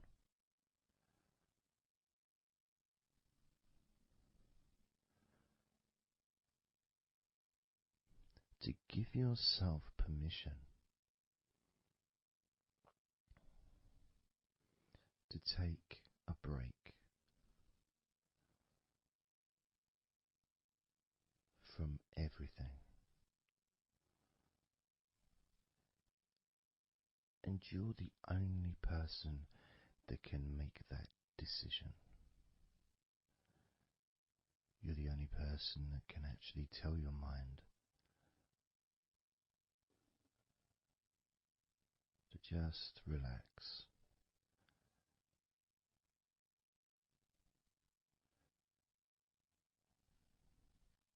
To just take some time off.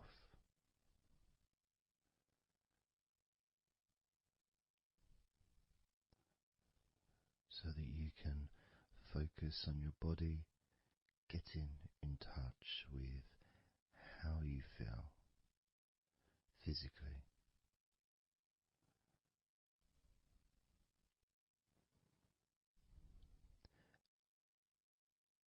And in the process of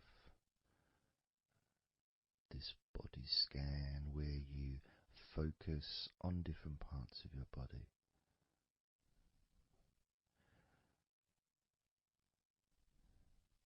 those parts that you focus on and observe, even though you're not purposely requesting for those parts of your body to relax, it's kind of expected. You expect, when you listen to my voice, to feel more relaxed naturally.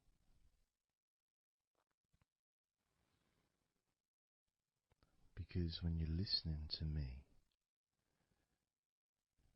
your attention is focused on my words. And as my words guide you to focus on those parts of your body, your focus increases.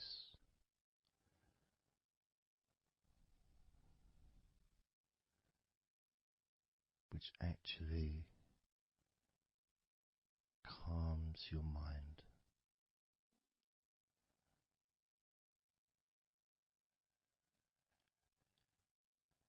And when your mind calms down, your body relaxes.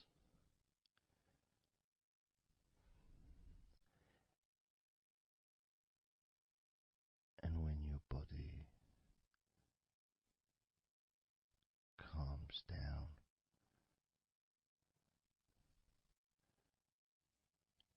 your mind relaxes.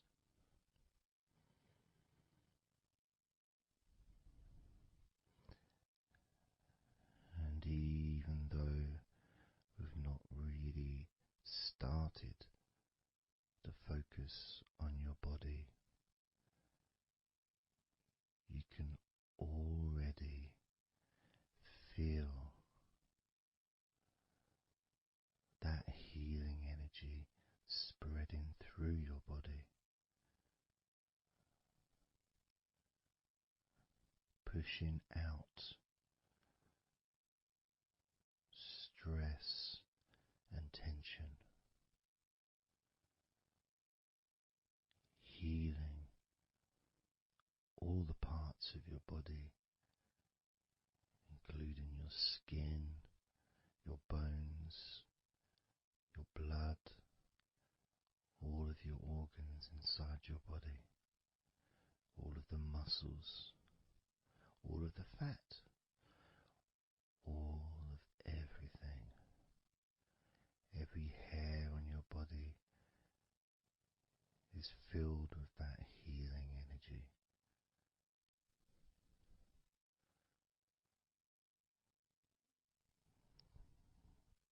And when your brain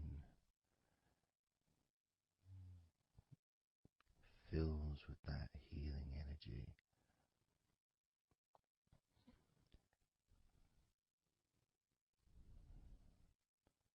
the feeling of comfort and relaxation increases.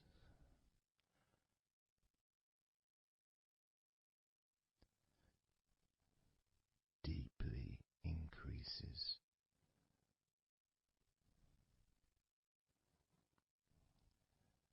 In a way that your mind starts to feel perhaps a bit drowsy,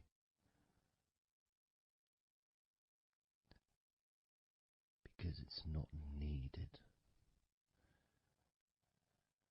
and it may start to drift.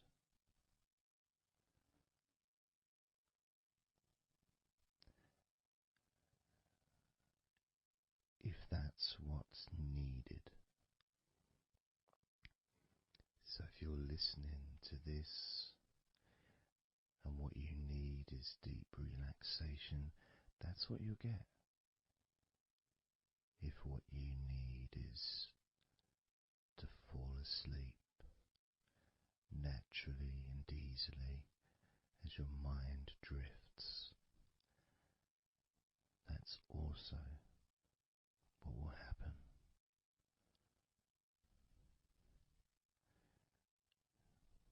because by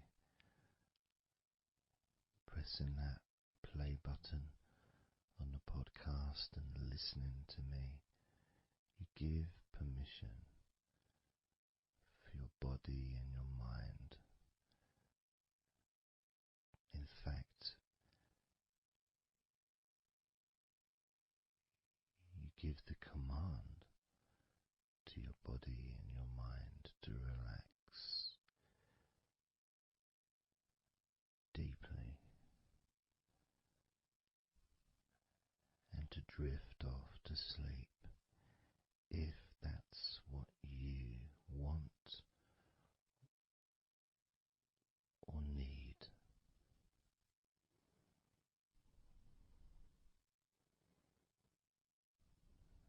And as I focus on the different parts of your body, you may start to just drift, and then you come back again and you hear me talking, and I'm focusing on a different part of your body. And you may find yourself drifting, but you don't realize you're drifting until you stop drifting and you're alert again to my voice, focusing on a different part of your body starts to relax even deeper.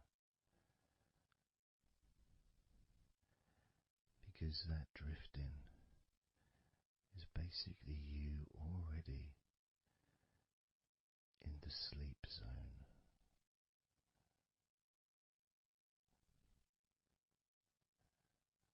And the more you drift, the longer you drift, and the longer you drift, eventually that drifting continues into sleep. And that's the last you remember until you wake up in your own time when you experience the right amount of sleep for you. Because when you do, and if you do fall asleep, it's extremely pleasant, so relaxing, so deep, healing sleep.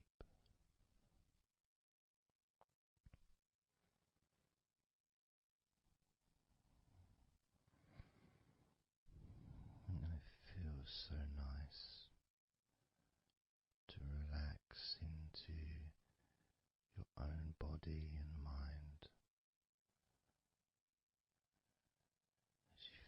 as you feel that healing energy spreading through you, relaxing you so deeply,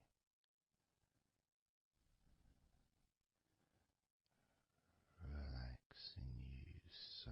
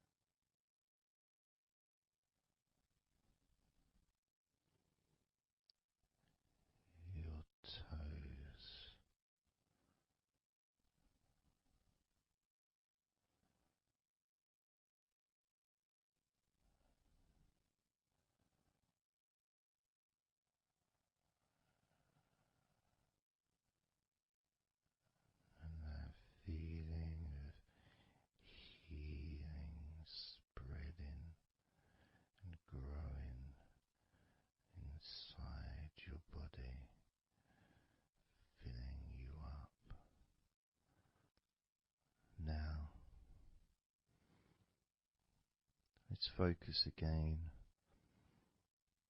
on parts of your body. Focusing this time on your forehead.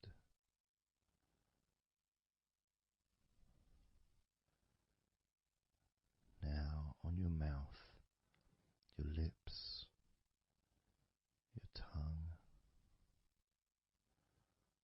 the whole of your mouth.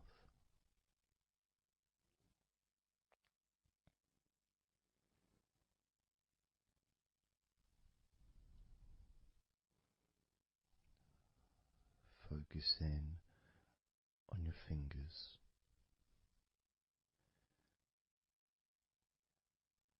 Maybe you could move your fingers a little bit so you can focus on each one individually.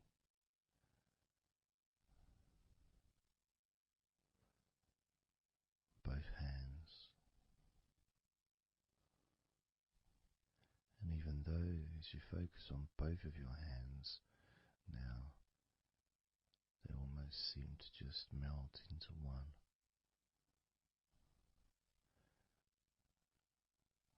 Where does your right hand start and your left hand end? It's almost as if it just mix together.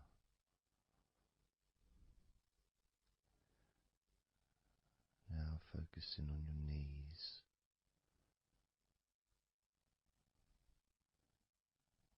Just noticing how your knees feel.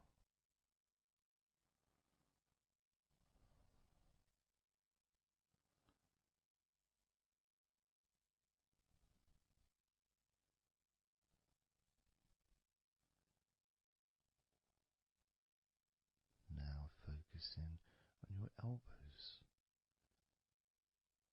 Focusing on both of your elbows.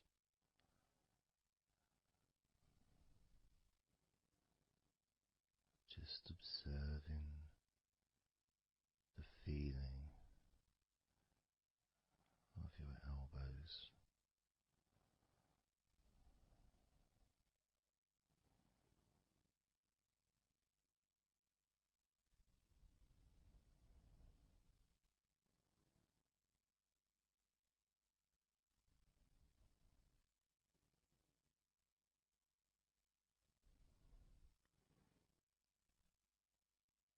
Now focusing and observing the back of your neck.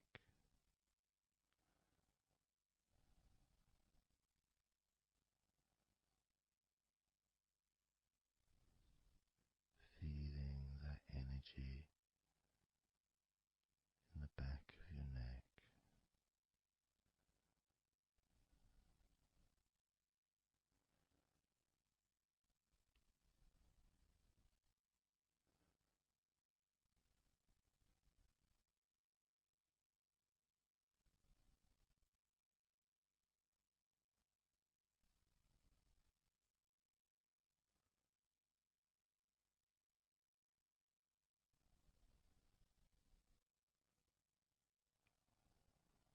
Observing your ankles.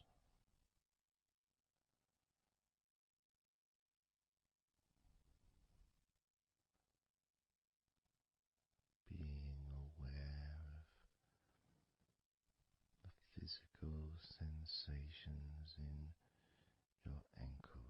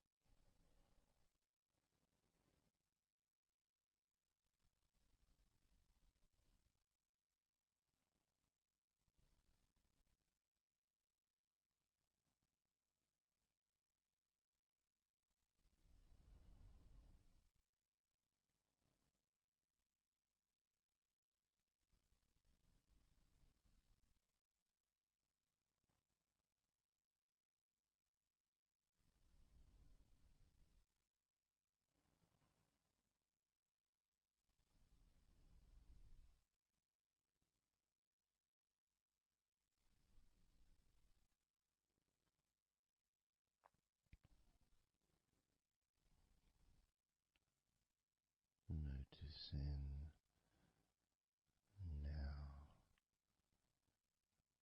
your toes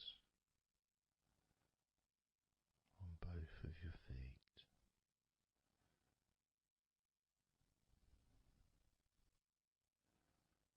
Being aware of how your toes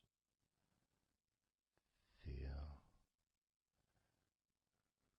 right now.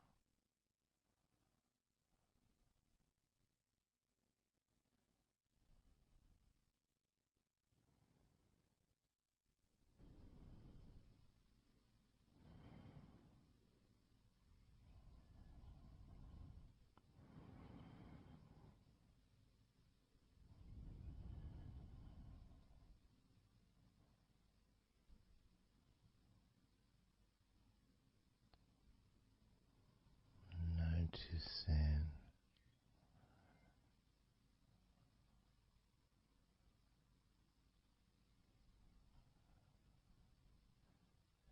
how your entire body feels.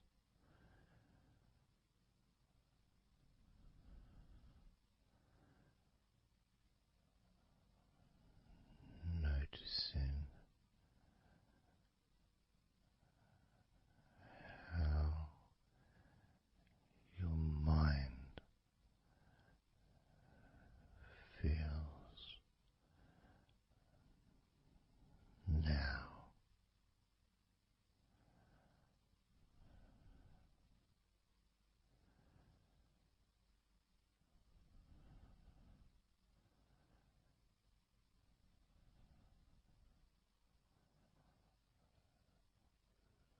Letting go.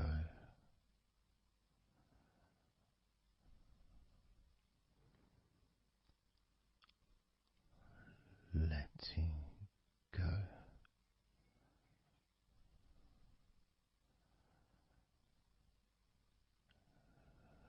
Letting go of everything.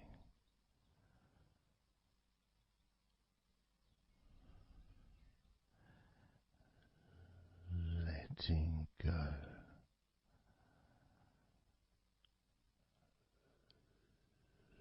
Letting go.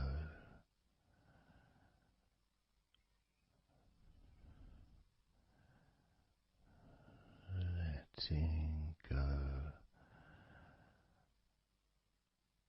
of everything.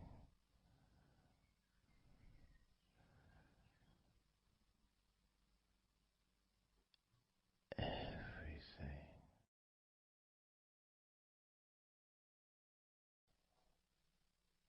I'm going to start now, and I'd like you just first of all just to see yourself lying down on that massage table, lying on your front, your head is supported, your arms are supported,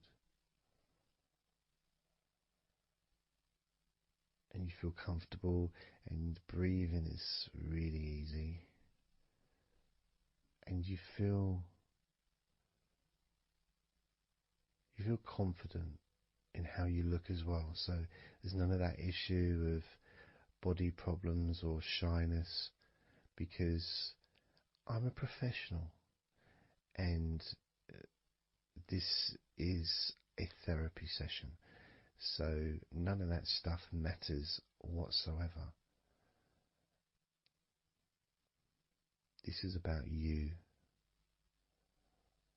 This is about how you feel and how you can enjoy that sense of comfort and relaxation that comes from letting go and allowing my hands and my fingers to relax you by massaging your body.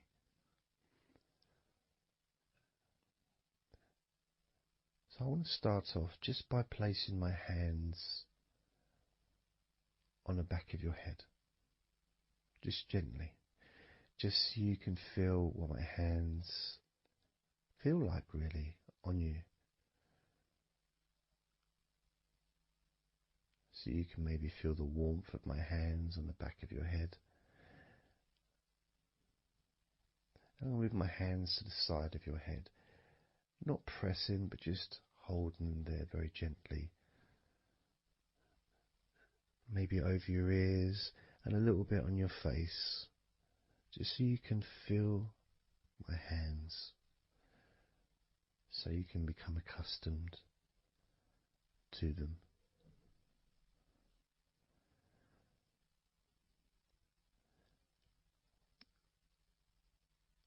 And now put my hands on the back of your head again and gently let them slide down onto the back of your neck.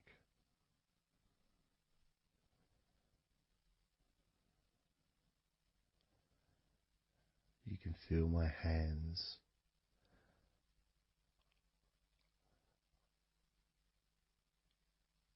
gently stroking the back of your neck to start with, just so you can get used to the feeling of my hands on your skin. Get accustomed to it. Realize that you're safe and it's all good, it's all fine.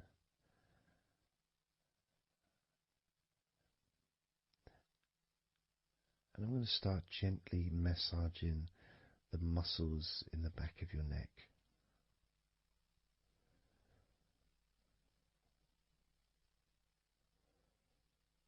With both hands.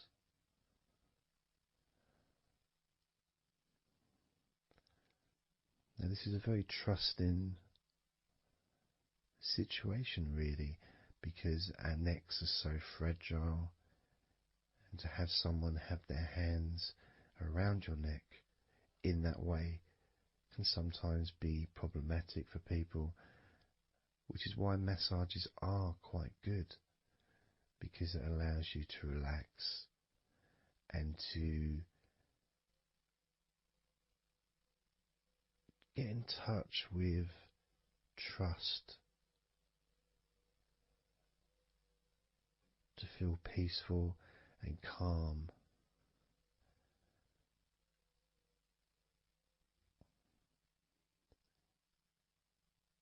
There's a massage the sides of your neck gently, moving from the bottom of your neck, which would be sort of near where your shoulders start, I guess, all the way up to your jaw, your ears kind of area, that side of your neck. Of course, is a lot longer than the front of your neck.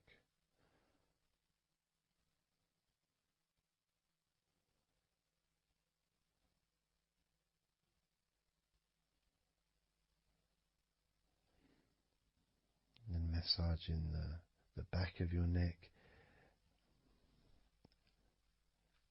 especially that area where perhaps we hold tension. And as that area is massaged, you can actually feel a sense of release in the back of your neck.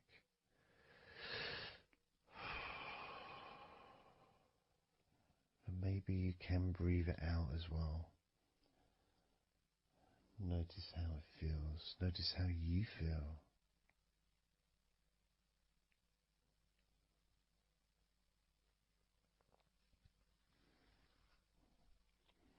Then moving down to that area between your neck and your shoulders, that muscly area, starting to massage that area on both sides.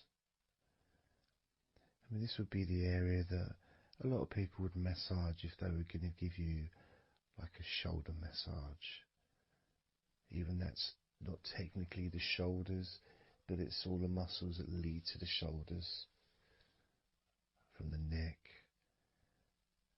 And again, that can hold tension and stress and And when massaged, sometimes a nice deep massage is useful. And you decide how deep that massage is.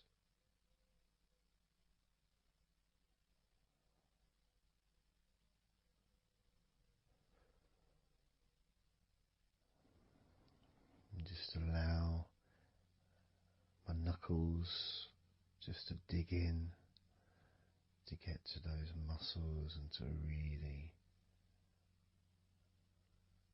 relax them. All the time being firm yet gentle with you.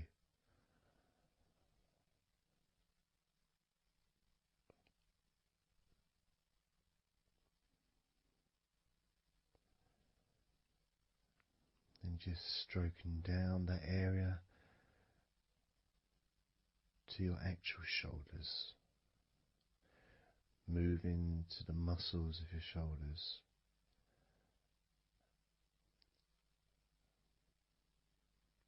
And maybe initially just pulling up the shoulders a little bit off the table, just to give you a little bit of a stretch, but very gently.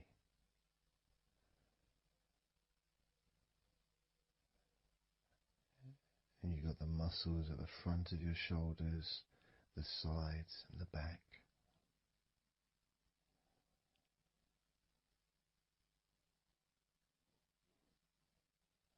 Again, this is a part that can really take quite a bit of pressure, quite a bit of needing, if you wish, to really release the tension, to really get into those muscles, and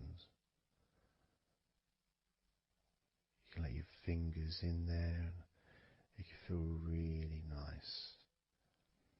Sometimes just being stroked gently or being massaged quite strongly can all be beneficial to the relaxation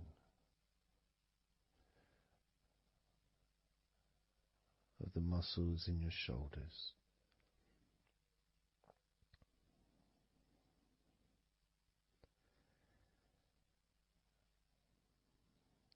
Now, as we move down your arms,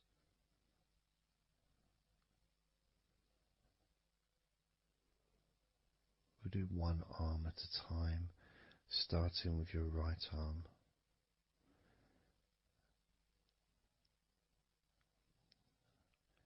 What I'll do is I'll just lift your arm up, just hold it to the side of you.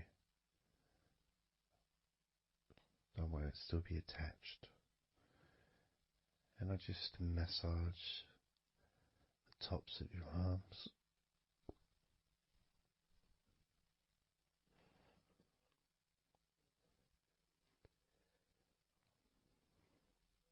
All the way down to your forearms, into your wrists.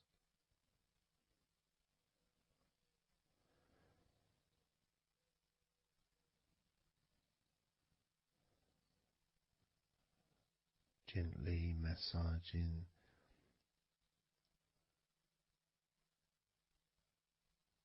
that part,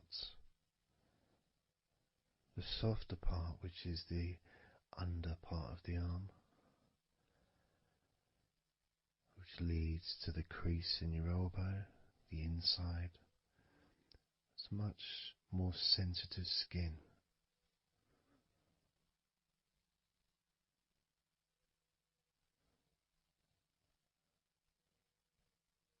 Sometimes just having that stroked can feel really nice, pleasurable and relaxing.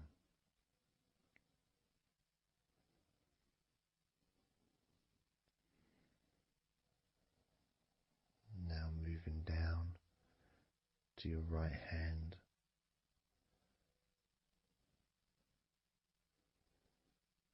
Just holding your hand both of my hands.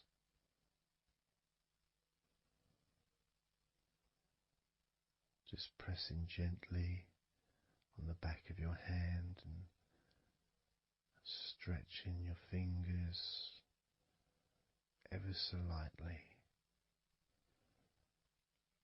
At the same time, pressing down and massaging each finger.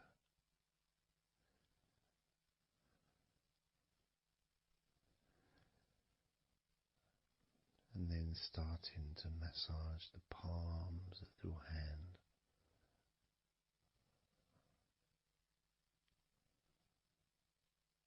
Just turning the hand gently, stretching it gently.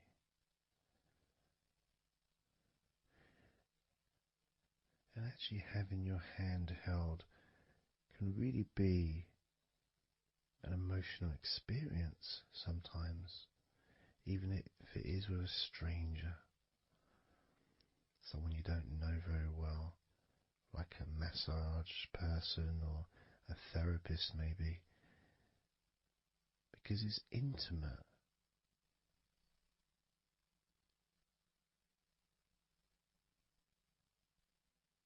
And it can feel nice and you can feel safe.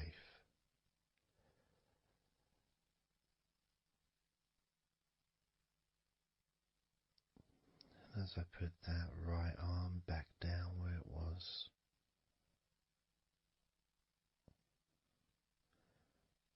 we're going to do the same with your left arm. Exactly the same.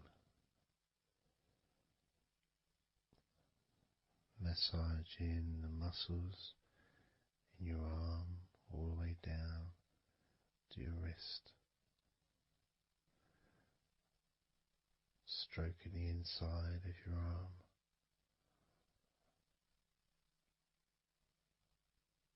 Just being gentle or as firm as you require.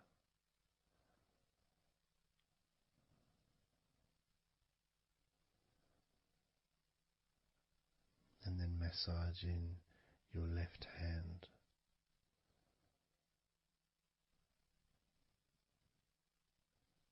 Stretching the fingers gently. Massaging the palm of your left hand.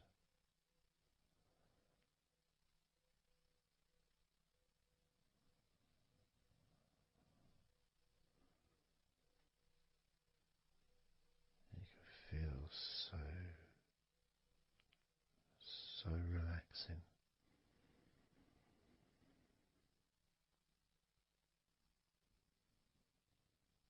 So comforting.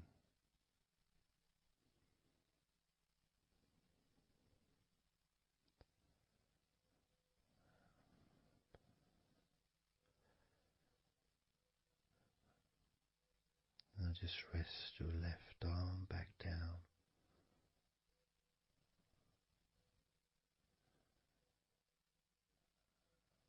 Start to massage your back, the biggest part of your body.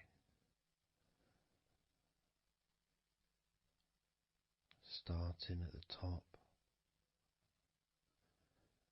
starting again where you already have been, that area at the top in between your shoulders, near your neck, going back and massaging that area again, but this time moving downwards.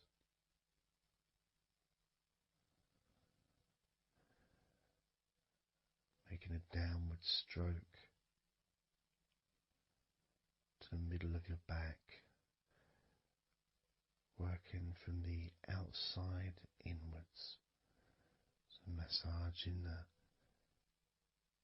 your back, but the outsides of your back, the parts where your arms would maybe rest against.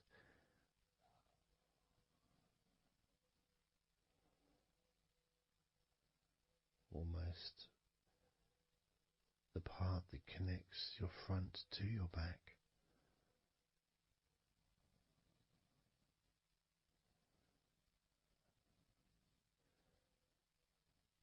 And just massaging down firmly but gently, as firm as you want. Moving down and then moving across a little bit and moving all the way down again. Being very gentle, yet firm as you choose.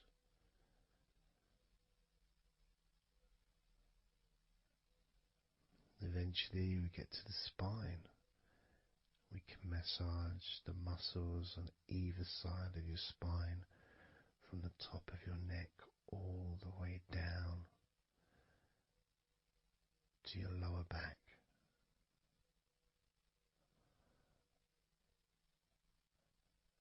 We can do that a few times. Sometimes people would use the knuckle or the, two fingers and just go either side of the spine, and almost just push down and go all the way down to the bottom of the spine. Each time releasing tension and opening up the body, stretching your body so that you feel more relaxed, but at the same time rejuvenated.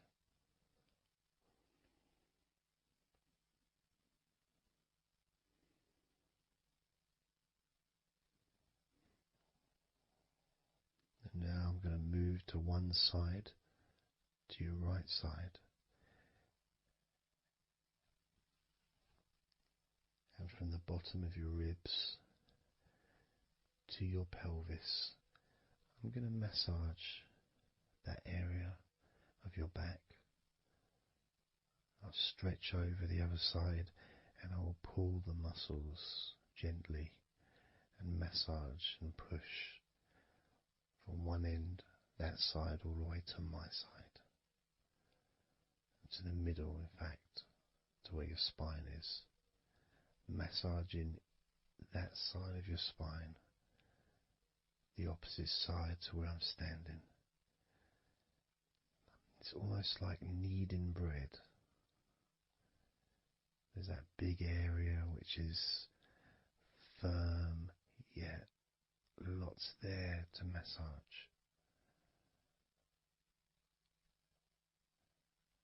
Potentially one of the most important places to actually have a massage, because you really feel it. You really feel the release and the pleasure of having your lower back massaged. It releases so much from your body that's not useful, starting a healing process which will continue long after this recording is over.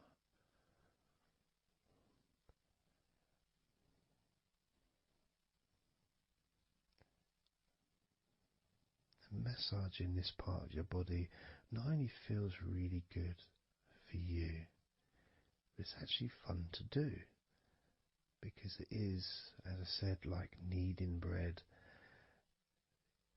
It's a part that you can really get a hold of and really massage deeply, if that's your choice.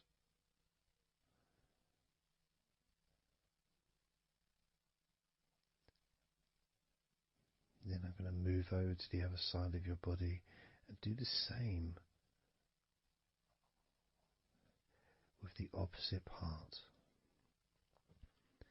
of your lower back. Kneading and massaging from your sides all the way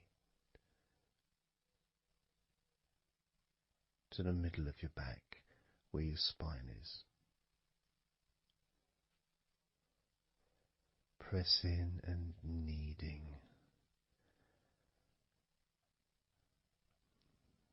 firm and gentle at the same time. It feels so releasing. This a mixture of pleasure, comfort, release, calmness, relaxation, all mixed together.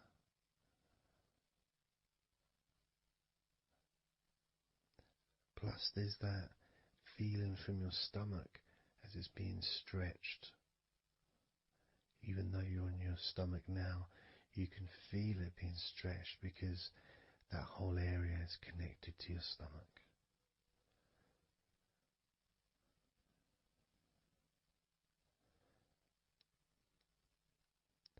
Now we're going to move further up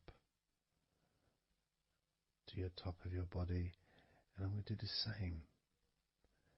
This time starting with your upper back, put my hands forward over and massaging that area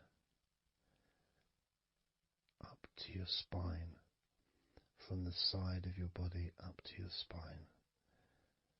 So some of that massage area, the muscle tissue, or whatever, fatty tissue even, will be possibly from your chest. Because it's all connected, the chest and the back connect together.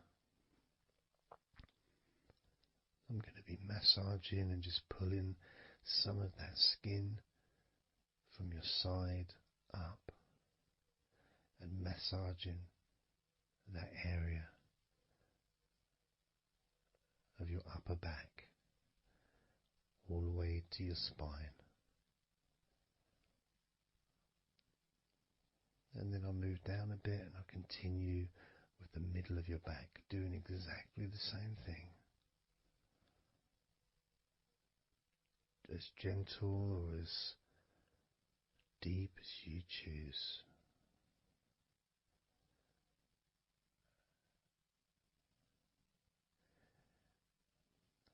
Now I'll move the other side again and do the exact same thing with the top of your back on the other side, from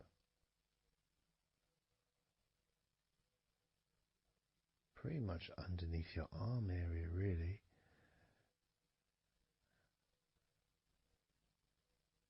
to your spine.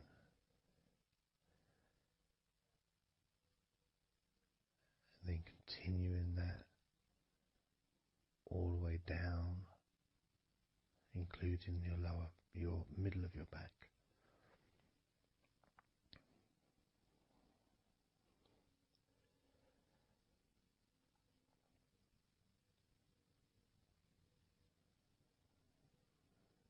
Now I'm gonna go to your thighs, the backs of your thighs, and the sides of your thighs.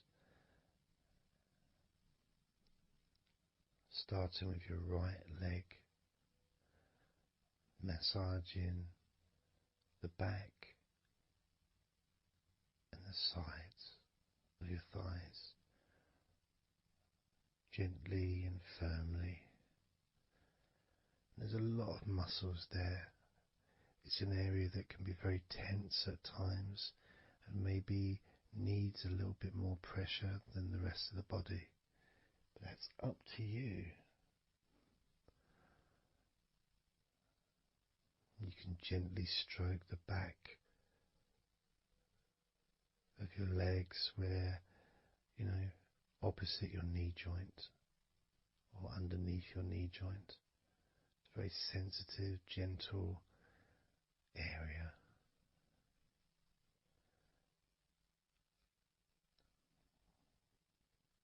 And working down to your calf muscles, massaging your calf muscles thoroughly and deeply if you choose, using both hands and fingers, digging deep.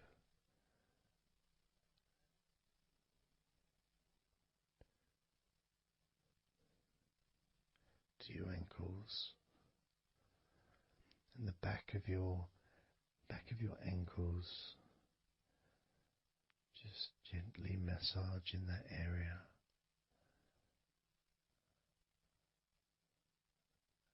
Maybe lifting the leg and stretching it a little bit.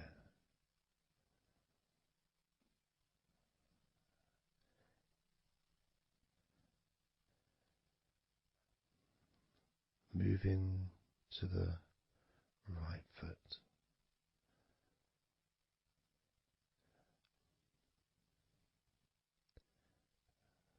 Massaging the bottom of your feet and the sides of your feet.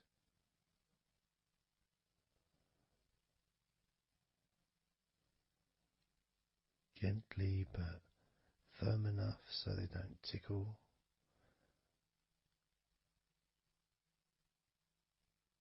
And just allow the pleasure that you get from having your feet massaged to just overtake you. As I continue to massage your feet,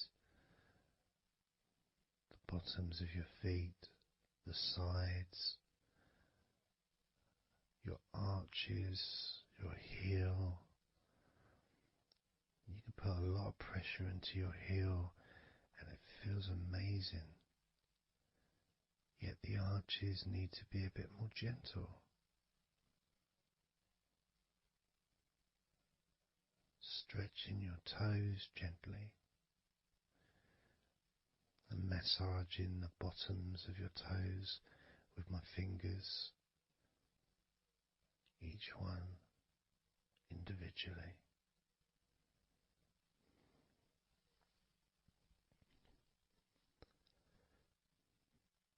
Moving over to the left leg to do exactly the same thing. Starting at the top of the thighs, working the back of the thighs and the sides, massaging deeply and gently that whole area, working all the way down.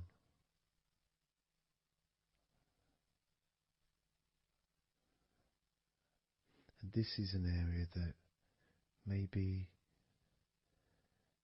you could like to spend more time relaxing and massaging. So perhaps if you wanted, I could make a future recording where I spend more time on one particular area.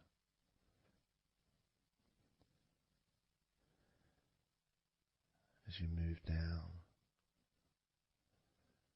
to your calf muscles,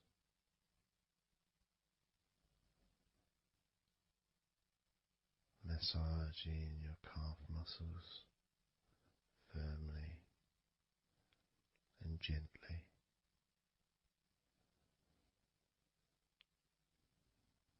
Moving down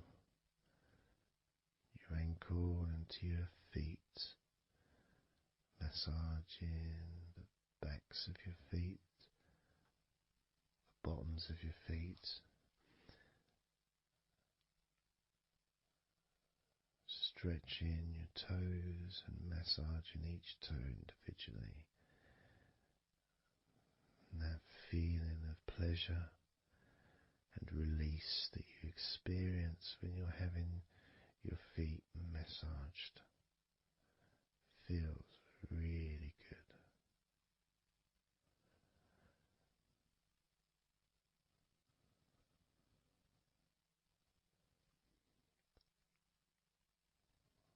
Now, as you turn over in your mind, laying on your back,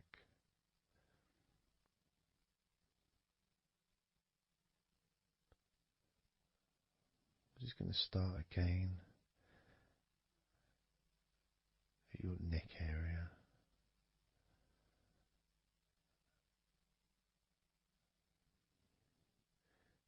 shoulders,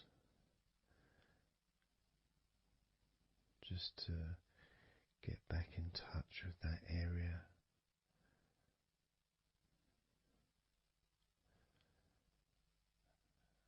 And as we move up,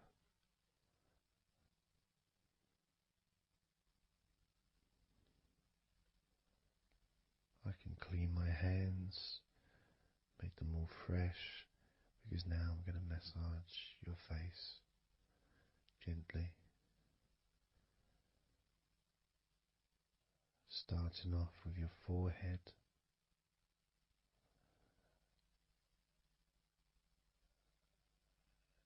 your eyes are closed, and I can just stretch your eyes a little bit, pushing up on your eyebrows.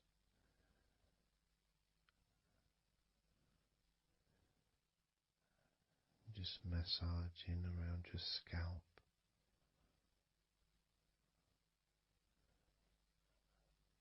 Massaging down your cheeks, around your ears, into your jaw, gently. The sides of your neck, your chin,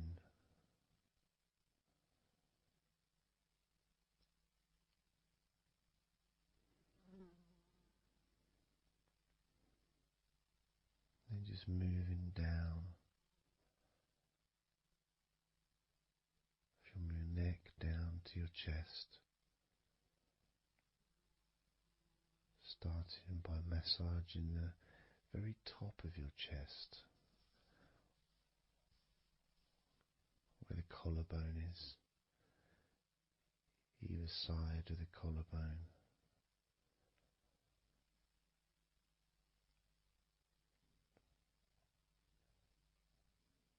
And then just massaging the whole of the chest.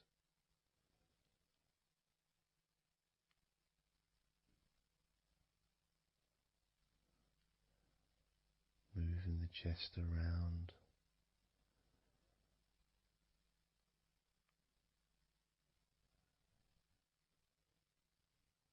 Because it's quite a large area, you can move from one side to the next. Moving my hands from underneath pretty much where your arms are, stretching up, stretching some of the muscles of your back in the process.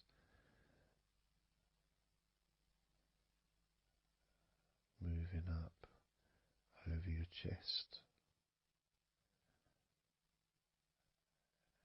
and then moving down again.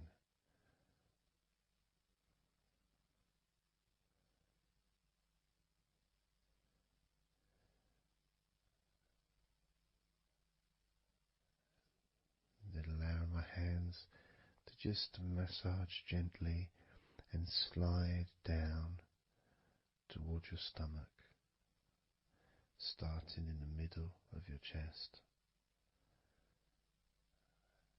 And then gradually my hands moving apart and massaging and sliding at the same time, moving down to just below your rib cage.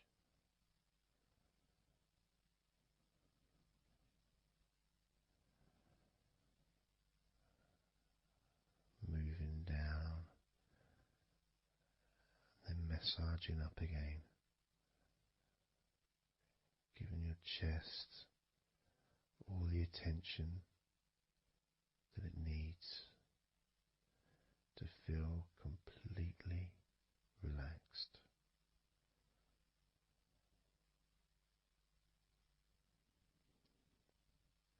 Remembering that I'm also going to be focusing on your sides as well, an area that really doesn't get much attention,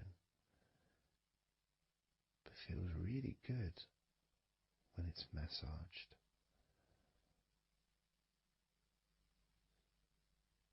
stroking my hands down the sides of your body, from just below your arms all the way down to your hips.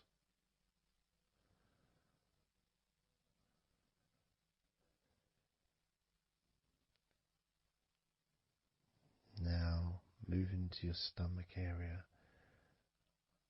I'm going to stand one side of you like I did when I did your lower back.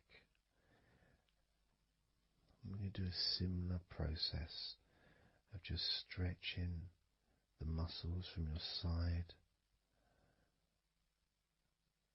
gently, massaging from one side to the next, moving that whole area from below your ribs all the way down to below your belly button.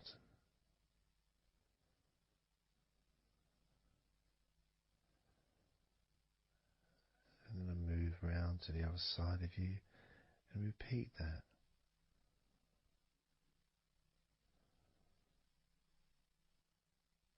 Process of relaxing deeply,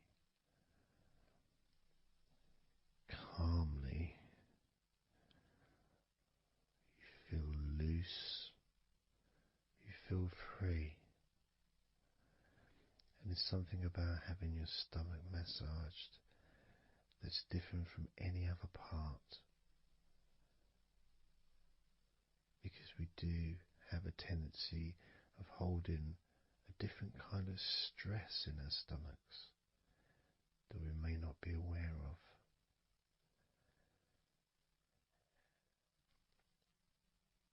As I now massage your stomach, the front of your stomach, making circles around your belly button,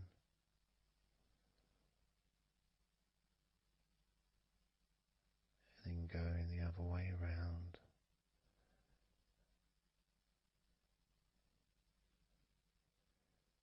There's a gentleness and a freedom that comes from feeling how you're feeling.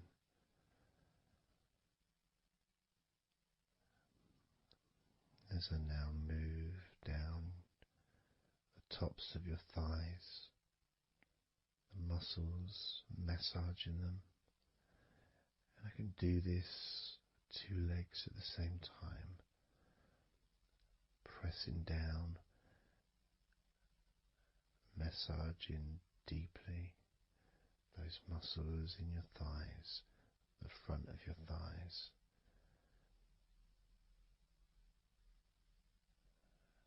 And moving down to your knees, gently massaging your knees.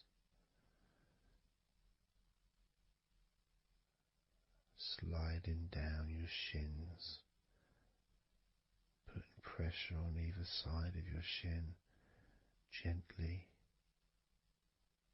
softly but firmly. Moving down to your ankles, stroking the tops of your feet.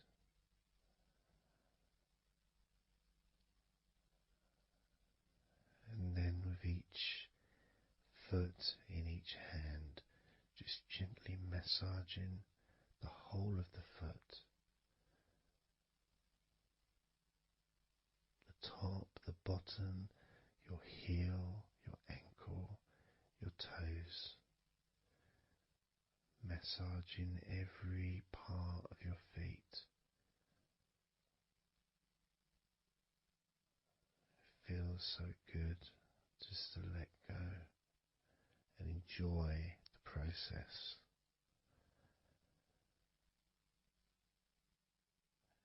Enjoy feeling so deeply relaxed.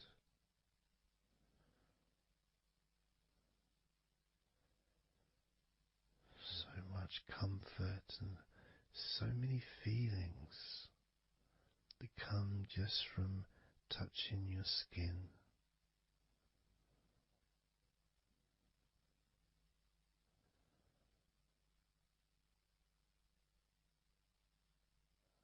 And you can just lie there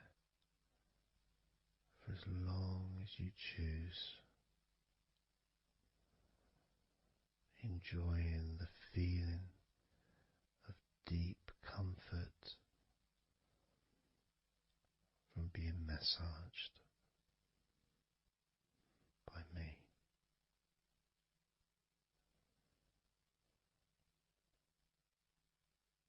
Enjoy feeling deeply relaxed.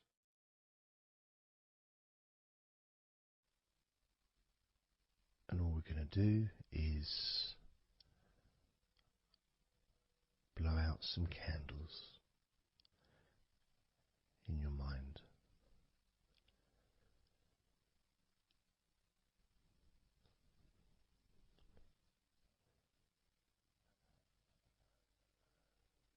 There are going to be 100 candles.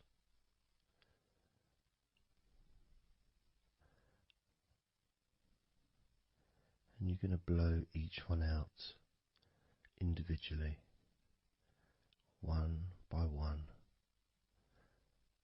starting at 100 as I count down,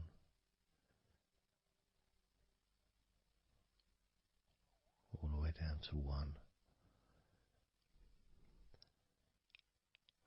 And each time I say a number,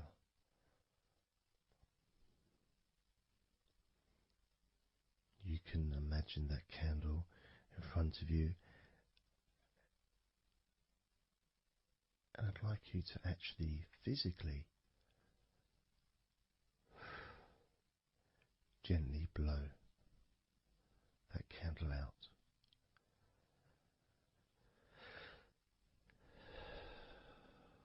Just so it's not a big blow, it's just a gentle, and that candle will extinguish. And then I'll say the next number as we move down, and you can just blow that one out as well.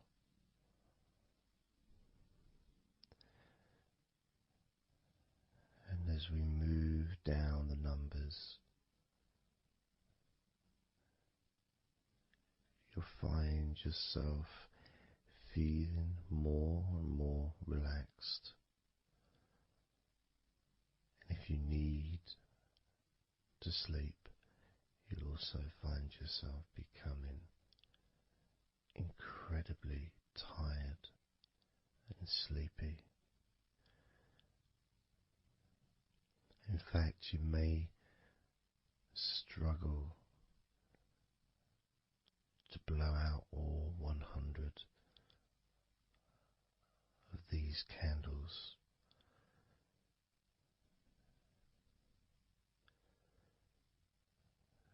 As you feel more and more deeply relaxed,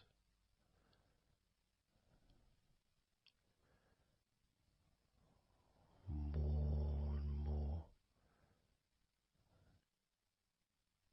deeply tired, and the further you go down, the more your mind starts to drift.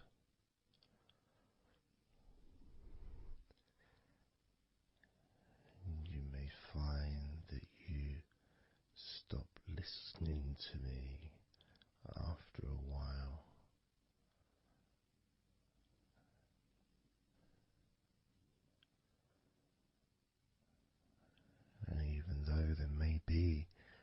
background sounds where you are. You'll be aware of those sounds at the moment.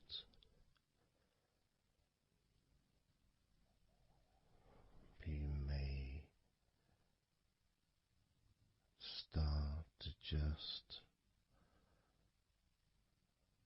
not even notice them at all because they're unimportant.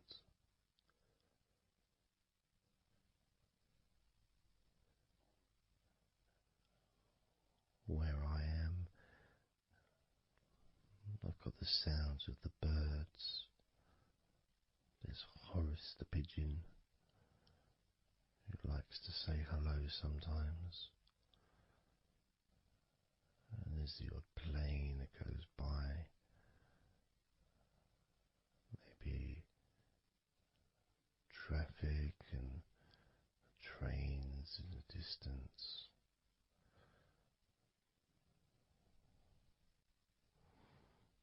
But none of that seems important whatsoever. The more candles you blow out, the less important anything is. The more candles you blow out, the further you seem to move away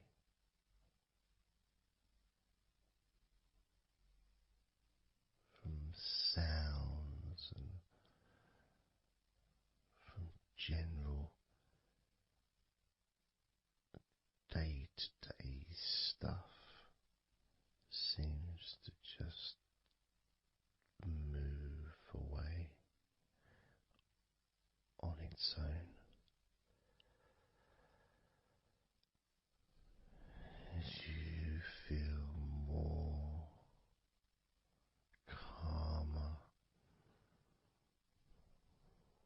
with every candle you blow out.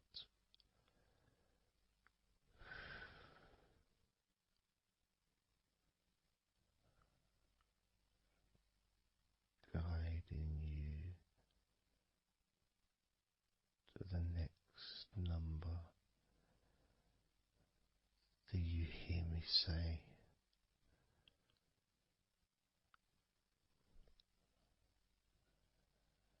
And then you blow that candle out too.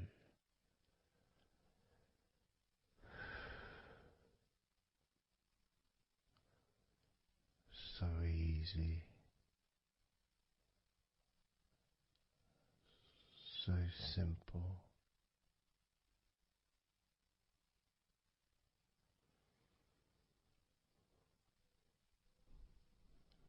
I'm going to start by introducing the first candle, which is 100. The first candle, which is 100.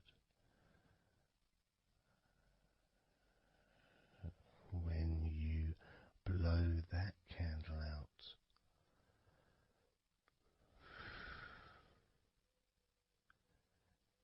you'll find immediately a slight change in how you feel,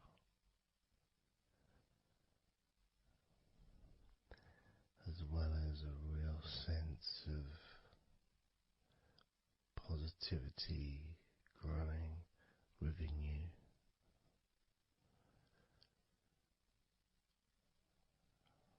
Relaxation and sleepiness expanding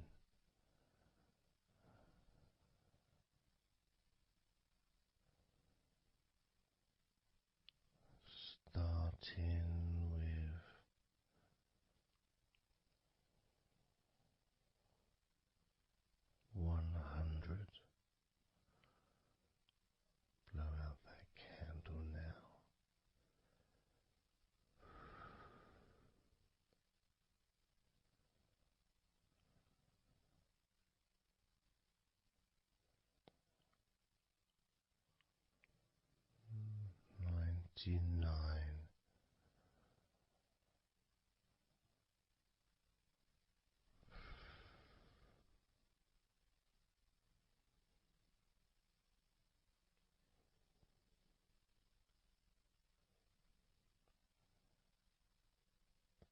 Candle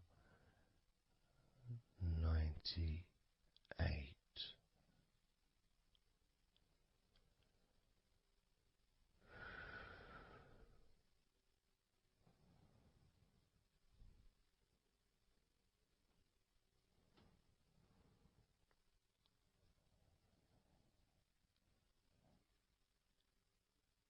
Candle 97.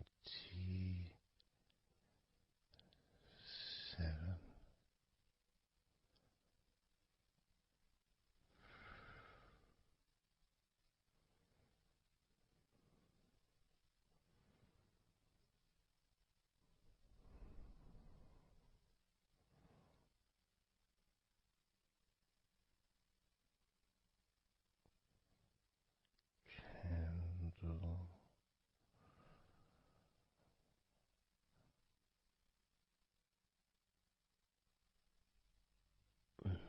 96.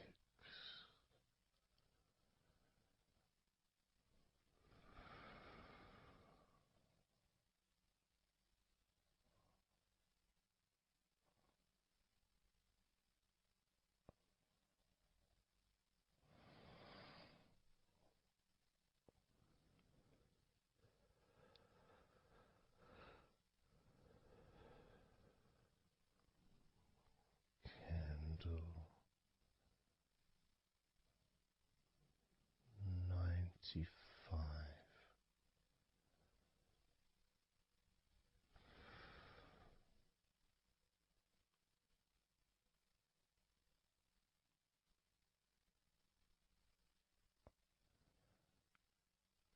Candle 94.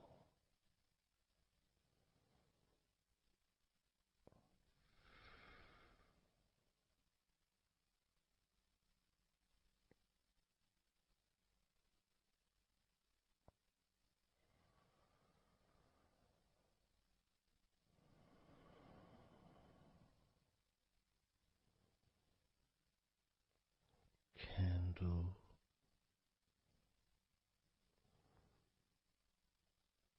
93.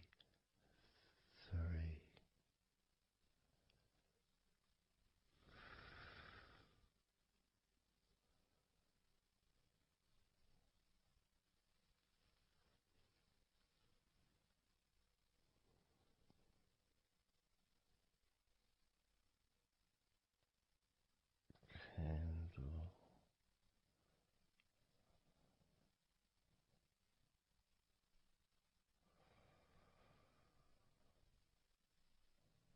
92.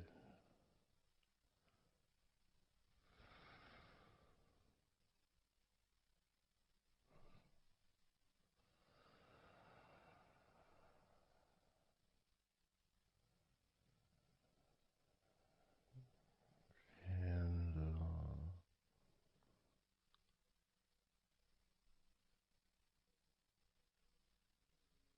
91.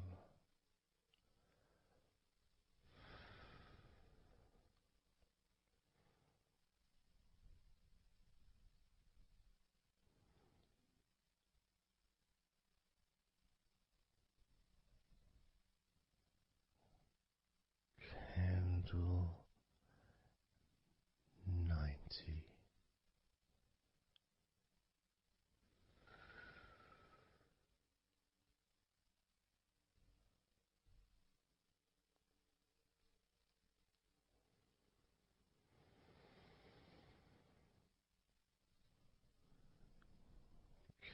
Candle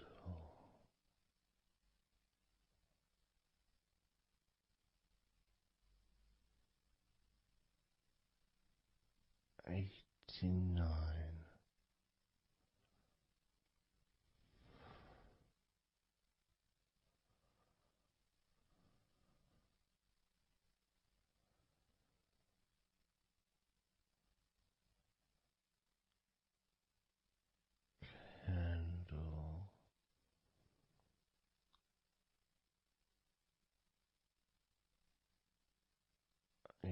Candle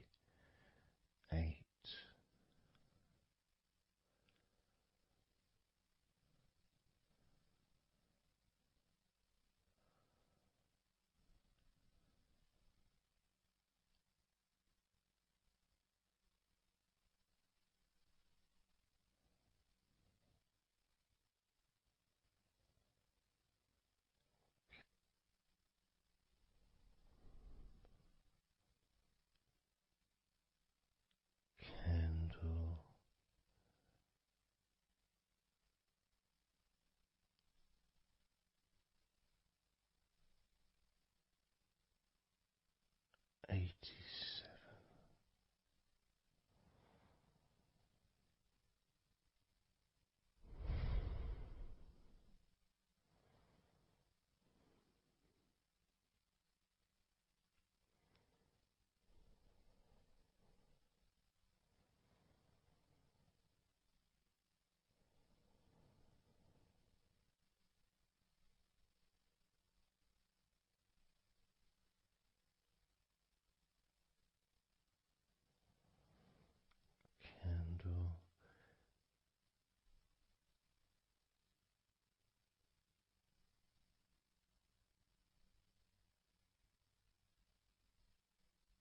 86.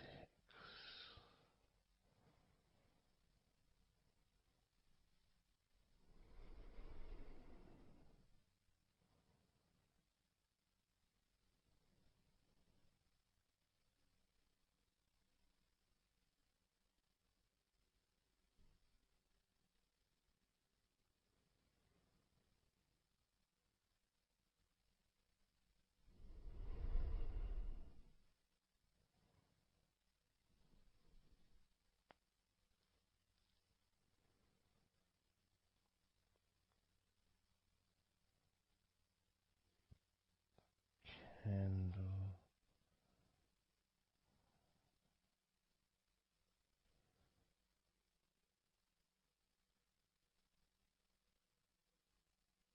85.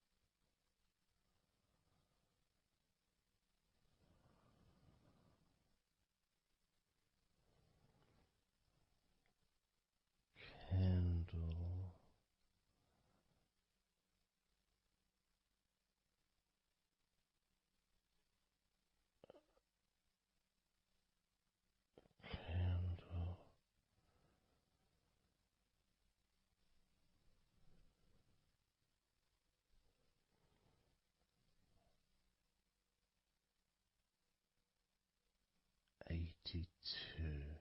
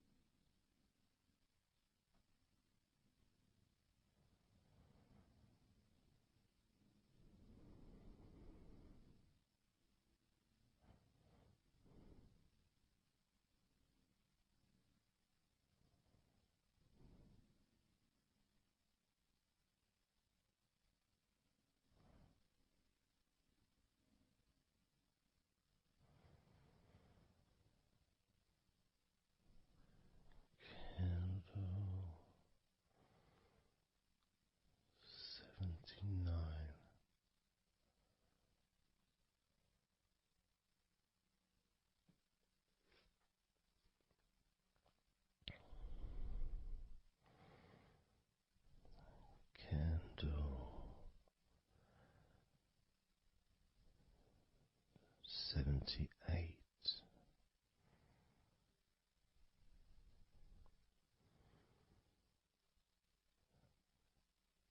Candle 77.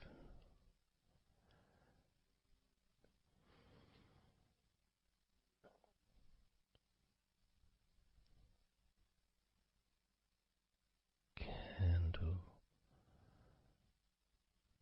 76.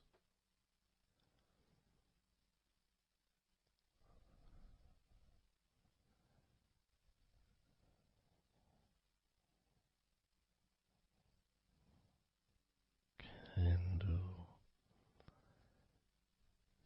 75.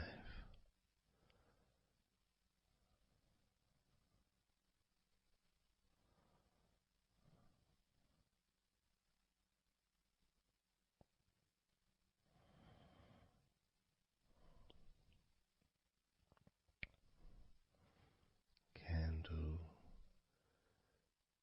74.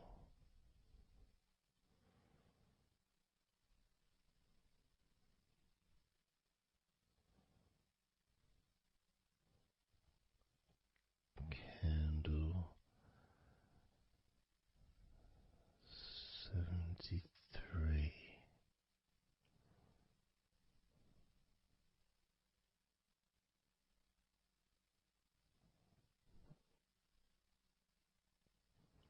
Candle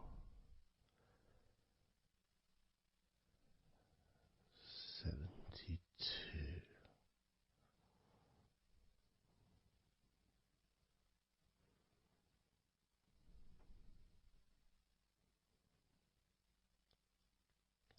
Candle 71.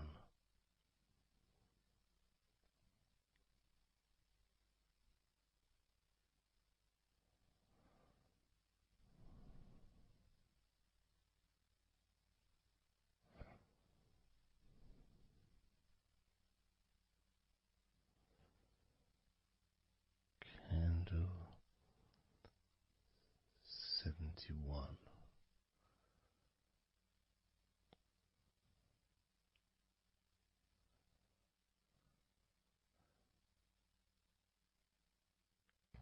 Candle 70.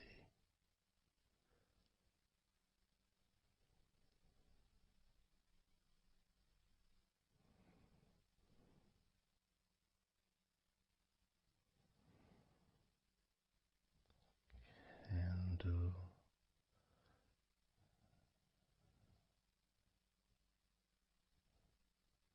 69.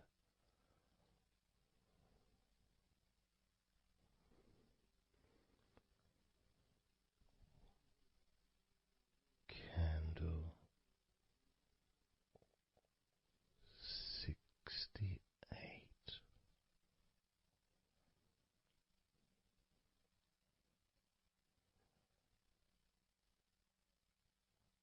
Candle 67.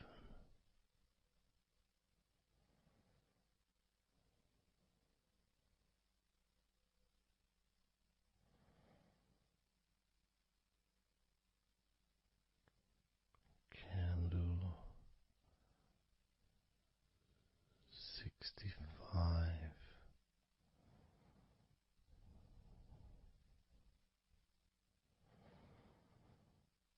Candle 64.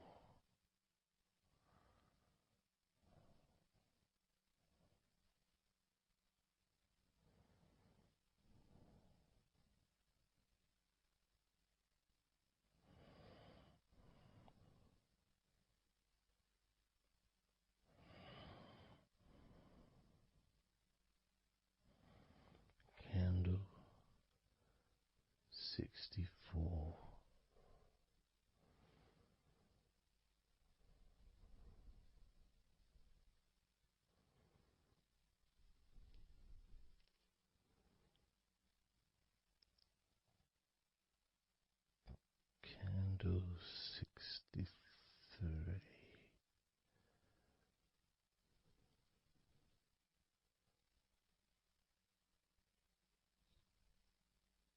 candle 62,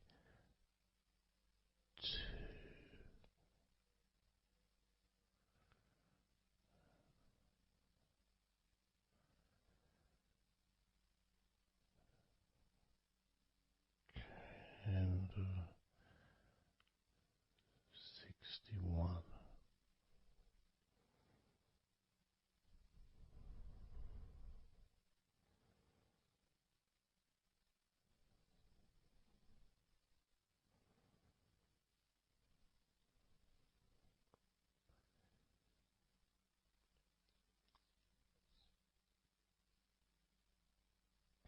candle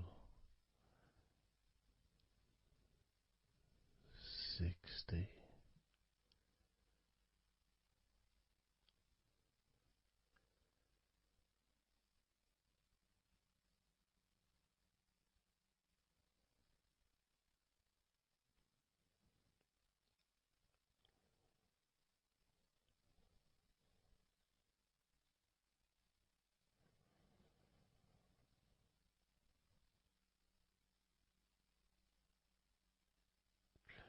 candle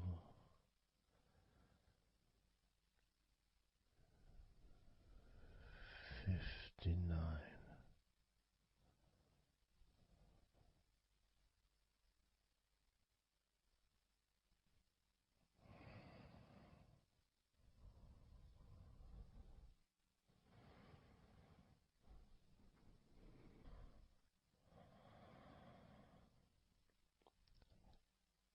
candle 58,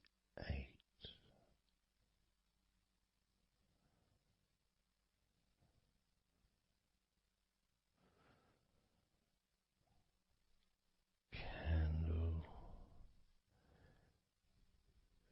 57,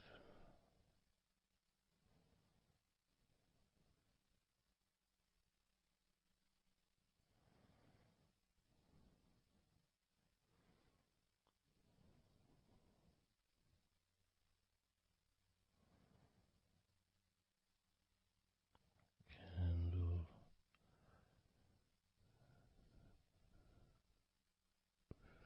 56,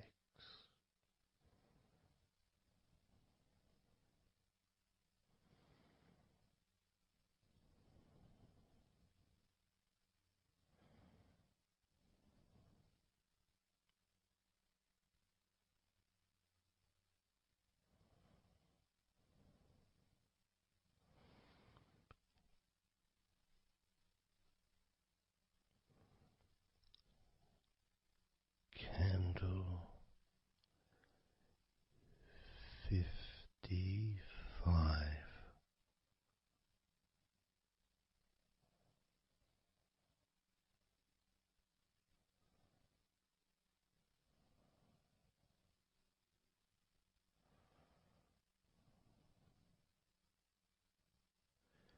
candle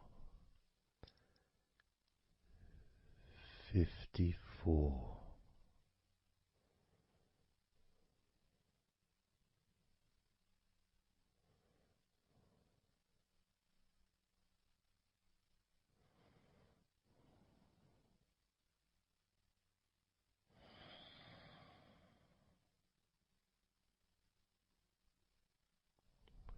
candle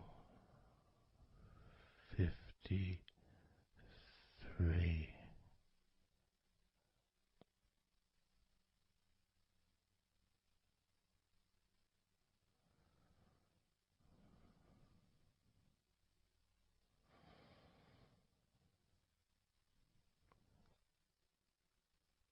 candle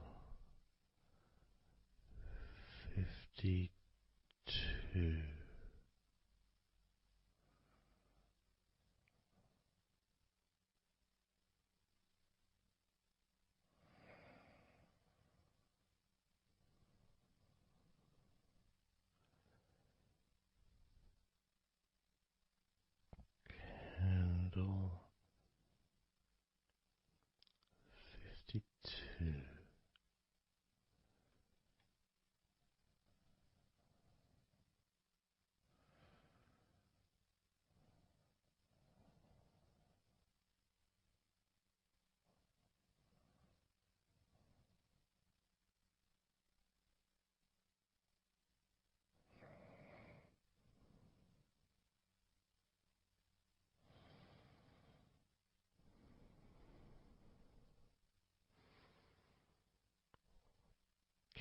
candle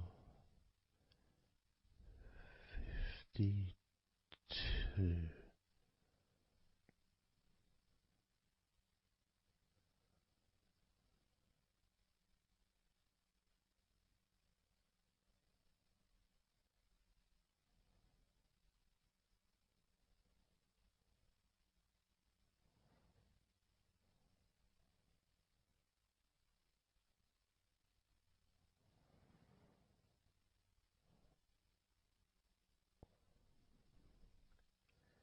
candle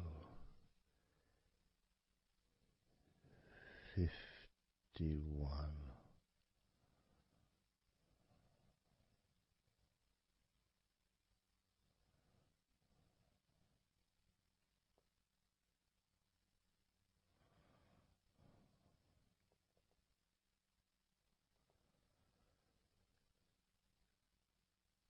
candle 50,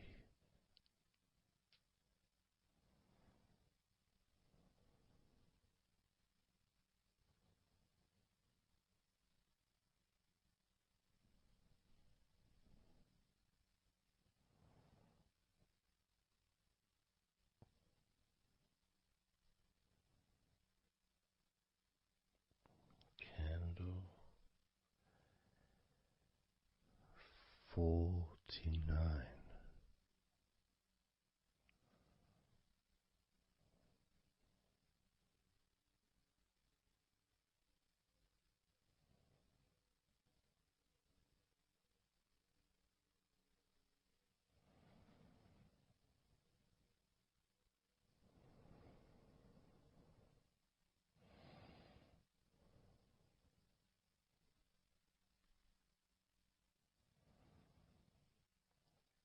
candle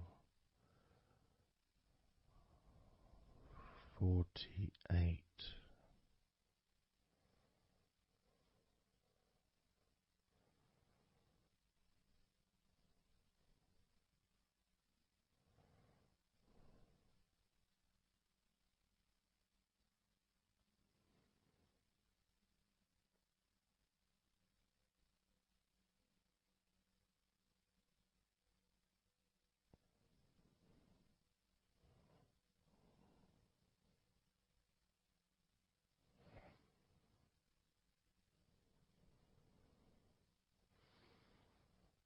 candle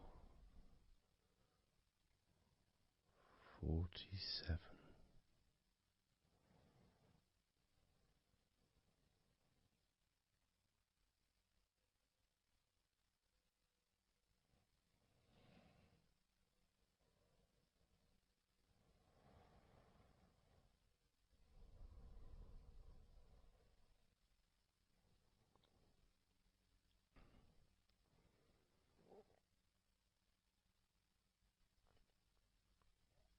candle 46,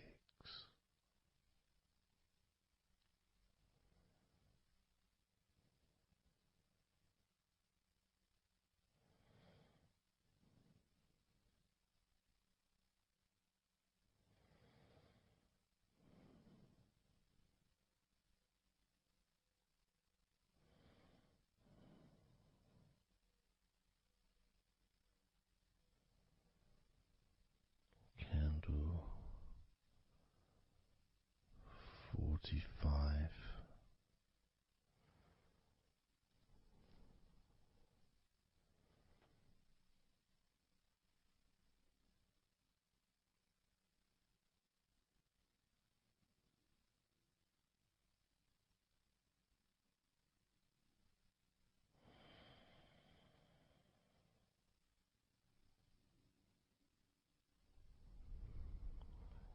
candle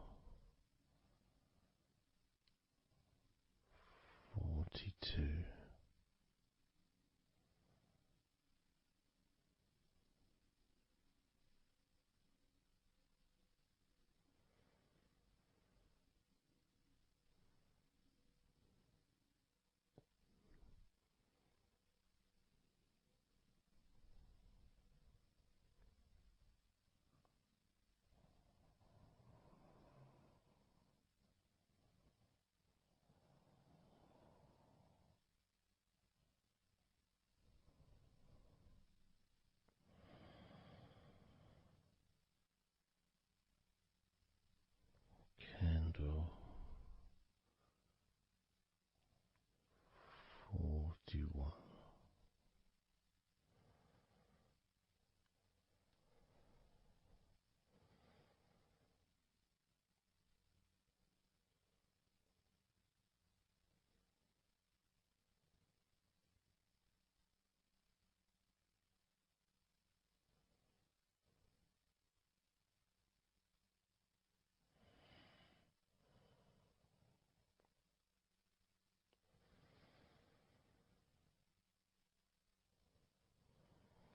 Candle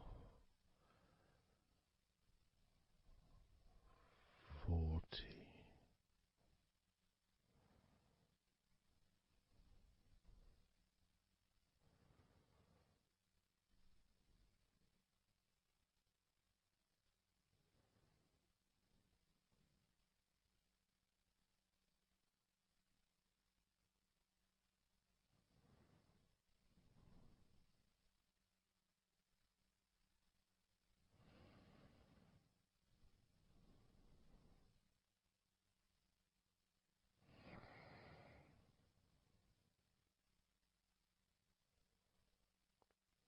Candle 39.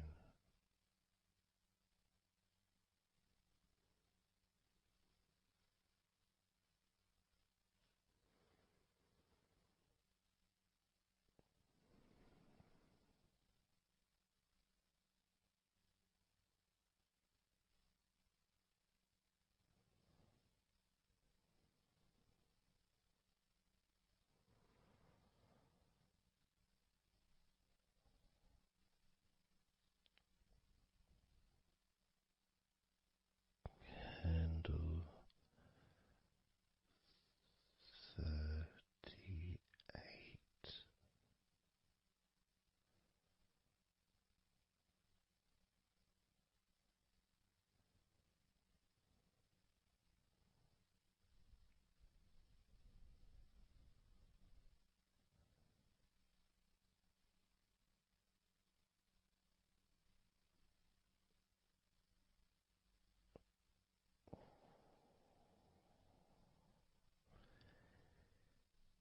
Candle 37.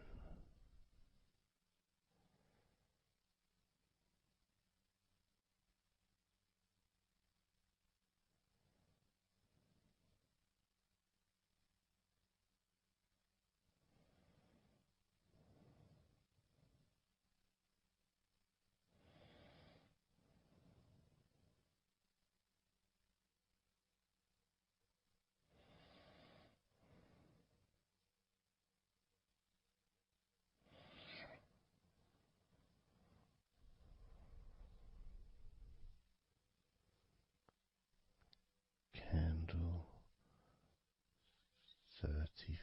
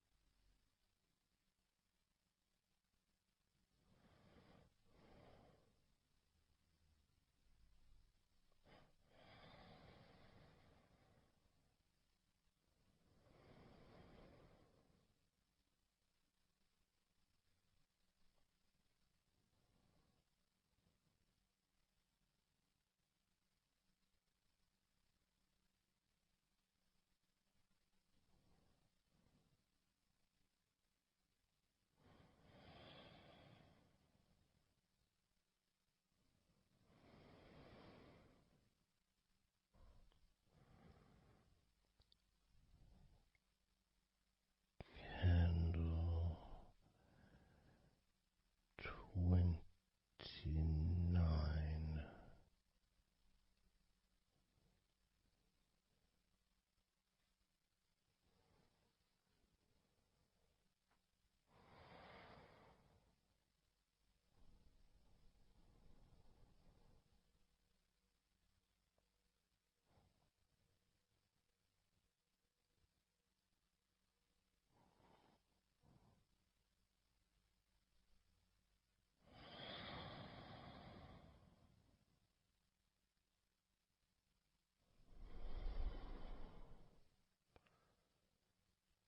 Candle 28.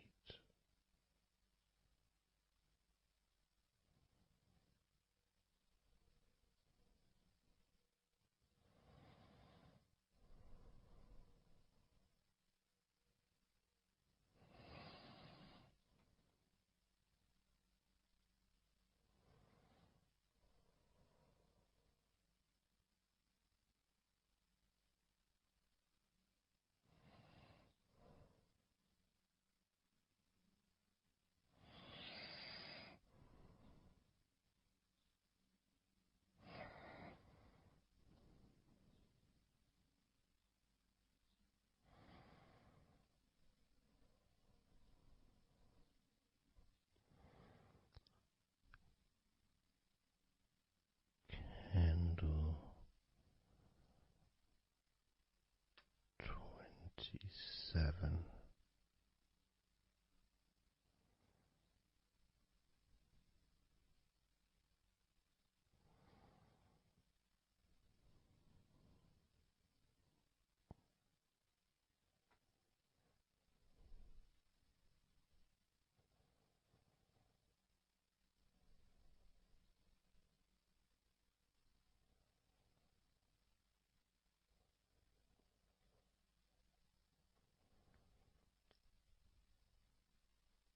Candle 26.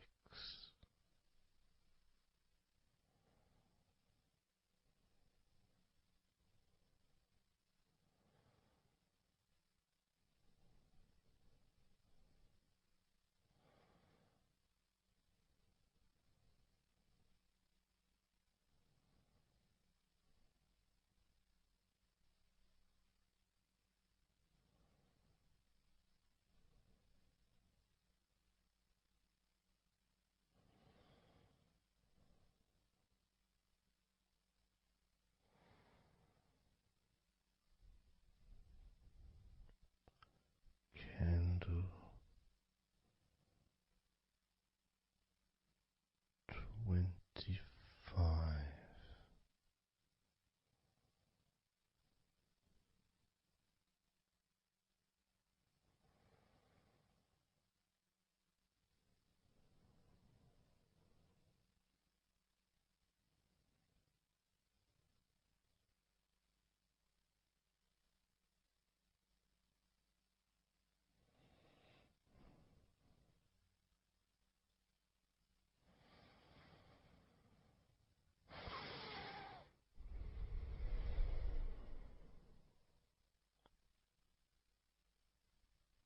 Candle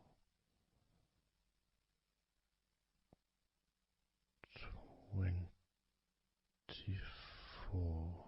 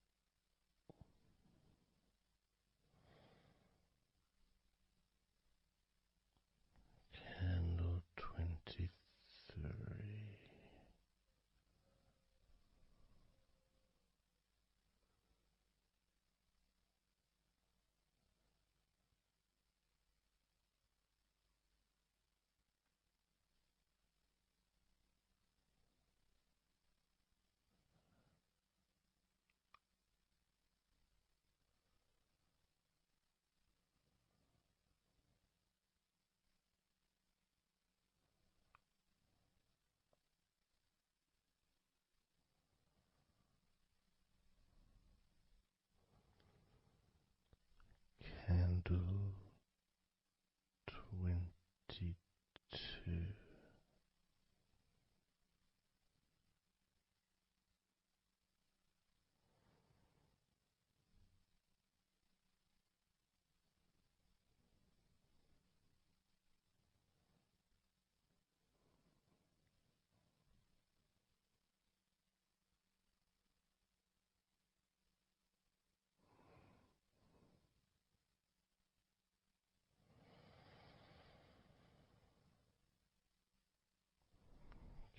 Candle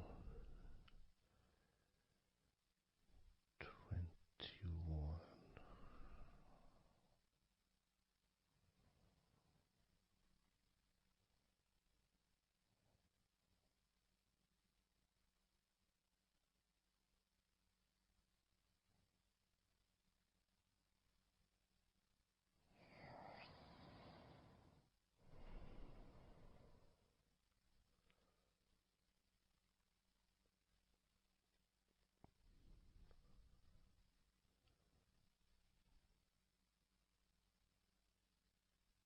Candle 20.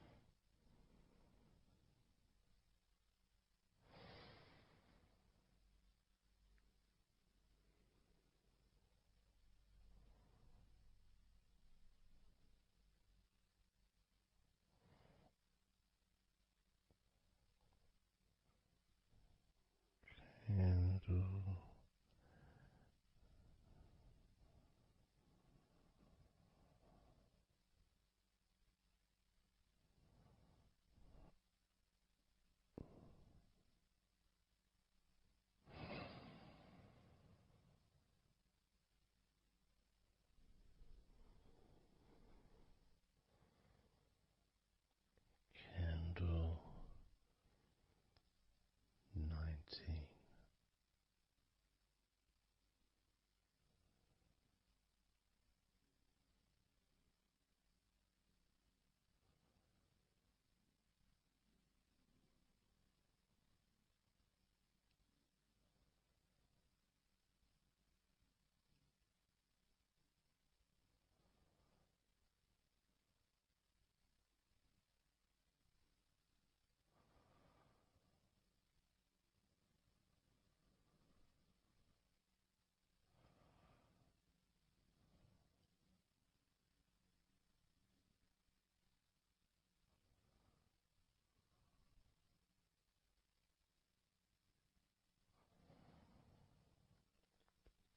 Candle 17.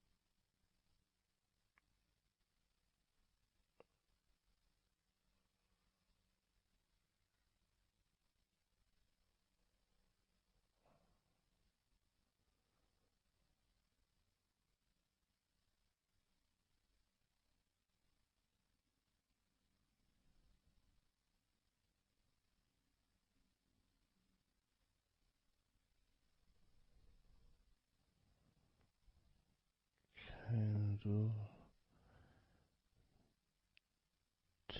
10.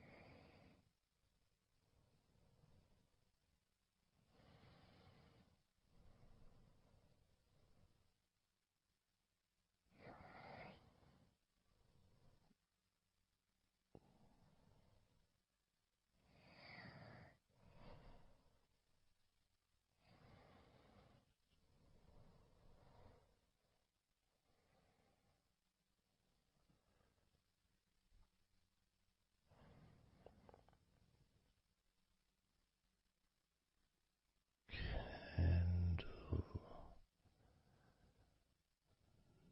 9.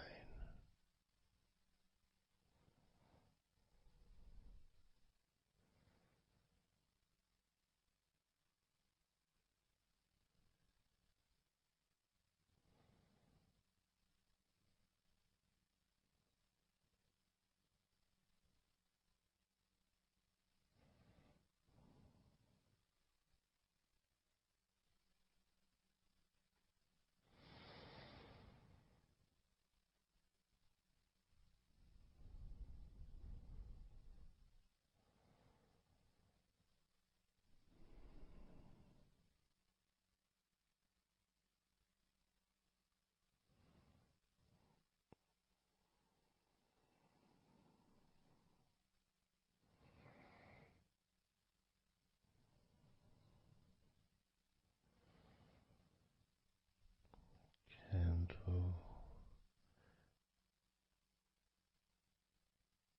8.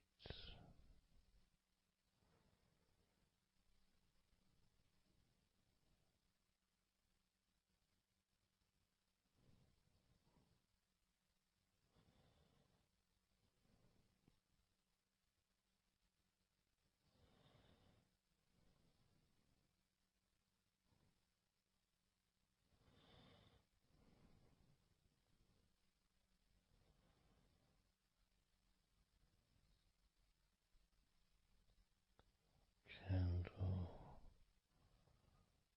6.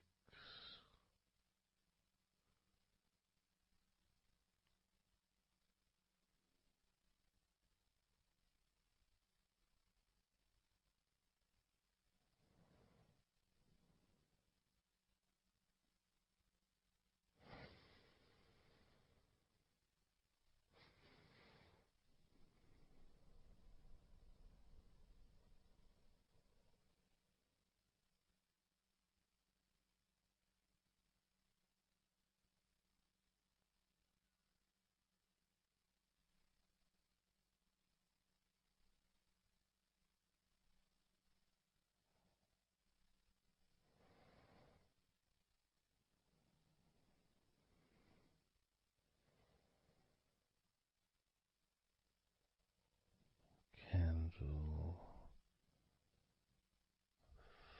5.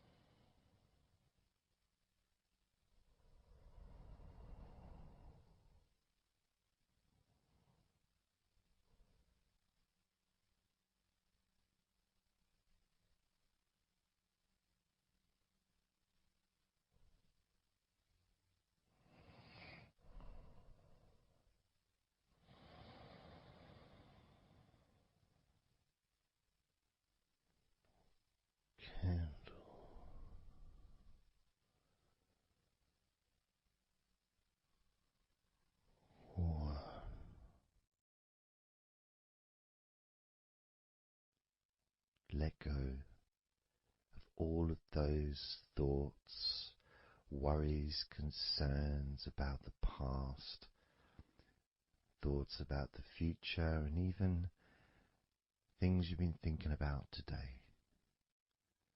Just let it all go, because none of it is useful in this moment. This is your opportunity to just focus on feeling relaxed, allowing yourself to get in touch with that natural sense of peace that we all have within us. It's available for everyone. It just sometimes takes a little bit of effort to set up the right time and place in order for you to just let go. Because when you do decide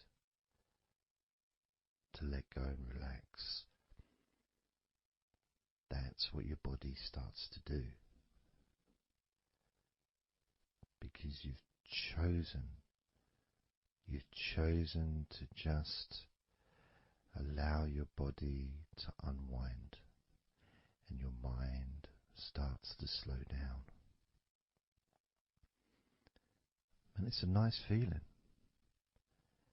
It's a nice feeling at the beginning just to know that you have chosen to decide to relax deeply. And because you've made that decision, your body will just follow suit. Because sometimes all the muscles in your body need is just permission from you to relax. Because so often we're busy, we're going from here to there, we're walking around and we're doing stuff, and the body doesn't have any time or space to really relax deeply. So it kind of waits for you to lead the way, waits for your permission. And when you do give your permission, when you give the say-so, when you say, okay, it's time for your body to let go completely and relax totally, your body just follows. It's almost like a breath of relief. Ah, good, I can now relax. That feeling at the end of a day, of a very physical day that you may experience in the past, where you get home and you just sit down on a chair, maybe you kick your shoes off and feels so nice. Knowing that you don't have to get up again for a little while at least. And if you choose, you can just sit there for maybe an hour or two. And it feels blissful. And just by sitting down like that, your body knows that it's time to relax. Your body has been given permission from you, because it's a mindset. In your mind, you're prepared to let go of everything and just completely allow all the stress of your body to evaporate any tensions can just gradually vanish.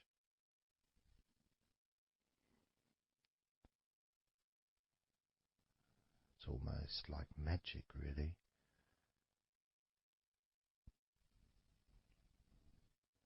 because that sense of relaxation in your body is a very natural state. It's not something unusual.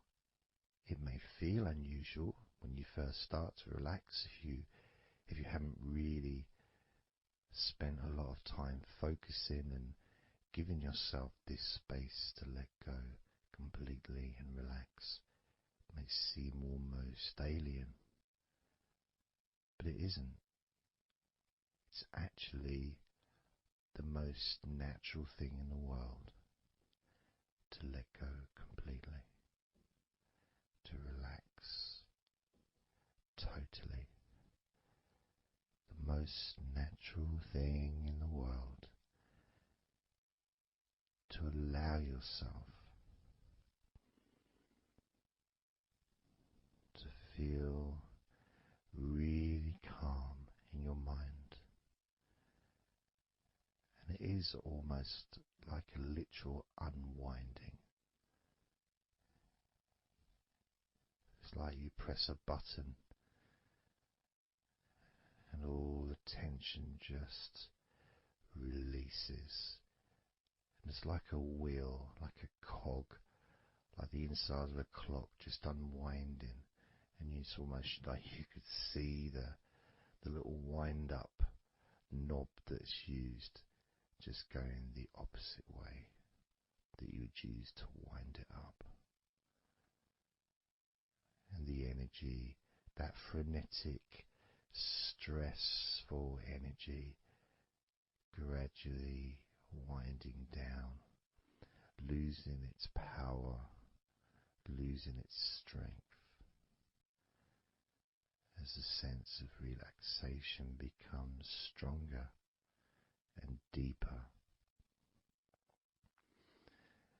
And you may find that the more relaxed you feel, that your mind starts to wander. Maybe you seem to stop listening to me for a while and your mind goes somewhere else, and then you realize you're listening to me again. And that was just your mind drifting to sleep, which is quite natural, because sometimes when we're stressed and tense, we may not actually be aware of what we need, what we physically or emotionally need in this moment. But when you allow your body and mind to relax completely, and you let go of all thoughts, concerns, worries, ideas, all letting them go, allowing them to drop onto the floor,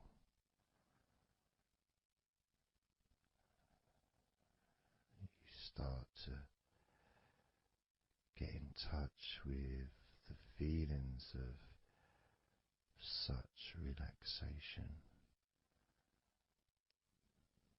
It feels so nice to be in touch with the calmness of the different body parts as they become looser and looser.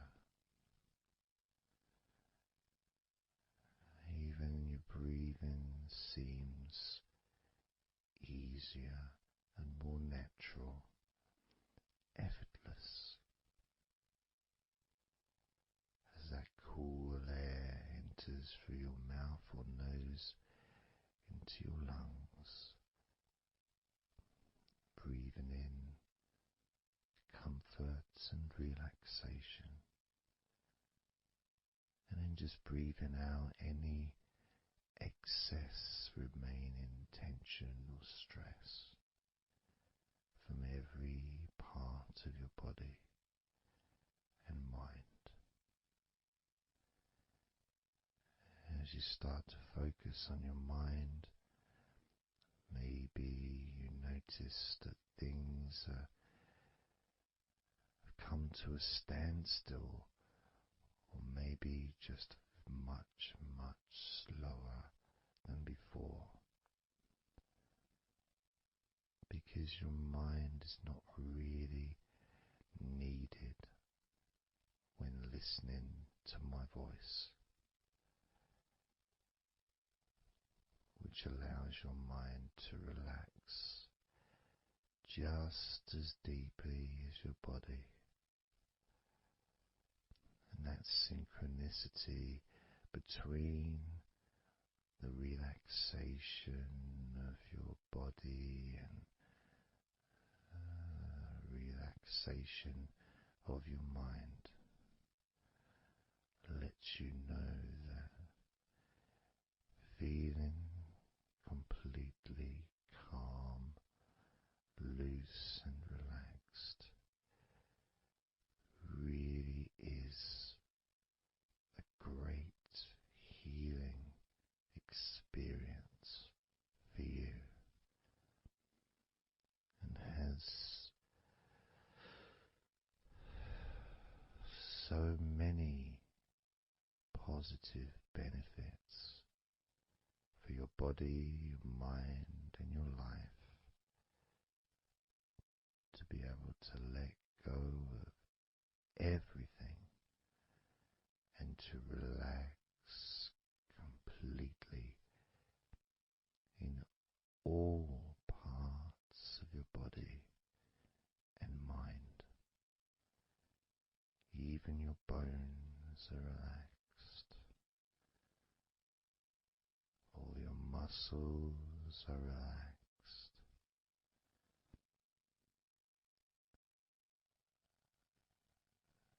Even the skin that covers your body is relaxed.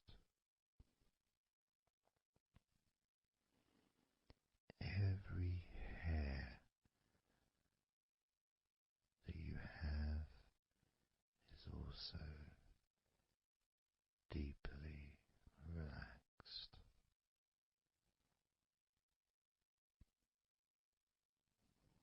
And your brain really starts to feel the benefit of this healing relaxation.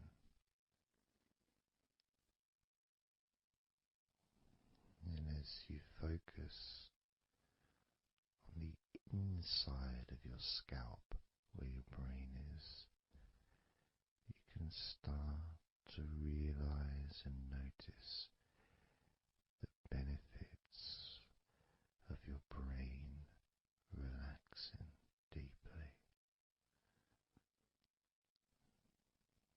And as your brain continues to relax, it sends those messages to the rest of your body and your mind to really relax even more deeply, relaxing even more completely, letting go of any remaining thoughts or concerns. Allow them just to drop onto the floor, because they're no longer necessary in this moment, this moment of deep relaxation and filling your brain with deep, concentrated healing,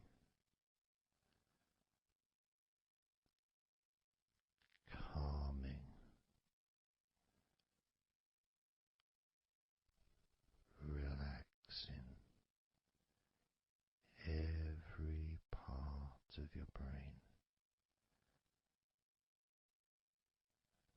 feeling so loose and comfortable, so relaxed and peaceful. Your brain feels so light and so healthy. And that sense of deep, deep comfort really does allow you to enjoy those ever increasing sensations of comfort that are spreading throughout your body, relaxing each and every muscle of your body even deeper, even deeper, much more deeper than before, much more comfort spreading through your body and your mind, feeling so peaceful and calm, so very, very peaceful in every part of your body, letting go of everything, everything, so peaceful and calm, so relaxed. With every second that passes, you feel deeper and deeper relaxed, deeper and deeper relaxed, calm, so calm, peaceful, so very peaceful,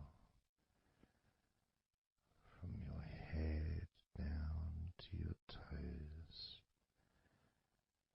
such peace and comfort growing all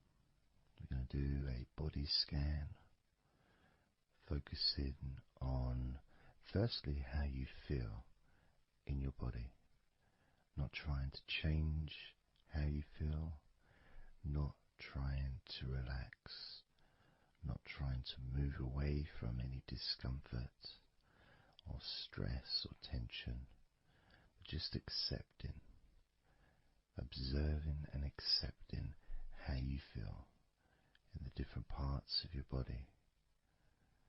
Just allowing yourself to be exactly as you are, to notice, to get in touch with how you actually feel in this moment. So we're going to start off by focusing on your hands. Just be aware of your hands.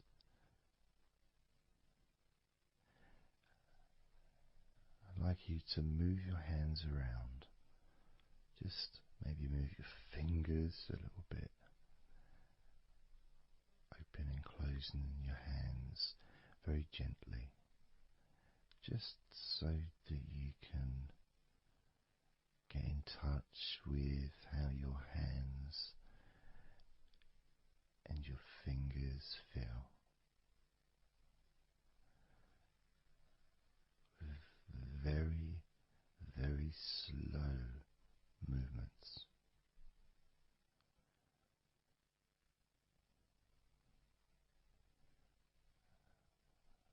Focusing now on your feet. And if you can, just do kind of an equivalent with your feet as you've just done with your hands. Maybe turning your ankles, moving your feet around, moving your toes gently, but only very gently and very slowly,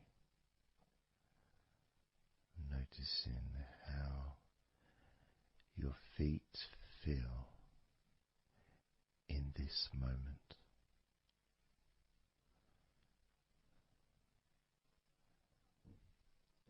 Focusing now on your eyes. I'd like you to just focus on your eyelids. Maybe you can open and close your eyes a couple of times to really get in touch with how you feel when you do close your eyes. The muscle changes in your eyes when you do close them.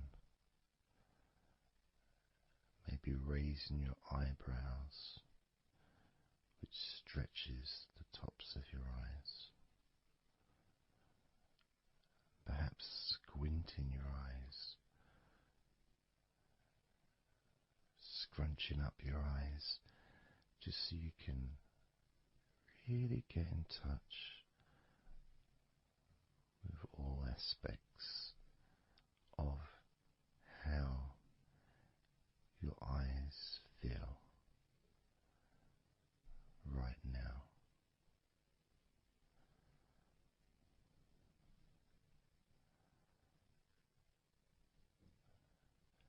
Now focusing on your thighs, and I'm going to just ask you to gently tense your thighs, just very, very gently, just enough so you can become more attuned to the physical sensation of your upper legs, the front of your thighs and the backs of your thighs. Noticing and observing how your thighs feel now.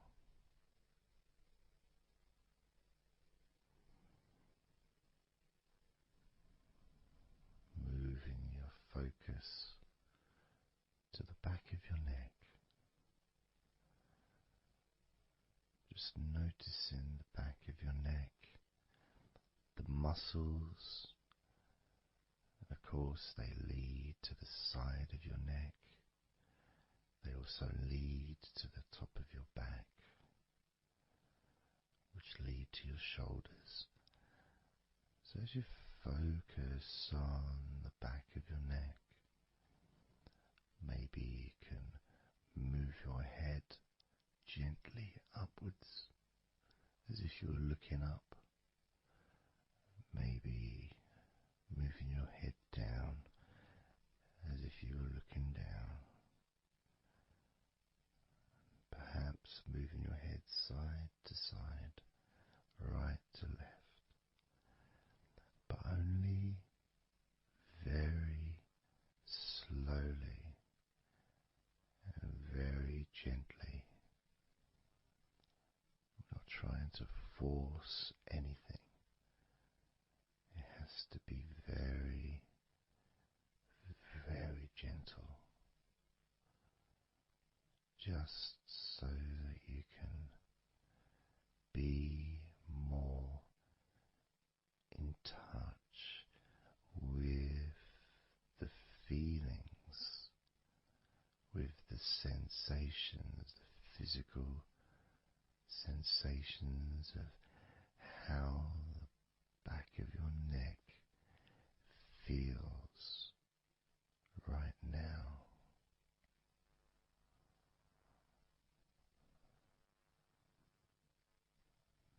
As we now focus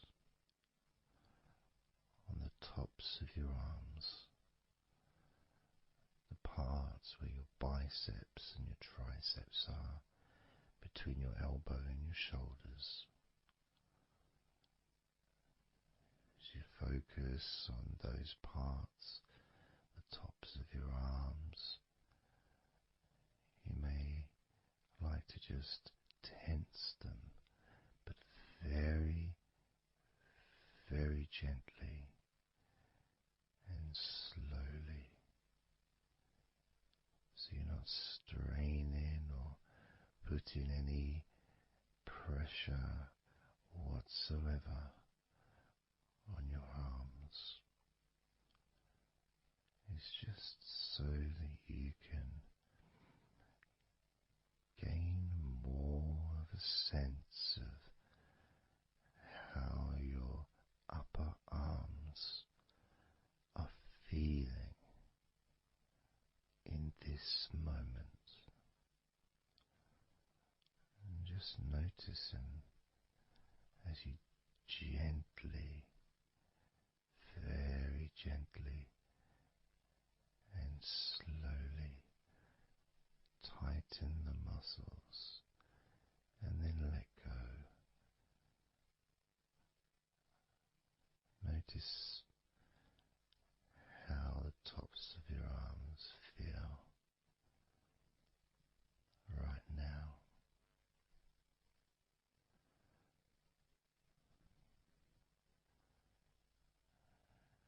As we now focus on your stomach,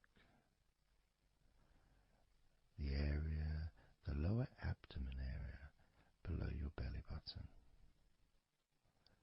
moving all the way down to your hips, just above your groin.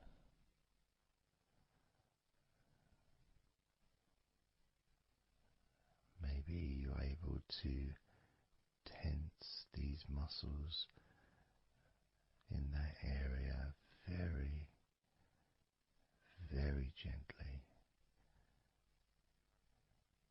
and slowly.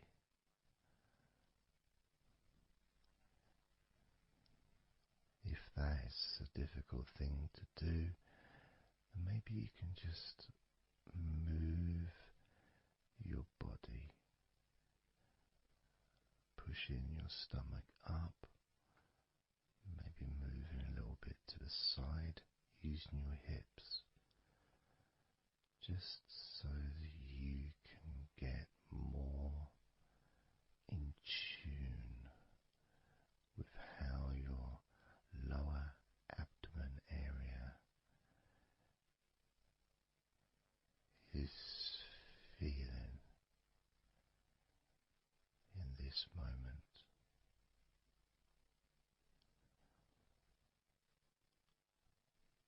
Just noticing the physical sensations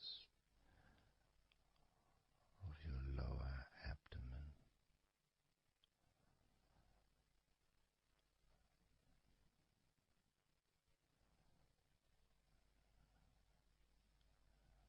As we move your attention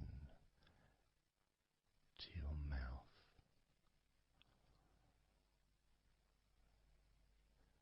noticing your lips and inside your mouth, your teeth, your gums, your tongue.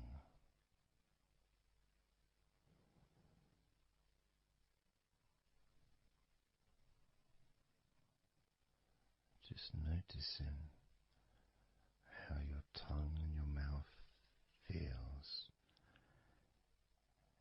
and it may help by moving your tongue around your mouth, moving it to your left, maybe pressing it gently against the side of your mouth, and then to the right, gently to the side of your mouth,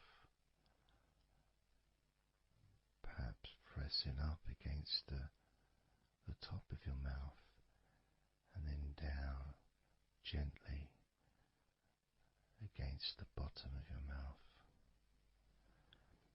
Always very slowly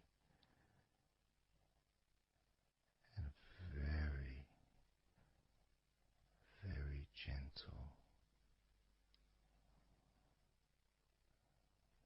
so that you can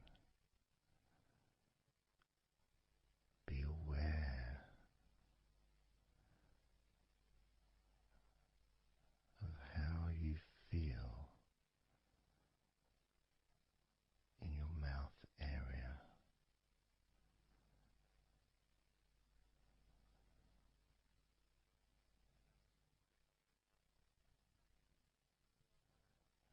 Now we're going to focus on your wrists.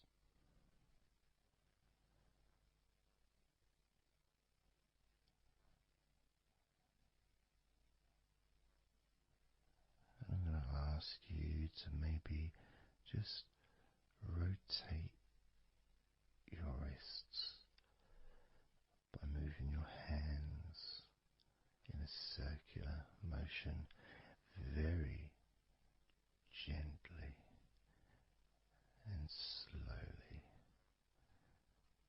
just so that you can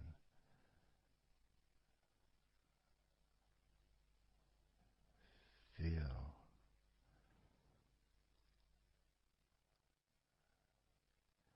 the sensations that you are currently experiencing in your wrists.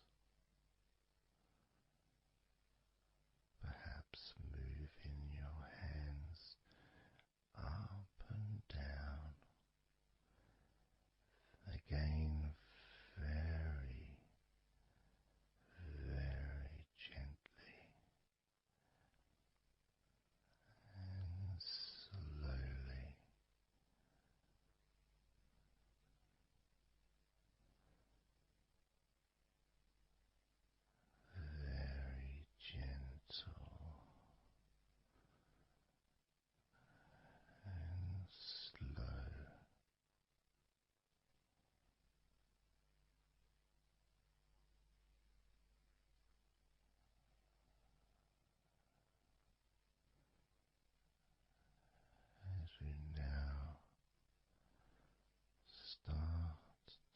observe your lower back,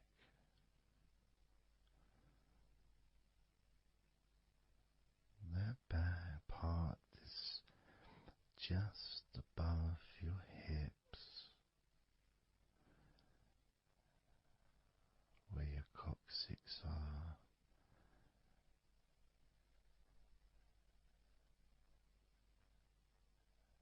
That whole area, which also really does include the sides of your body, because those muscles are very much connected.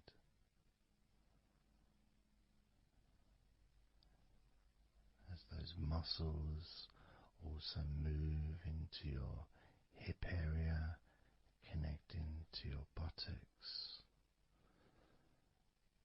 the sides of your hips,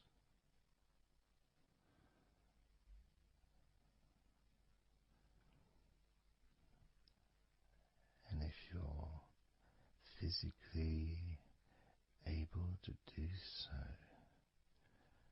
maybe you can very gently just move your body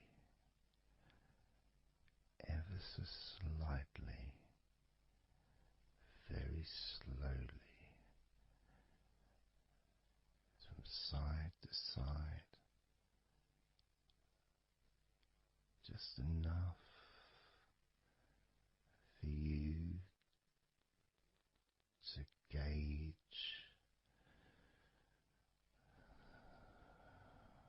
how you feel in your lower back.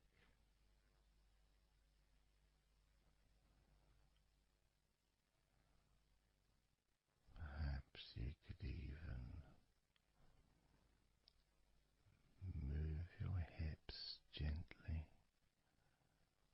up and down, gently and slowly, in order to really be in touch with the physical sensations of your lower back.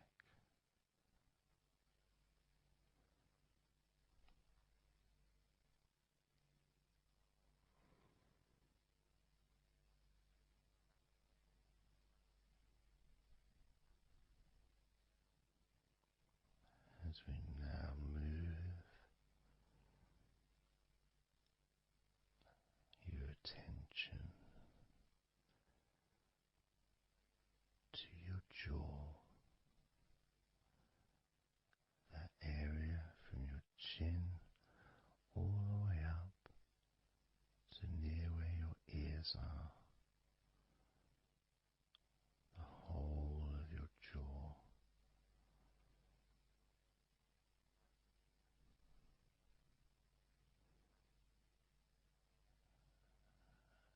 And you can just, if it's okay to do so, gently open your mouth,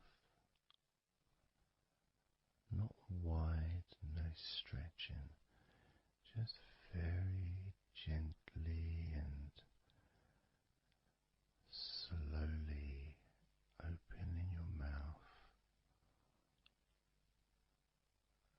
and closing your mouth very gently and slowly.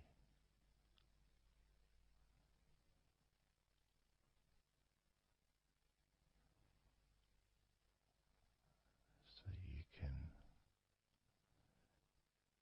be in touch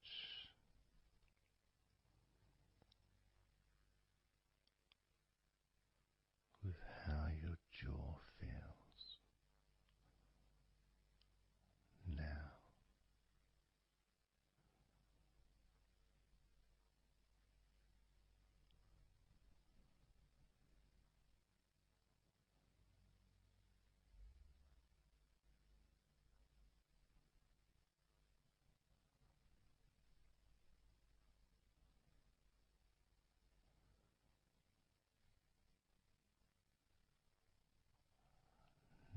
noticing now your chest area.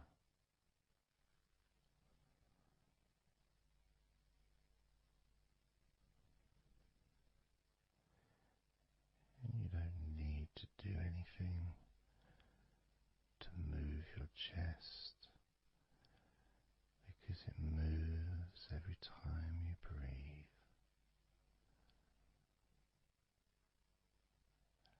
And it moves very gently and slowly, automatically, with each breath you take.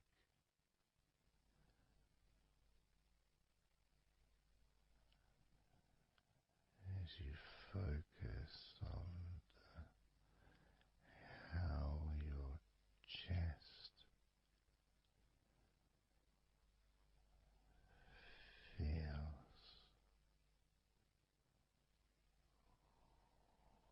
when you breathe.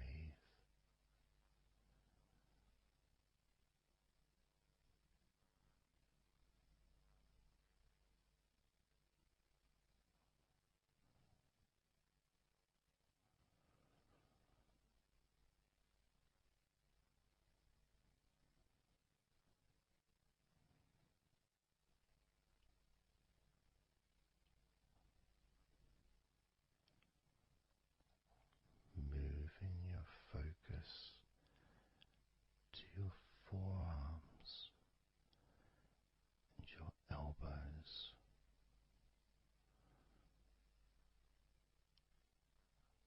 Maybe you're able to very gently and slowly tense the muscles in your forearms. And when you do that, you can feel your elbows as well.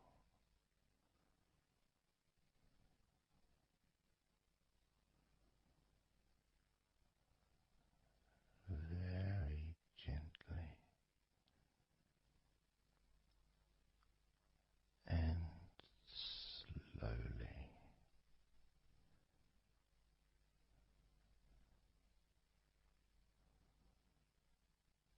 Gently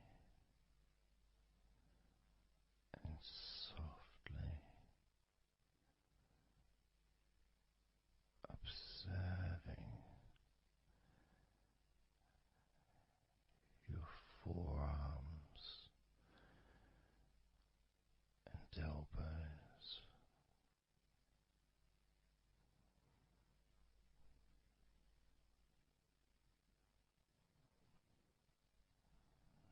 Now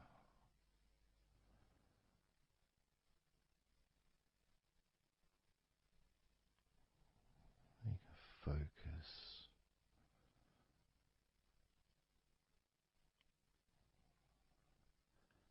on the rest of your back, your upper back, and the middle of your back.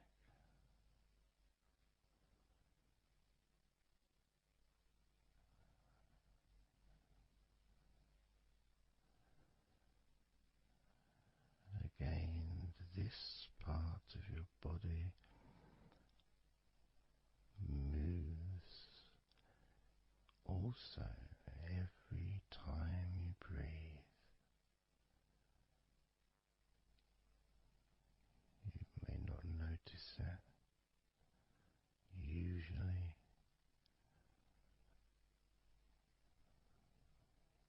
but as you observe your upper back and the middle of your back, you can really feel that gentle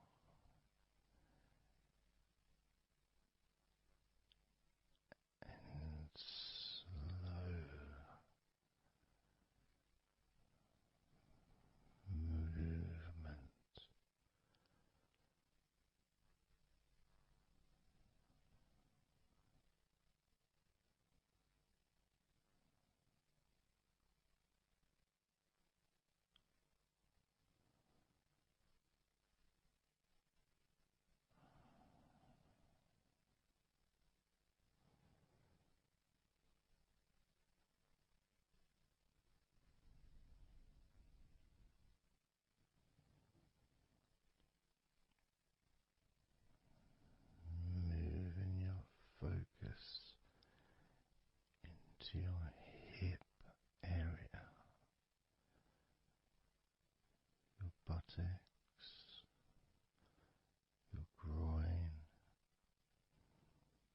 those muscles and those bones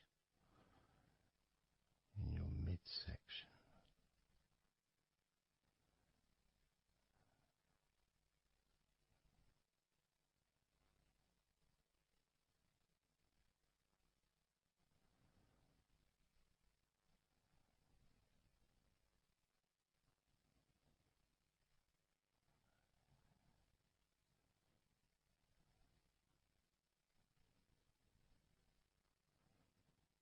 Just noticing how your hips feel right now.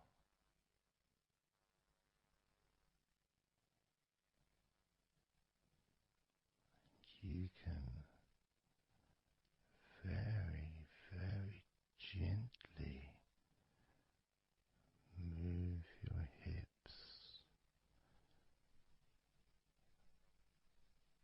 maybe side to side, very gently and slowly.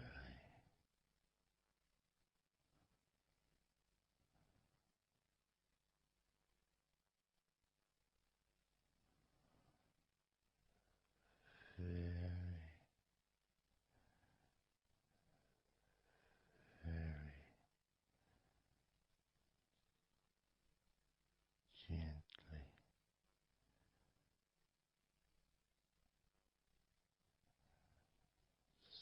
softly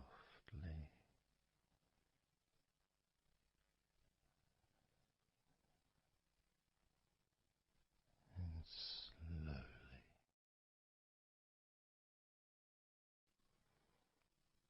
Everything starts to slow down,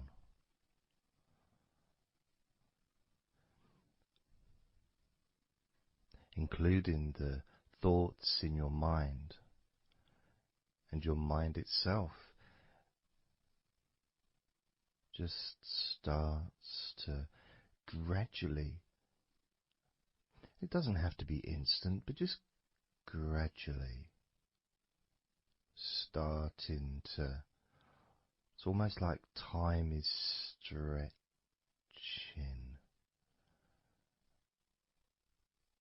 It's a slower pace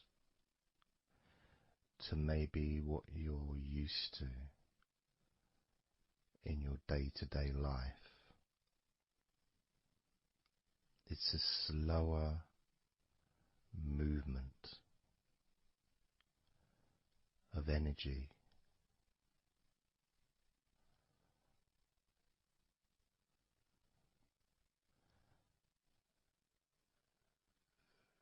Very small movements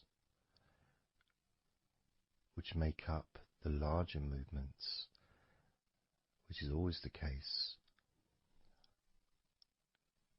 You know, when you move your hand, it might seem like it's one movement, but it's lots of minute different muscles moving in accordance with each other, and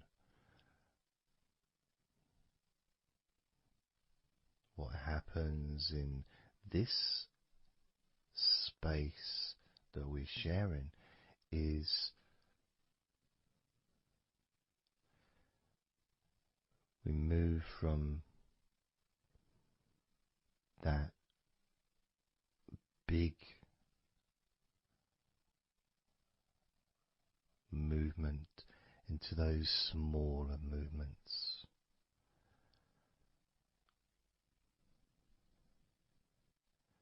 Starting to focus on how your body feels, but not just as a whole, not just, oh, I'm feeling this way, I'm feeling stressed or tense, or I'm feeling relaxed and calm, I'm feeling this way, I'm feeling that way. Starting to notice that your body begins to present to you small feelings around your body.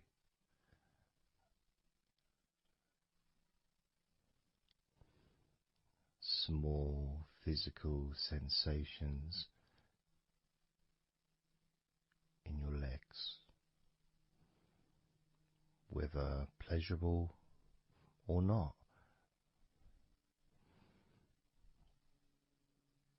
Maybe resisting the temptation to label them or to judge them, those feelings, just thinking about them as just being neutral, just feelings.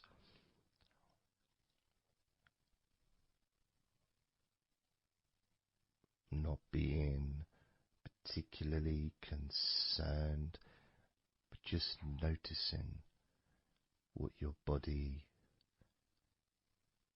is telling you.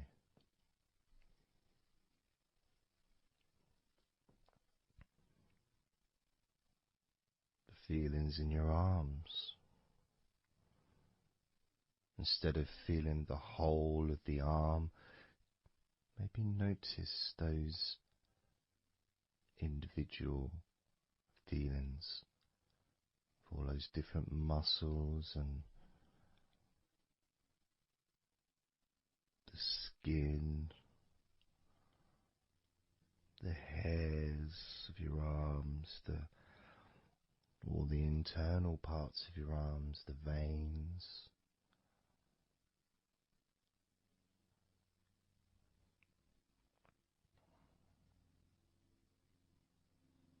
the bones. Just being aware of maybe your elbow on your right arm has a certain feeling. Maybe your left wrist also has its own individual physical sensation.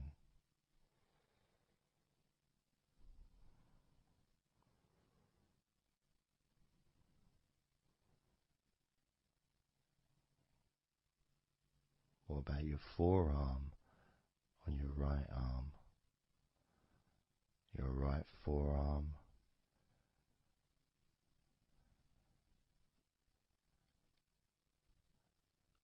There may not be any particular feeling that you could even give a name to. May not feel like anything other than just a feeling. It's there.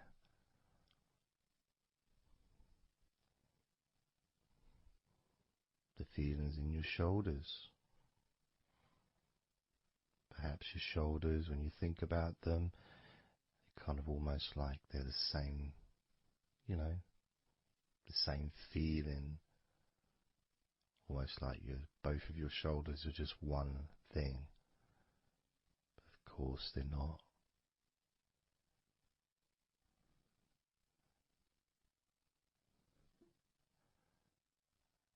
And when you focus on your left shoulder and then on your right shoulder, maybe you find that you move the muscles a little bit.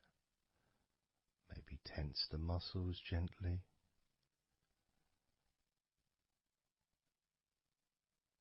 Noticing the difference in each shoulder.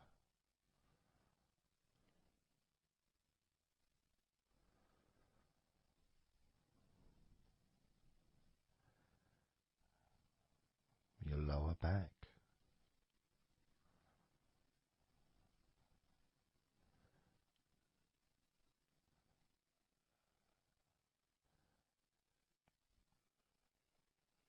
The left side of your lower back and the right side of your lower back.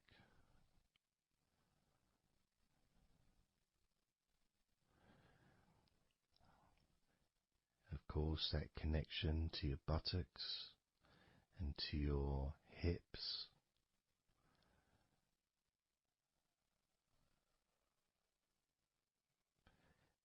And also moving up into the middle of your back.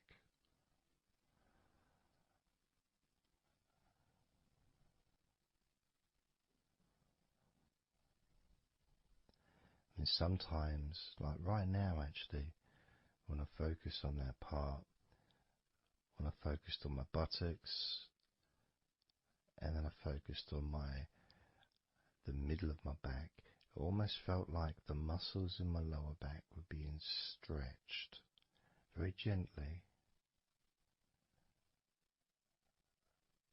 but just stretched a little bit, even though I wasn't doing anything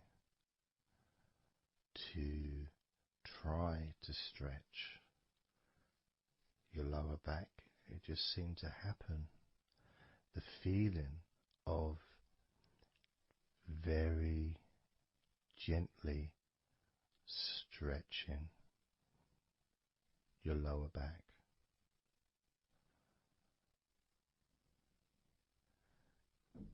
Comes along, that feeling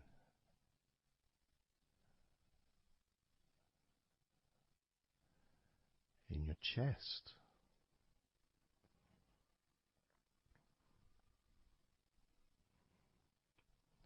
Just noticing what sensations you are experiencing in your chest right now.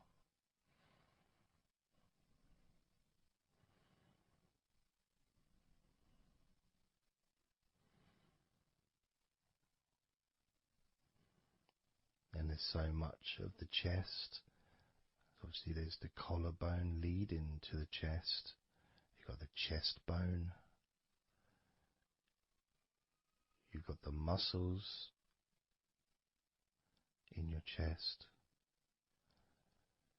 And of course, if you're female, there's possibly the breasts. If you're male, you've got the different, well, mine aren't that different these days, but there may be more muscles at the top of the chest, but at the side, underneath, it's pretty much the same. Whether you're a man or a woman, there's muscles there, muscles that stretch out to your back, as well as breast tissue which stretches and moves into your back.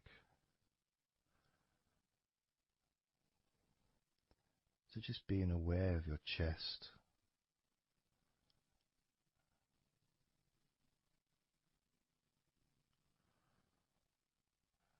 being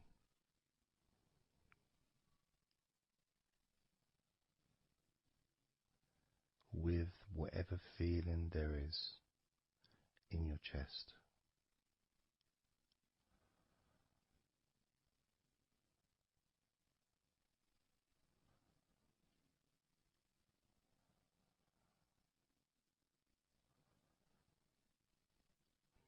And when I notice that I focus on my chest, I feel it in my back, my upper back. I mean, I guess the obvious reason would be because, I'm breathing in, and it stretches my chest and my back at the same time.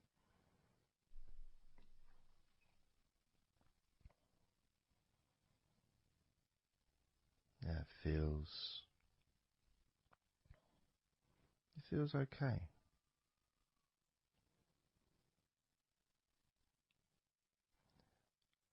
Doesn't feel. I got a little bit of pain in my right chest. A little bit, not pain, but little discomfort, maybe stiffness possibly, I don't know. I notice my shoulders are also wanting to flex for some reason.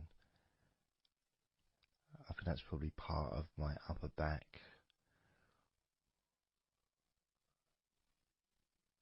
That connection between my shoulders and my upper back. Because I can move my shoulders and stretch the muscles in my back. Moving the shoulders backwards or up, which then moves I think it's the scapulars in your back.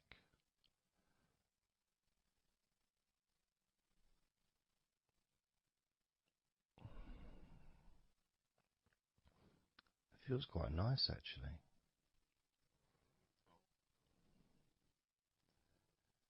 The good thing about this is you can, if you want to, you can just flex or stimulate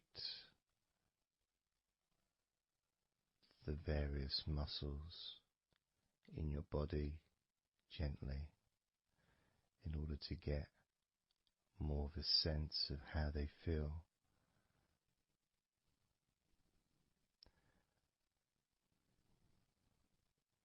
And when you're relaxing,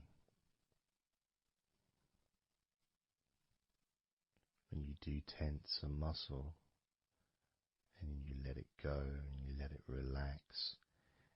relaxes way more than it would normally. But you have to feel that you're able to do that. There's no point doing it if there's an issue with a part of your body. You need to be gentle with yourself at all times when relaxing deeply. It's important to be kind to yourself.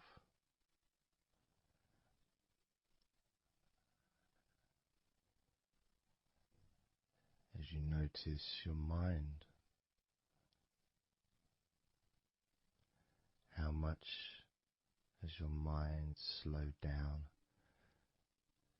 since we started this recording?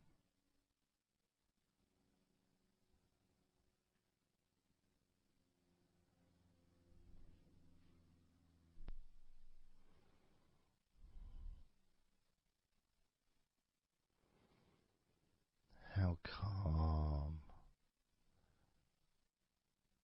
and peaceful is your mind right now?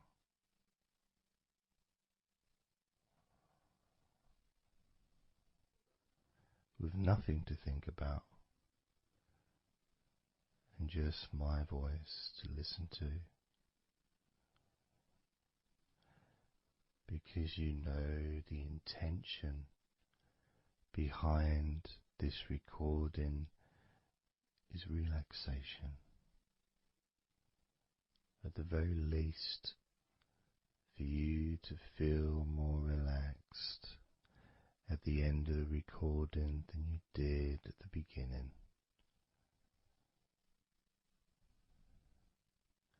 At the very least, for your mind to slow down as your body continues to relax. Because that's what you want to happen. That's what you expect to happen.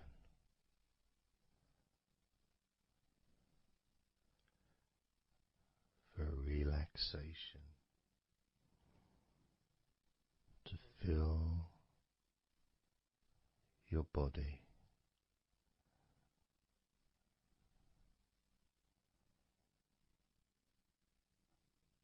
Maybe calming your mind to the point of boredom when you start maybe to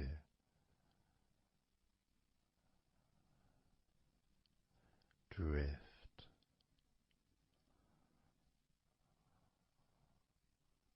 away.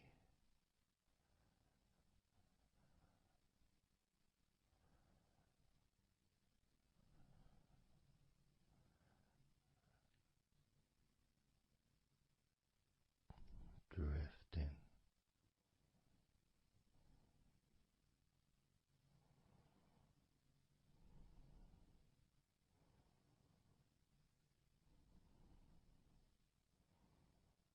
It's almost as if you're moving further away from your body and your mind, just leaving that there.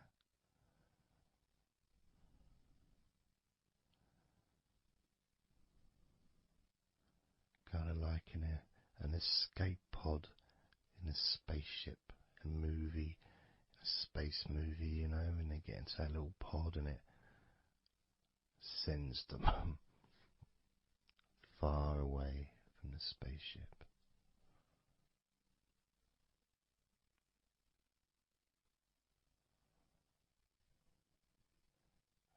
Safe to dream.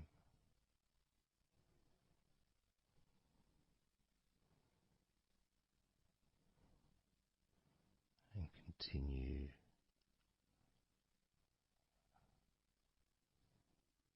to relax.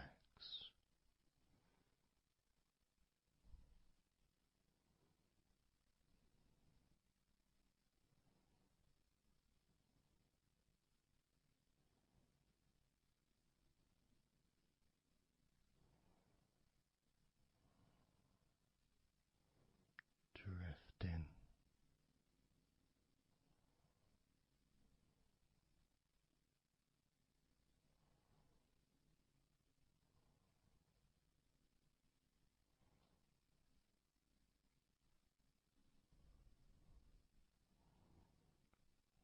So slow.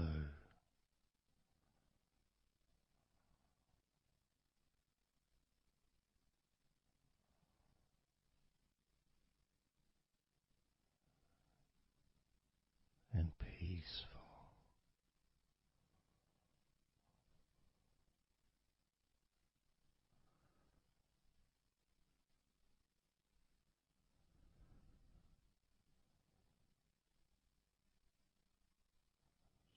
So relaxed.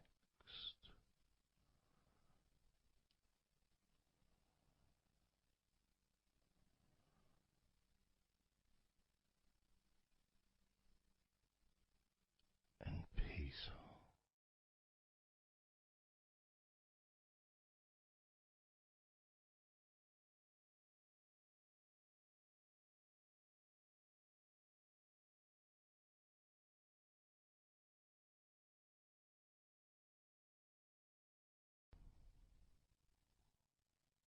And focusing on the feeling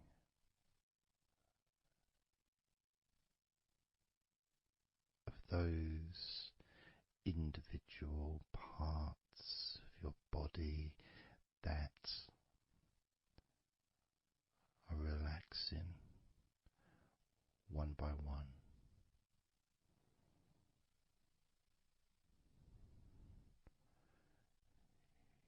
You may find that every now and then you realize that you weren't listening to my voice because your mind started to imagine something different. Maybe you started to almost move into some kind of a dreamy state. And then you become aware of my voice again. And even though you may want to focus on my voice, you may also wish to allow your mind to just drift naturally into that space of comfort and safety.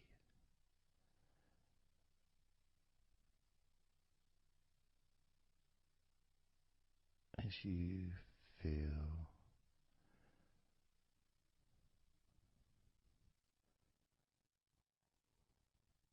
more comfort spreading through your body like a warm blanket,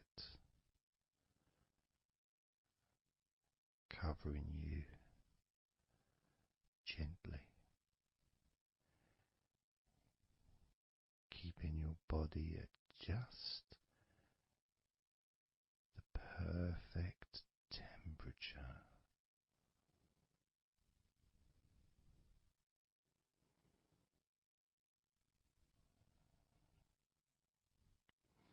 And even if you can hear background sounds,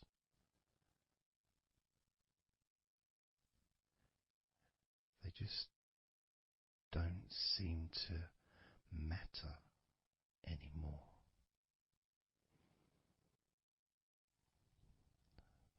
As that sense of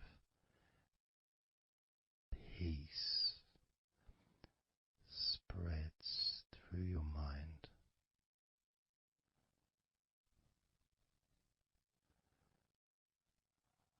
like a gentle breeze,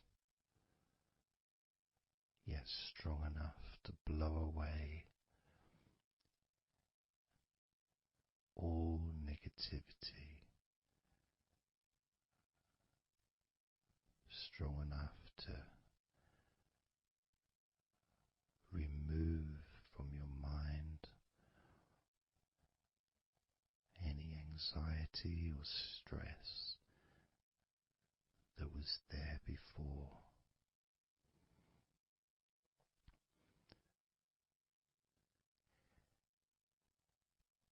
And blow away any other thoughts or feelings that just don't fit with the sense of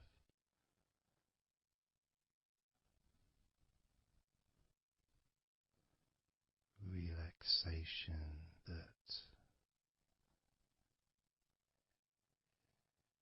is filling your body and your mind.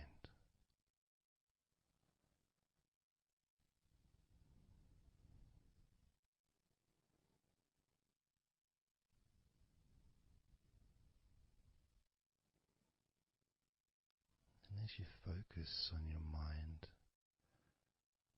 I'm going to count down from 10 down to 1, and with each number you hear, your mind will become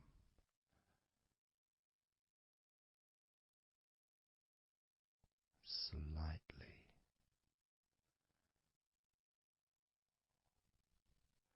more relaxed. Just slightly. So from 10 down to 9, just a slight movement. From 9 down to 8, just another small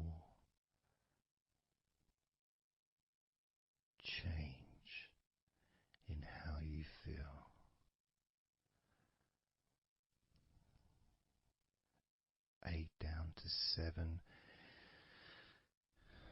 that feeling is a gap, almost like a gap that starts to get wider, the gap between those feelings that you used to have in your mind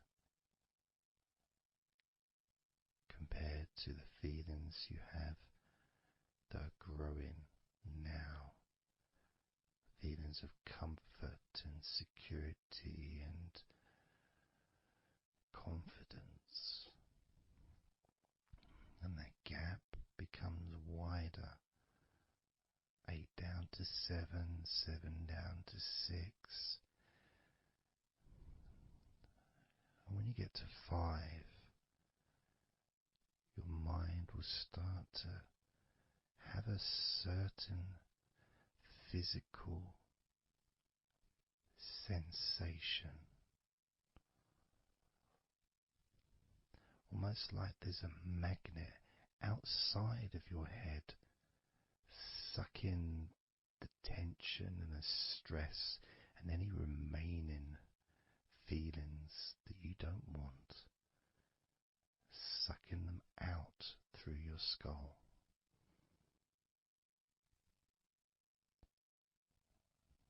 And then down to 4, you can start to really experience that sense of not just emptiness but space.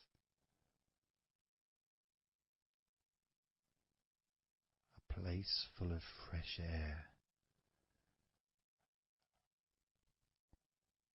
A place where you can stretch. It's almost as if as you go down to 4 and 3, your mind is expanding with this sense of peace and tranquility growing. As it moves down to 2, when you get to 1, your mind just feels exactly how you want to feel. It's almost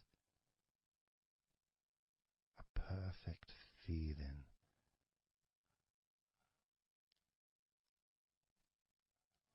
Maybe a sensation that you'd like to keep. A place that's safe where nothing can affect you at all.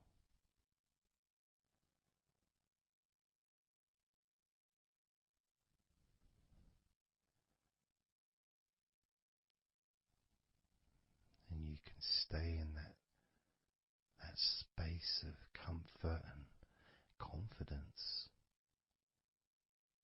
Confident in your own ability to create this space and this feeling of comfort within your own mind, just by counting from 10 down to 1. And this is something that you can do yourself when you're on your own. A time when you can maybe sit down, maybe just for a few minutes. Close your eyes and just count slowly from 10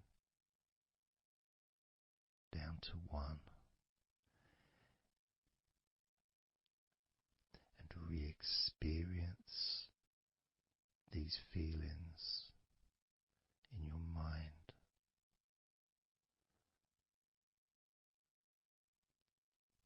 And when you feel that way in your mind, your body copies your mind.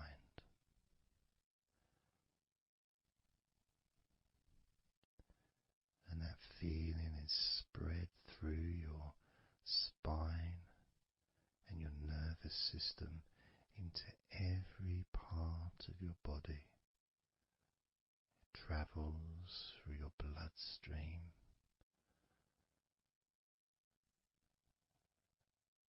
healing and relaxing every particle of your existence.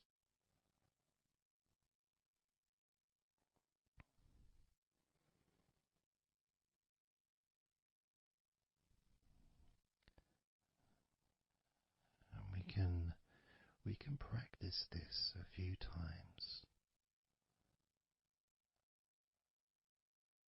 before the end of the recording, and then you can practice on your own.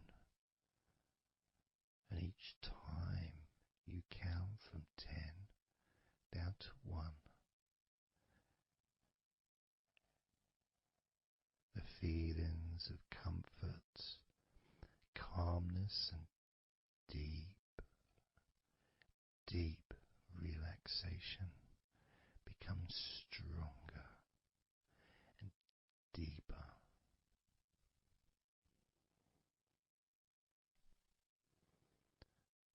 Filling your mind and your brain with these positive chemicals that spread throughout your body, relaxing you so quickly, relaxing your whole body and mind so very, very easily, just by counting from 10 down to 1.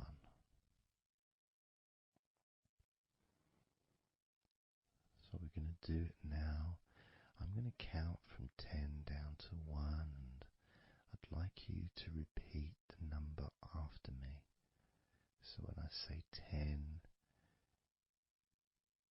you can just repeat to yourself 10.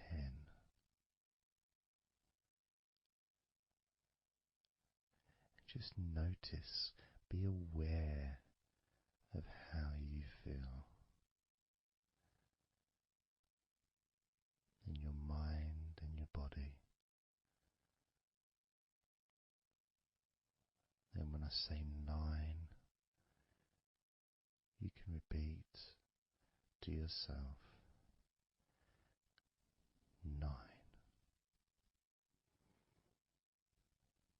Again, noticing the increase in comfort and calmness in your mind and in your body.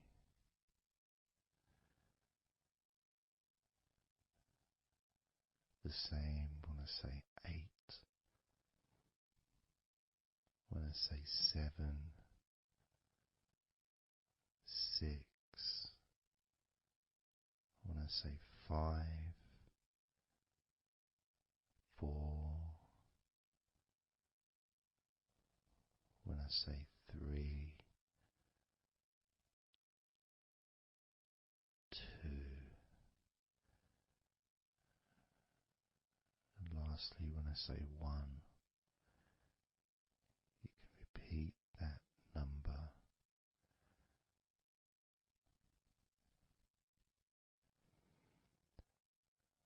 Now, of course, when you do this on your own, without listening to me, you can say the numbers at whatever speed that you feel is necessary for you, so you can adapt. So if you feel you want to say the numbers 10 down to 1 faster than I do, then go ahead and do that. Or if you feel when you do it yourself that you'd like to have more space between the numbers, take a lot longer to get from 10 all the way down to 1. That's your choice also to do.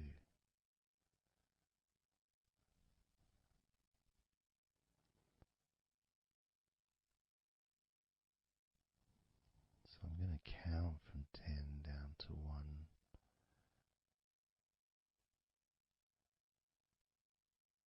And when I get to 1, that will be the end of this recording.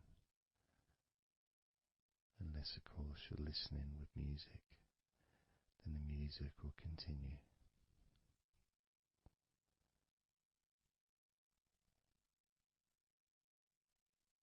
10.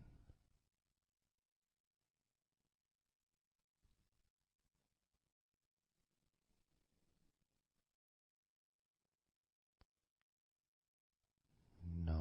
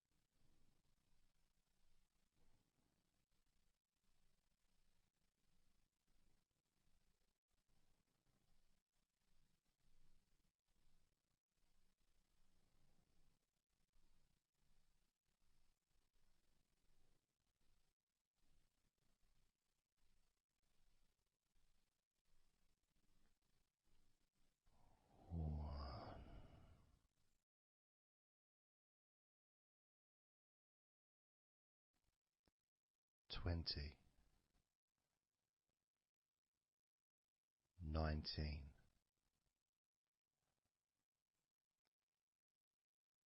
18,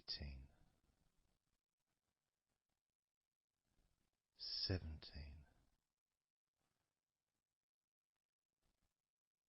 16, 15, 14, 13, 12, 11, 10, 9, 8, 7, 6,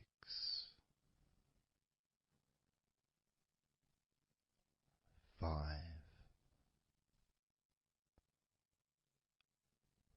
4,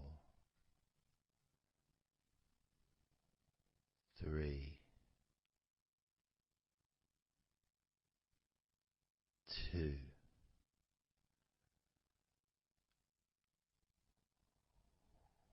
1.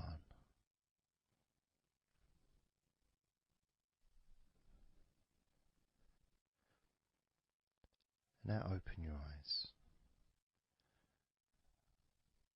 noticing how you physically feel, having counted down from 20 to 1, allowing stress and tension to leave through your fingertips and your toes. And as you focus on your fingertips, maybe they feel a little bit tingly, which is, I suppose, quite understanding considering the tension has been exiting your body through your fingertips.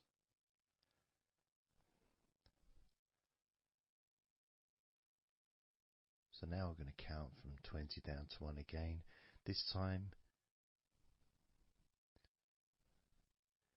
you're going to feel relief of tension and stress, any anxiety that you may have, leaving through your stomach. Just leaving through your stomach, almost as if it's just releasing the whole of your stomach, from your navel to just above your chest, or below your chest rather. So surrounding your belly button area, that whole area, you can feel the tension of your body, whatever's left, just releasing from that area. And you may notice that your stomach will become very relaxed as I count down from 20 down to 1. Now, 20, 19, 18,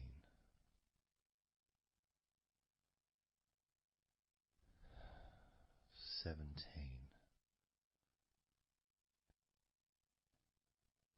16, 15, 14, 13, 12, 11, 10, 9,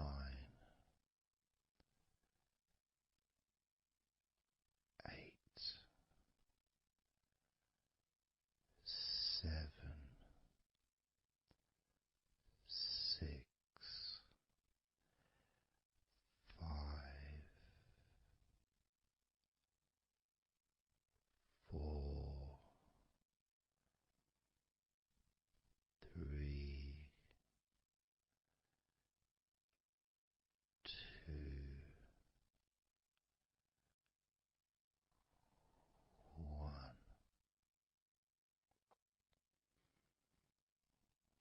open your eyes again if you choose, or you can just keep them closed because it feels relaxing. Just notice how your stomach feels. And notice as you focus, just do a little scan of your body.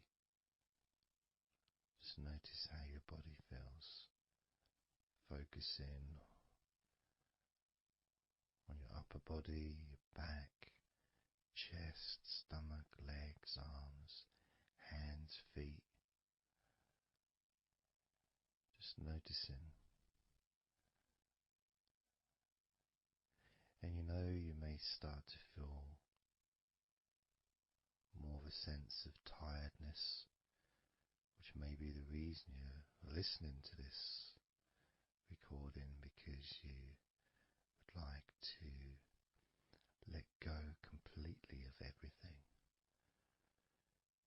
and drift off into a nice, natural, calm, relaxing sleep.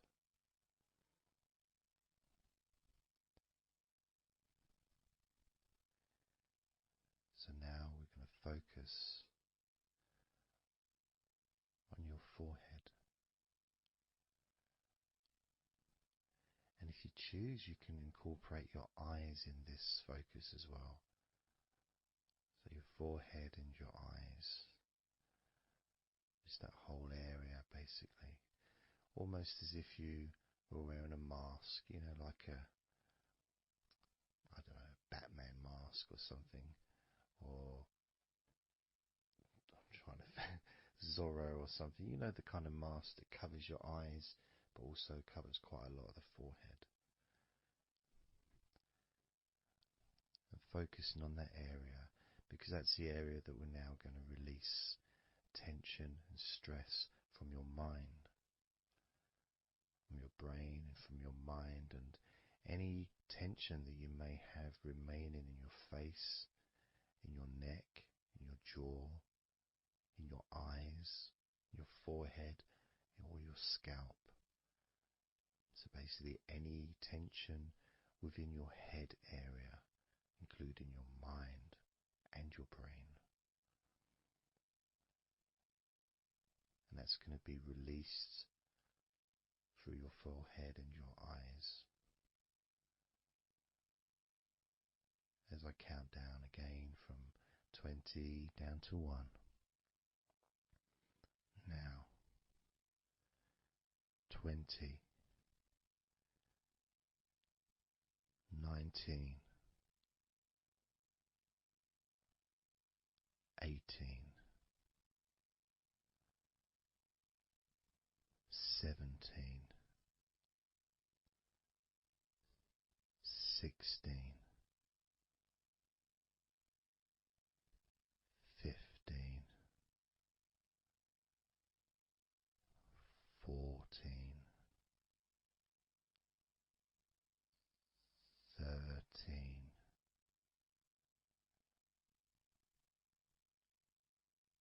12, 11,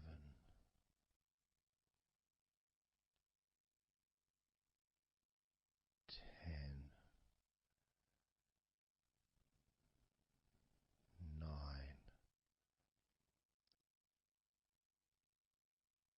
8, 7, 6, 5,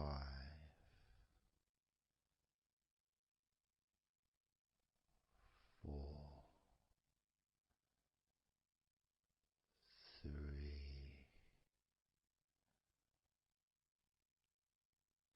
2,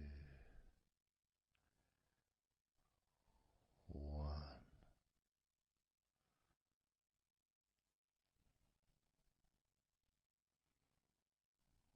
Noticing as you scan your face, your jaw, your eyes, your cheekbones, your ears, your forehead, your scalp, and your neck, of your neck and the front of your neck, the sides of your neck and your throat.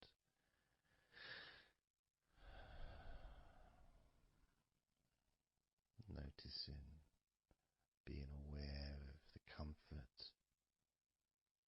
the increased feeling of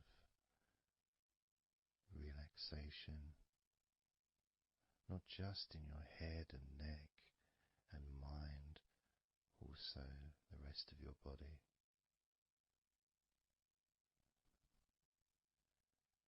Just notice how loose and calm you feel, and how easily it is to just let go completely. Let go completely.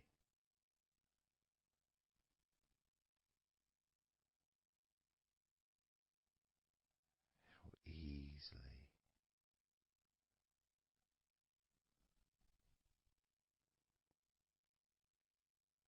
So what we're going to do now is I want you to focus on the top of your head.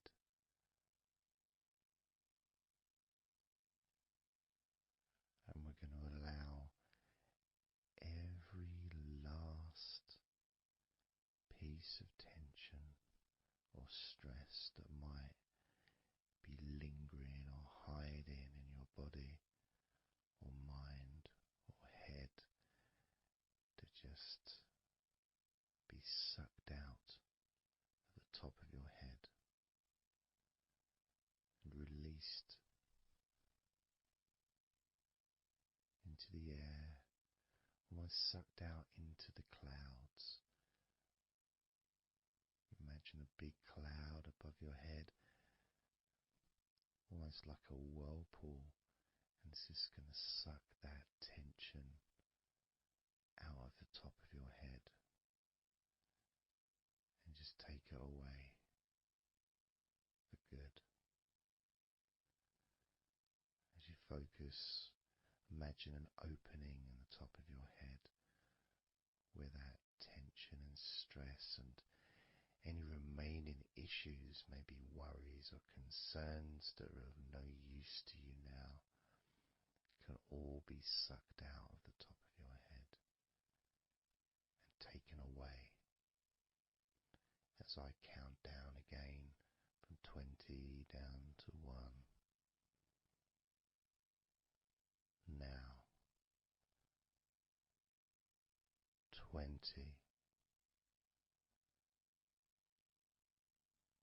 19,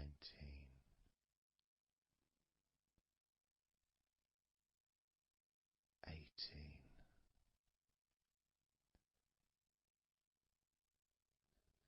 17, 16,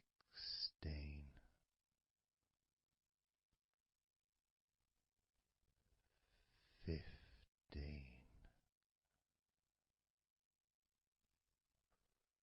14,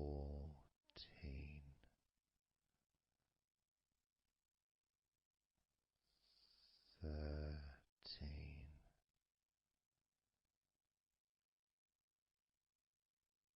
12,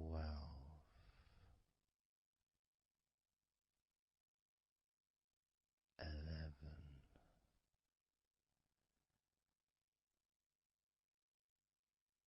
10,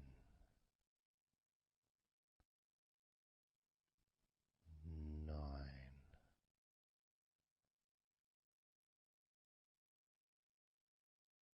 8,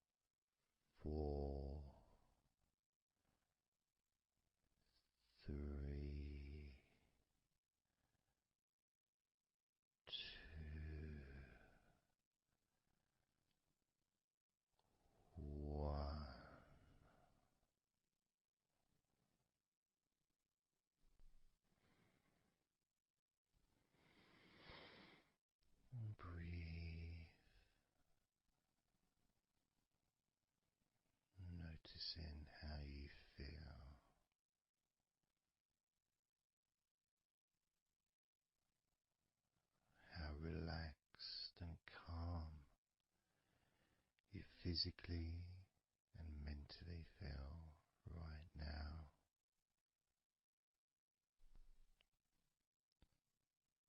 How peaceful your mind feels. It feels so nice to just let go, to give yourself some space to breathe easily, to think calmly,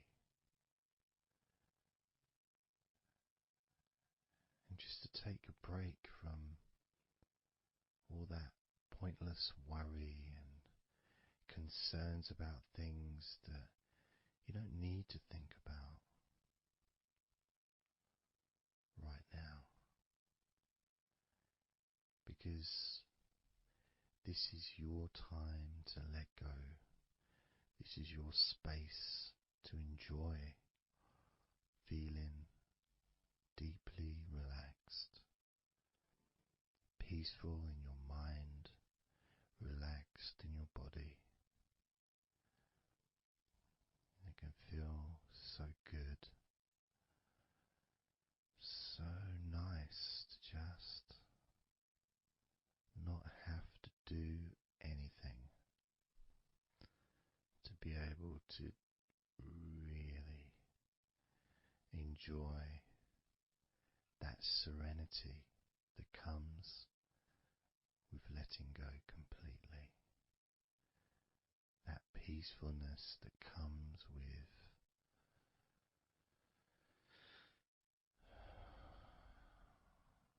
being in this peaceful space.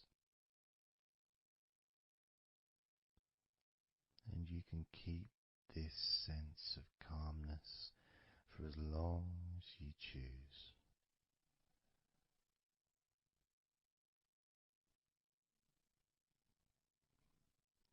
If you choose to drift off into a deep, healing, natural sleep, then you can do that.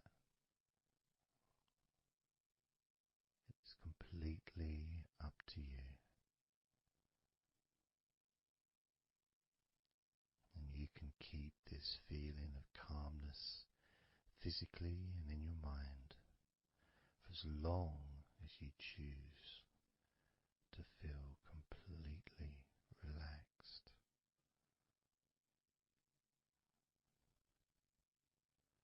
Completely relaxed. And I'd like you to make up your mind that you're going to relax.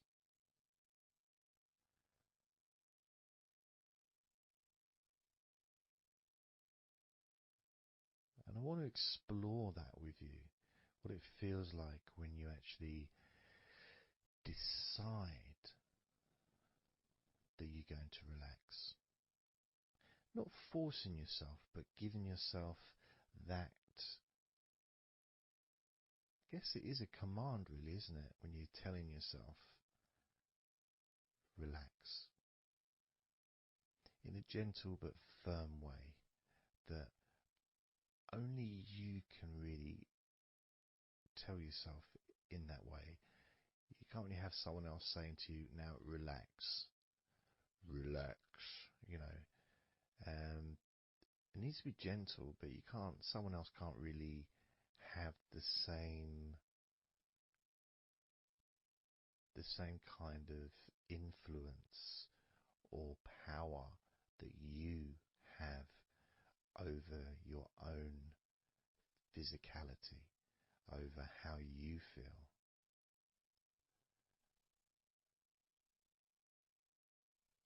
Because when you say it to yourself, it means more.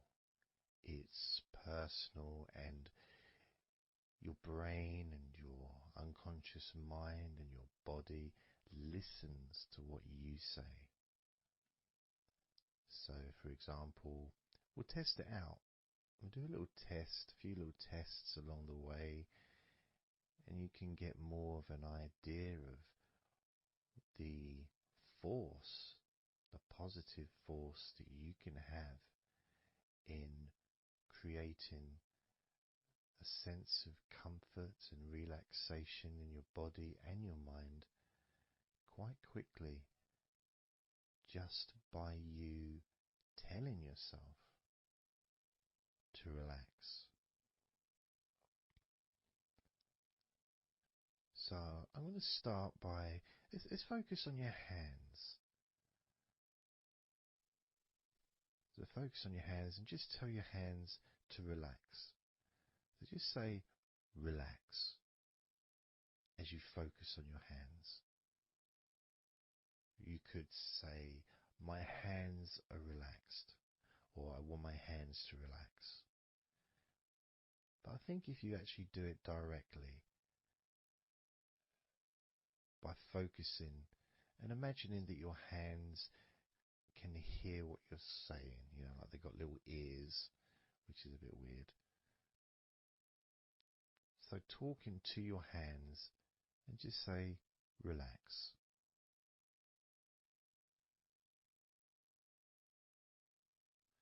Noticing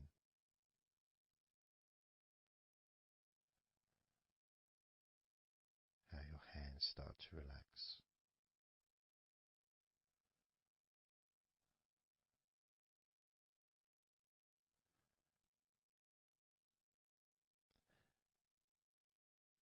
Now focus on your eyes and tell your eyes to relax. So you're just saying the same word, relax. And find the right tone for you. I might say relax, but you might say relax or relax. You might say it differently to yourself, and that's important for you to gauge what feels right for you. So just tell your eyes to relax whilst focusing on your eyes, your eyelids, the muscles around your eyes, your eyebrows, and just tell your eyes directly, relax now.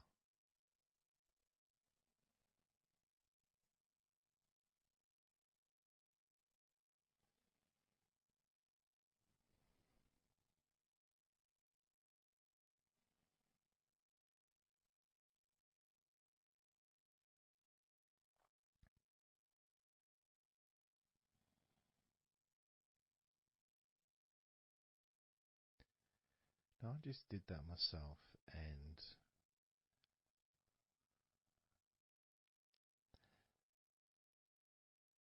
sometimes you may feel that you need a bit more time for the different parts to relax, because I start talking again and maybe that part hasn't relaxed fully. But what will happen is it will just continue to relax even though I'm talking. And that's happening with my eyes. Something else I noticed is when I started focusing on my eyes, they actually they got worse before they got better in a way. Sort of, I felt a degree of tension growing in my eyes and then disappearing.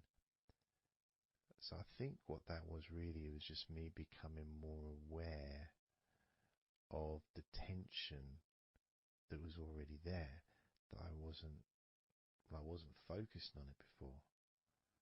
So I wasn't really acknowledging it or really conscious to those feelings.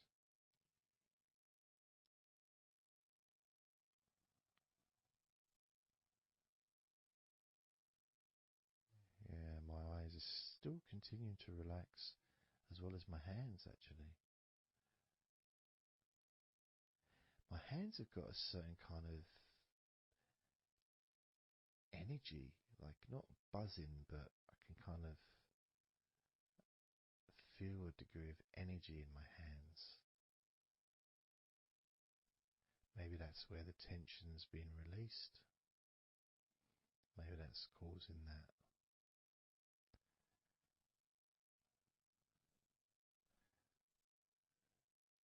The next part, I think we should focus on the back of the neck.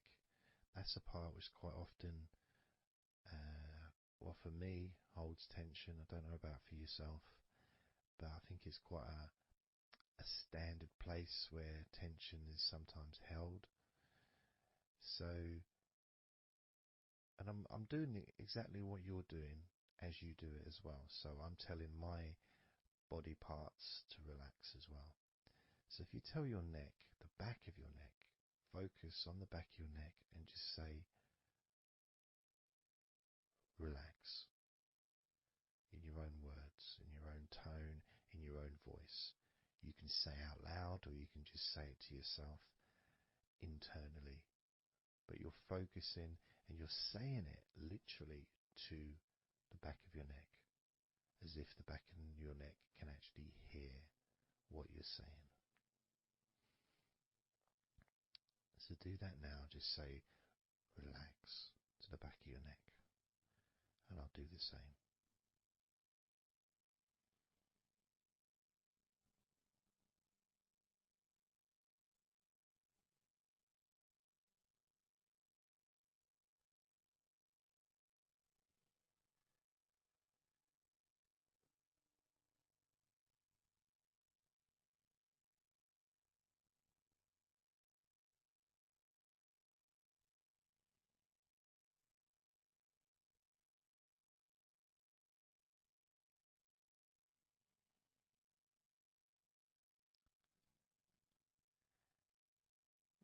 Now what I noticed, and you may have had a similar thing, is even though I was focusing on the back of my neck,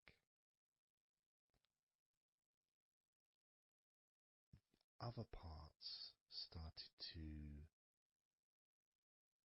I don't know, show themselves to me, or maybe because they want to be relaxed as well, but I started noticing the feelings in my shoulders, the tension in my shoulders and in my upper back.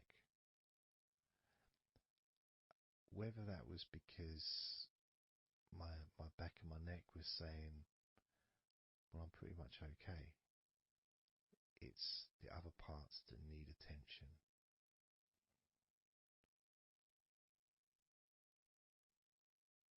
But my back of my neck is still relaxing. But I just became more aware of other parts that needed attention. Now this might happen, and it's not. It doesn't mean that it's going wrong. It just means you're being notified of more places that also want to feel relaxed. So I'm going to focus on my upper back. So you can do the same. Even if you don't have any feelings of tension that are obvious in your upper back, if you just focus on your back and the whole area from your shoulder blades down to the middle of your back, down your spine. I mean, with me, it's more the shoulder blades that are more, yeah, that's the parts that are really sort of giving me the nod that it needs relaxing. So I'm just going to ask that part to relax. And you can do the same now.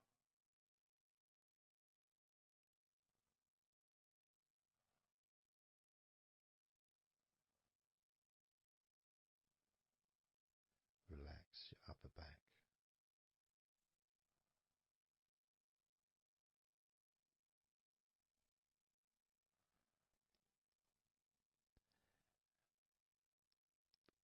Something strange happened there, and this often happens. I've been doing this for 16 years or something, and often, I don't know why I'm surprised, but amazed really that there can be a feeling.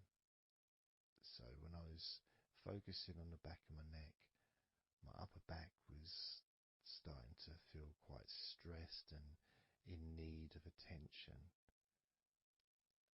as soon as I started talking to you about my upper back and talking about, getting ready to ask the upper back to relax, my upper back already started to relax. It's almost as if it doesn't need to hear the words, just needs the attention, just needs to be noticed.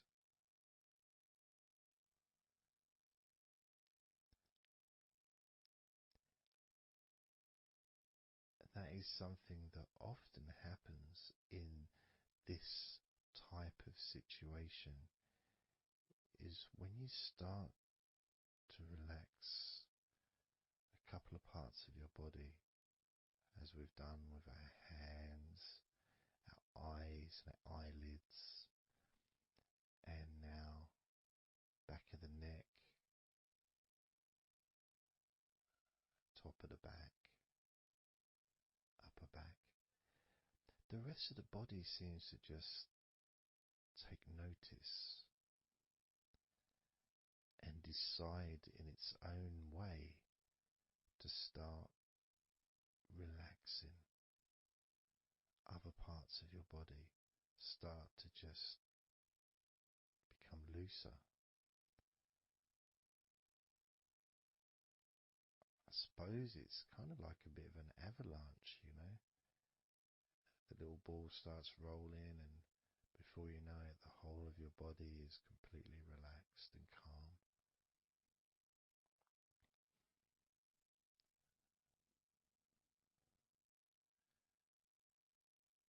And if you focus on your face,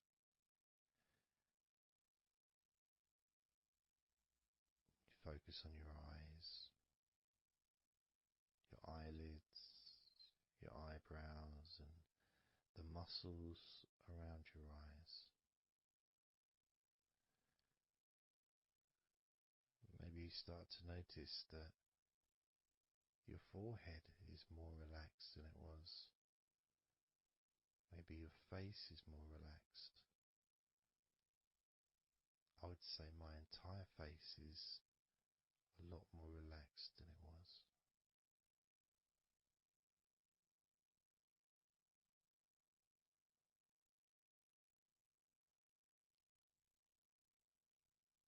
So we're going to focus now on your shoulders. Again, just like before, just tell your shoulders. I mean, you can do them individually. You can do right shoulder, left shoulder. I just generally do both at the same time. And just tell your shoulders as you focus on them in your mind. Focus on how they feel. Maybe you can see them in your mind's eye. And just tell your shoulders to relax.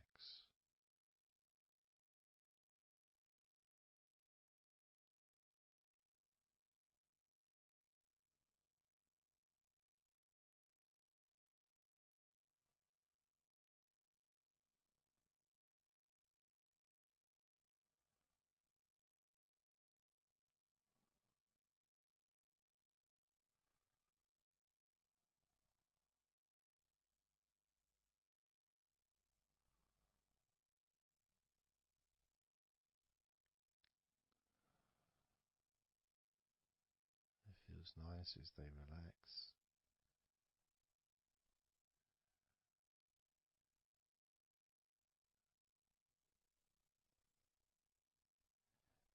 But I do notice, probably especially with my back,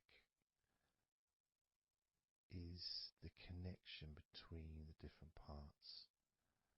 The back, the shoulders, the neck.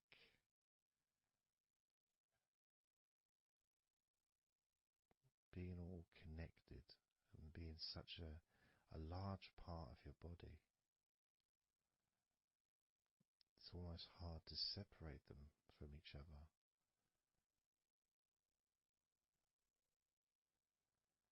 I mean, my lower back has started to relax on its own.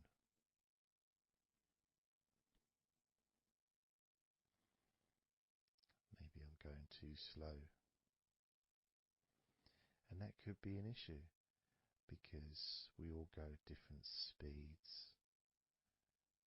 And the idea at the beginning of this recording was for you to be able to just say to yourself, relax.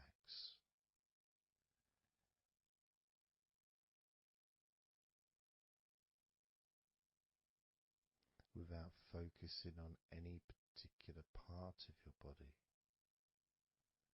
Because when you know that telling your hands to relax and your hands relax, you tell your eyelids and your eyes, the muscles around your eyes and your eyebrows to relax, and they relax.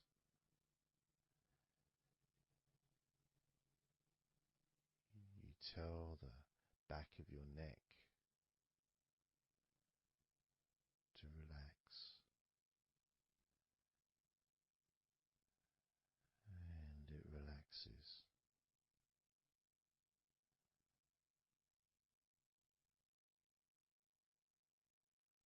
You tell your upper back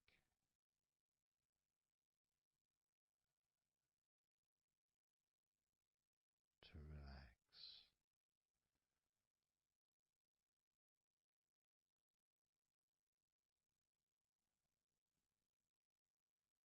and it relaxes.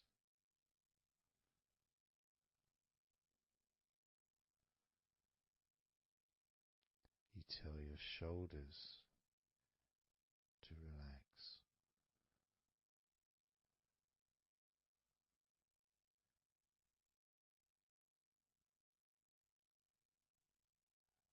and they relax.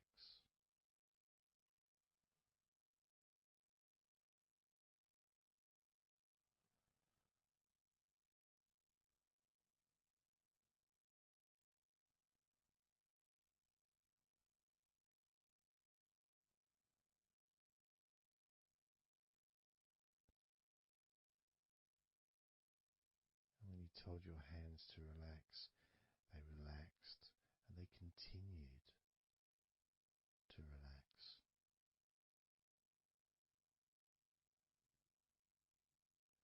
When you told your eyelids,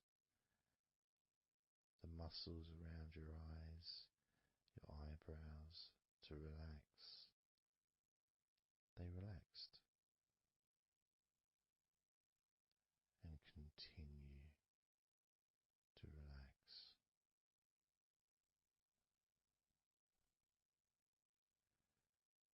When you told the back of your neck, focus on the back of your neck, and told it to relax. It relaxed and continued to relax.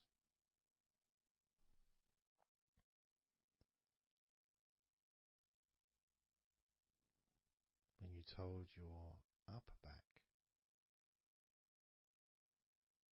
to relax, it relaxed and continued to relax.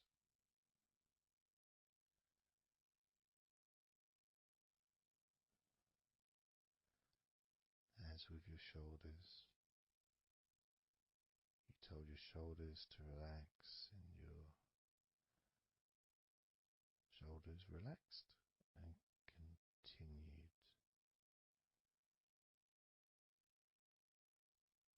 to relax.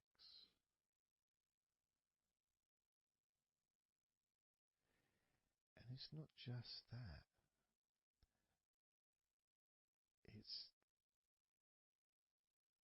that the rest of your body has also been listening, and that relaxation has been spreading. So from your eyes, the relaxation spread to your forehead, around your face, into your skin, jaw,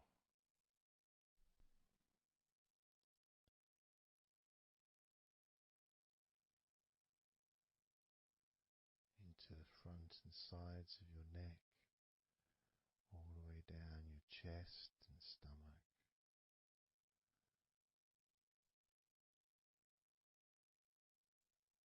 Your relaxed hands and shoulders meet up through your arms, relaxing. Your forearms, your upper arms, your elbows, your wrists. Letting go.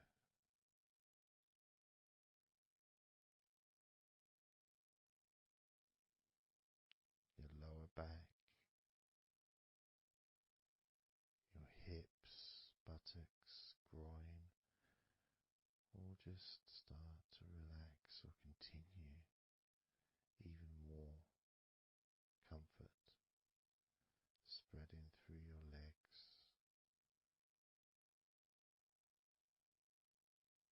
all the way down to your ankles,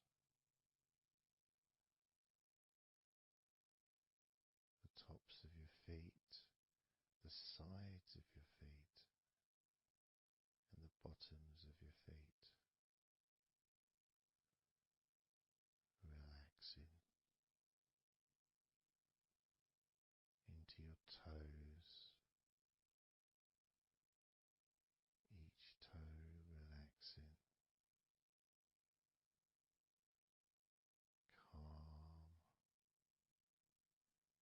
loose.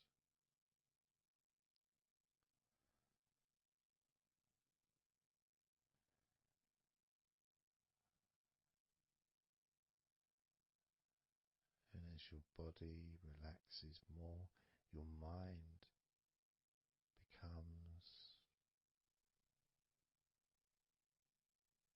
slower,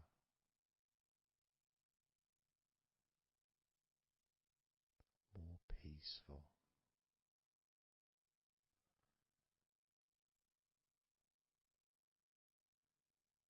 to the point where if you choose to fall asleep,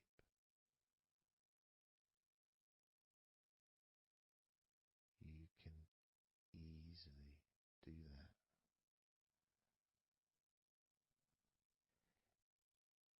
Easily drift away because there's nothing going on in your mind. Your brain is peaceful.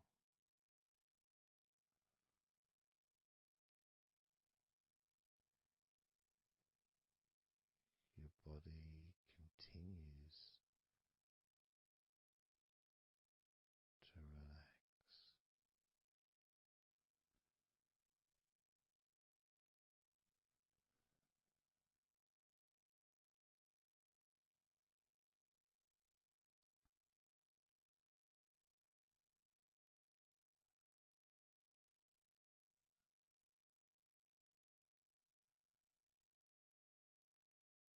And with that connection between your body relaxing and the word that you say to yourself, relax,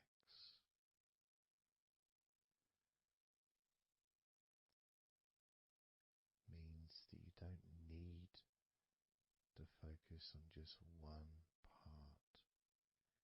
You can just focus on your entire body.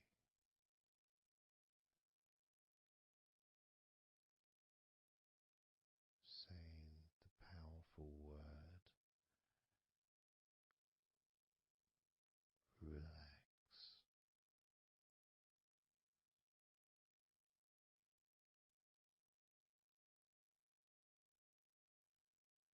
And observe those familiar sensations of comfort spreading throughout your body.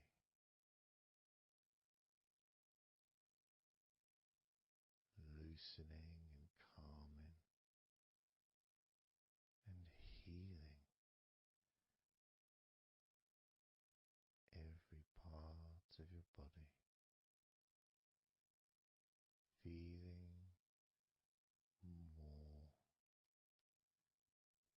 relaxed.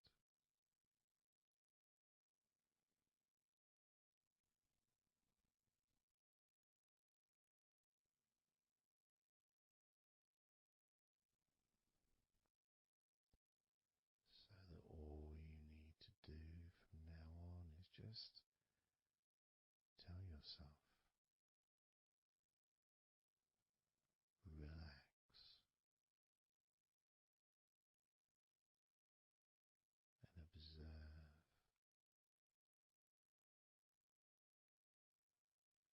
feeling completely comfortable and calm.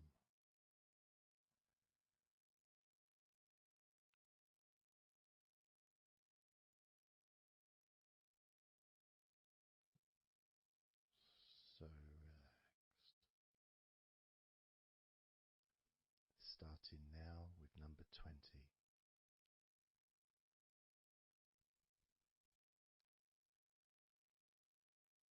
19.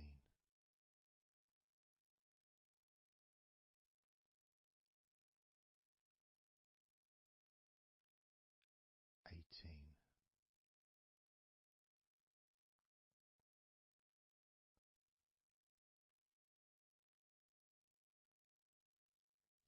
17.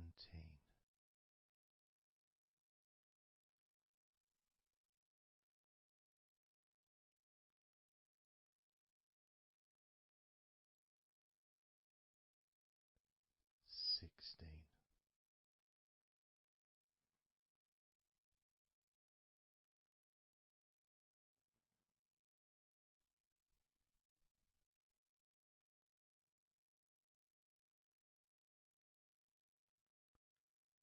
15.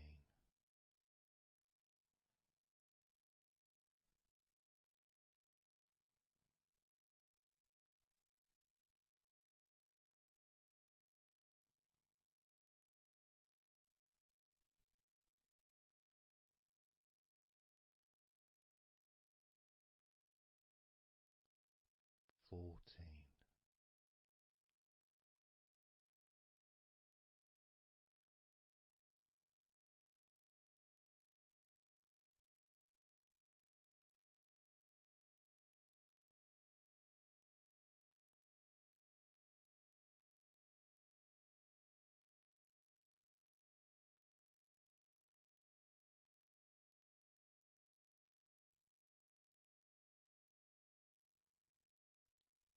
13.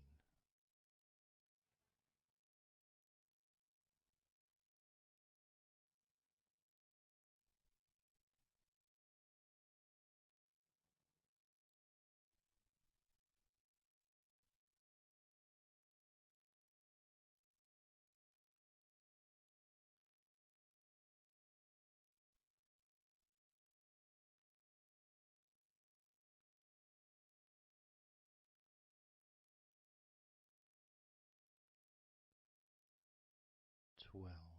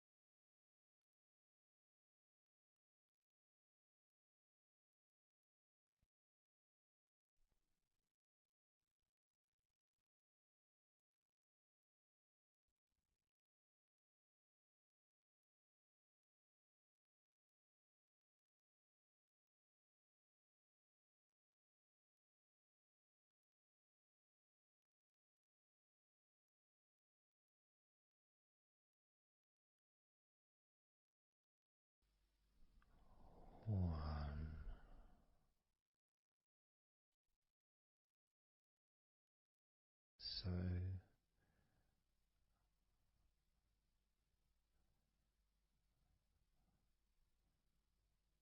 counting down from 10 to 1, 10, 9, 8, 7, 6, 5, 4, 3, 2, 1.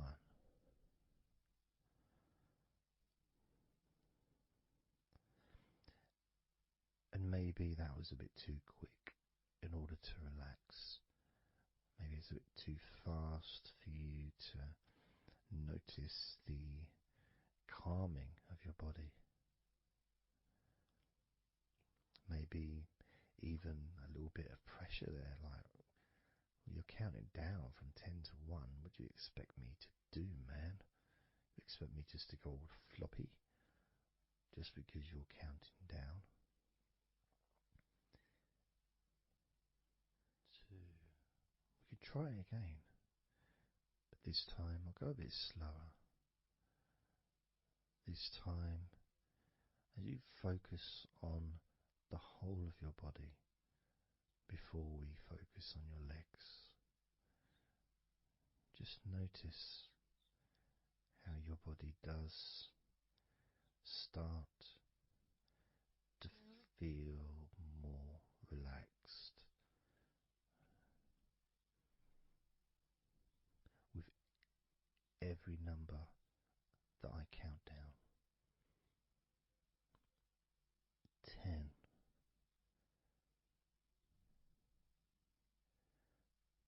9,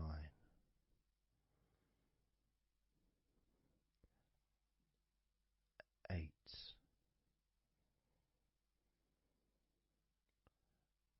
7,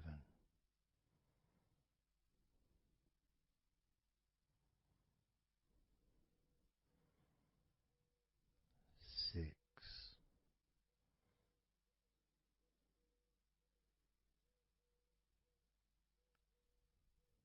5,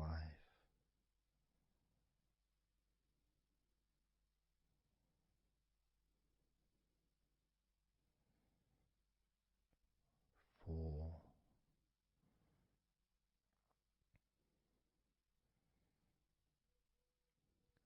3,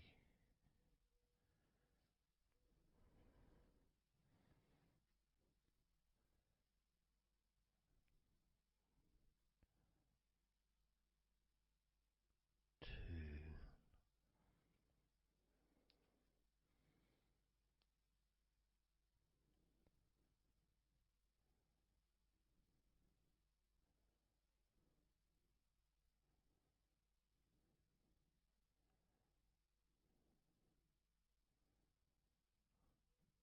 1.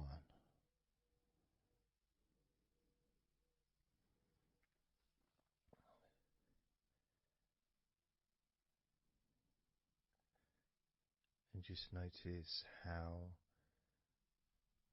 you feel generally, how your body feels.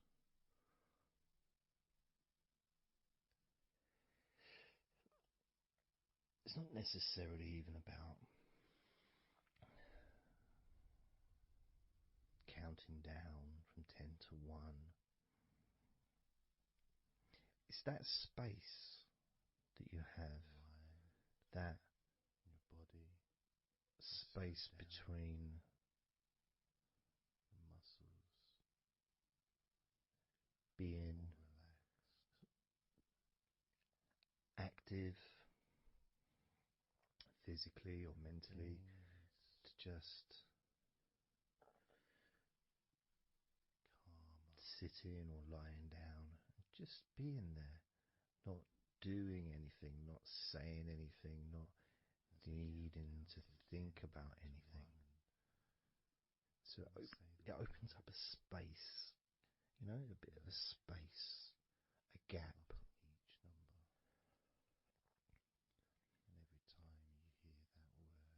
And the more I count down from 10 to 1, the bigger that gap comes.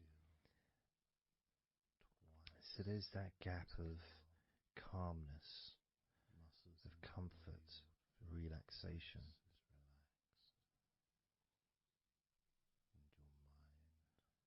It's a nice feeling.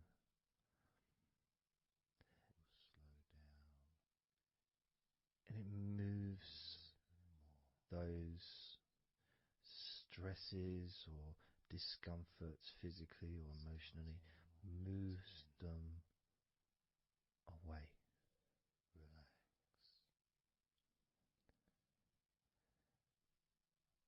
Allows you to just slow down. So I'm going to count again from 10 down to 1 and notice that gap widening. The gap. And as it widens, it's almost like the stress and attention falls into the gap.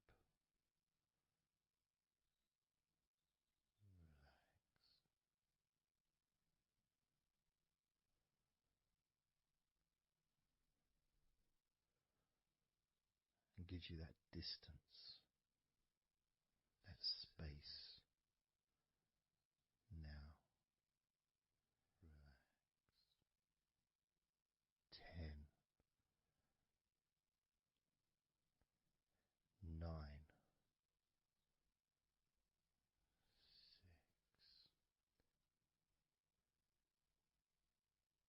8,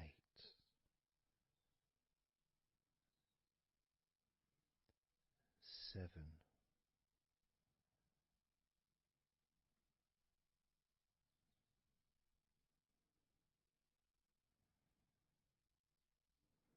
6,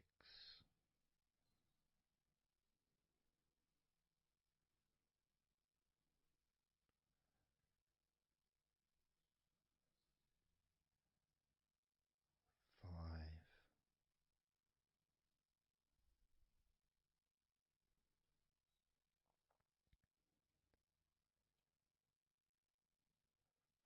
4,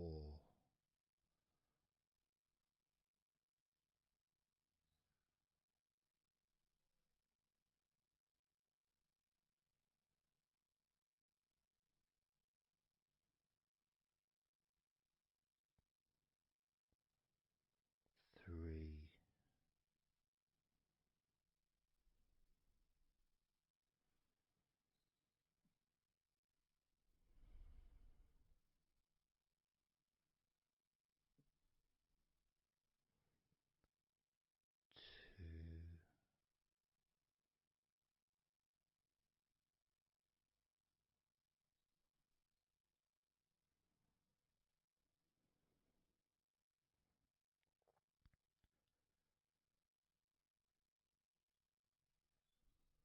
one.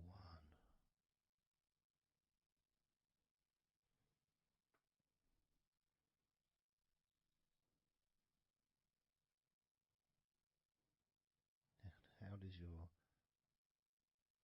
body feel now?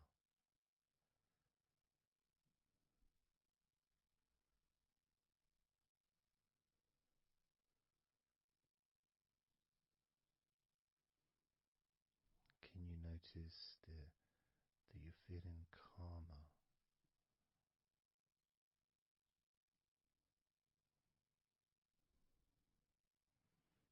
That you're feeling more relaxed?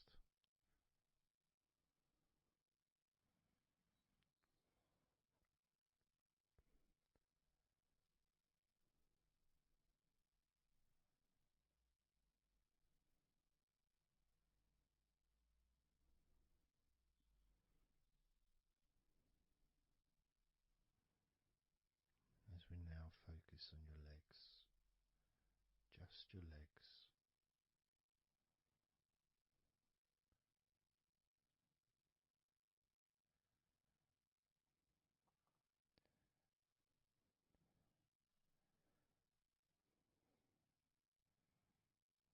We're just going to start with focusing on your thighs.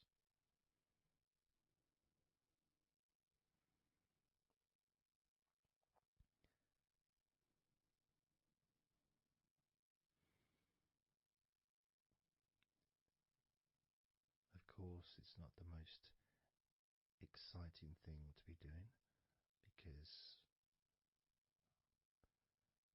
I'm sure, like most of your body, there's not a lot going on right now.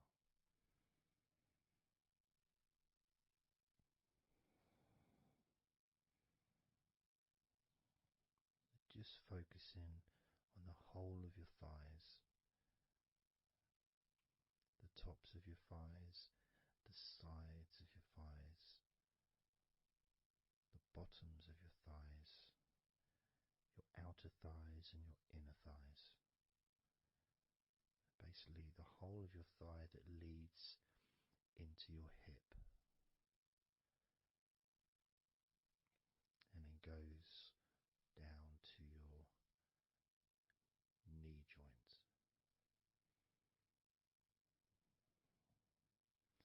Now, this is a big area. It's a very heavy area. It's very strong. Probably the strongest muscles in your body are in your thighs.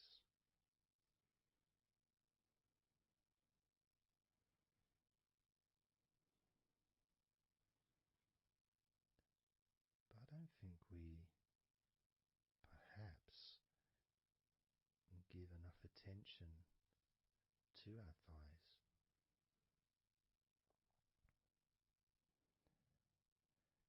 Perhaps we don't acknowledge how important our thighs are to our lives.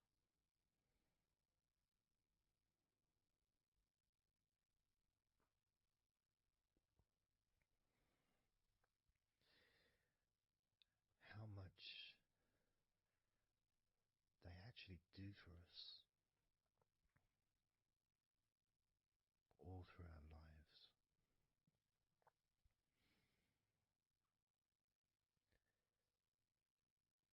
And it may sound really weird, but I think that all of our body parts, especially our thighs, need some TLC. A bit of love shown, a bit of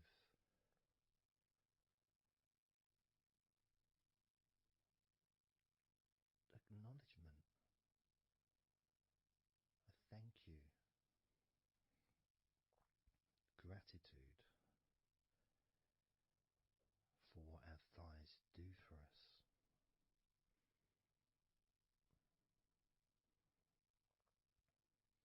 And I know this may sound a bit strange. Maybe you think, why am I? Surely I should be out in the garden hugging a tree or something. Well, it's hard to set a microphone up on a tree. That's why I'm doing this indoors, otherwise I would be outside hugging a tree. No, I can't see the television from the tree.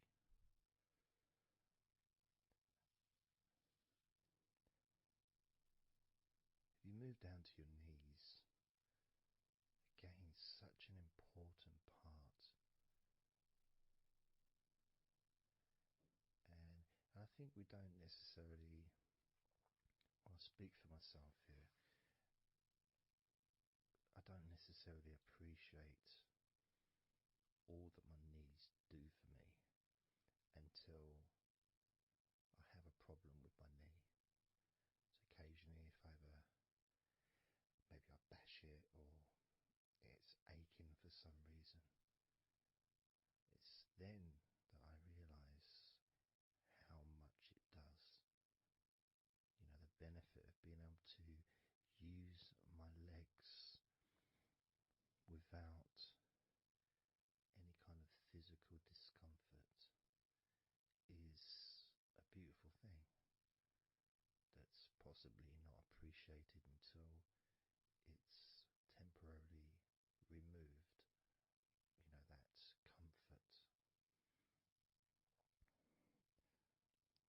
as you focus on your knees, regardless of how your knees feel, you can add that sense of gratitude and love to your knees for all that they do for you.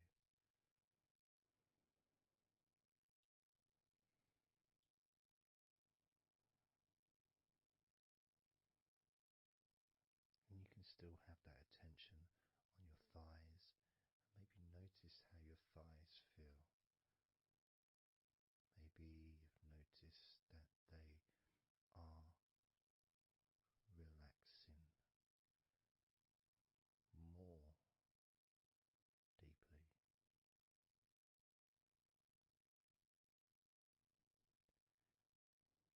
As you focus now on the bottoms of your legs, your shins and your calf muscles, the bones between your knees and your feet, incorporating, of course, your ankles. So important.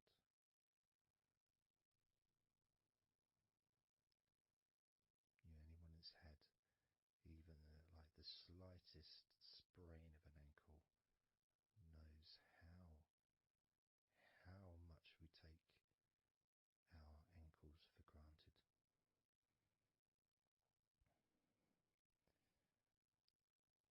And it's kind of strange in a way when you think that, logically our wrists are a lot thinner than the rest of our arms, which is okay, can't see any problem with that because we're just picking stuff up.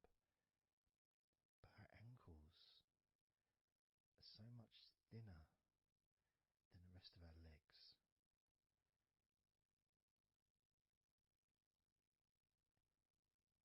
And from a physics perspective, or logical even, it doesn't really make sense that all this weight would ultimately be resting on your ankles, then leading to your feet. That thin area, thin bone, yet it does so much great work. Supports us, supports our body for a lifetime. Helps us to balance, helps you to get around and be mobile.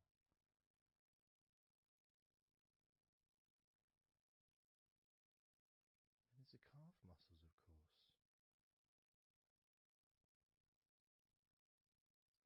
When I was younger, I couldn't see the point in calf muscles. It didn't seem to do anything.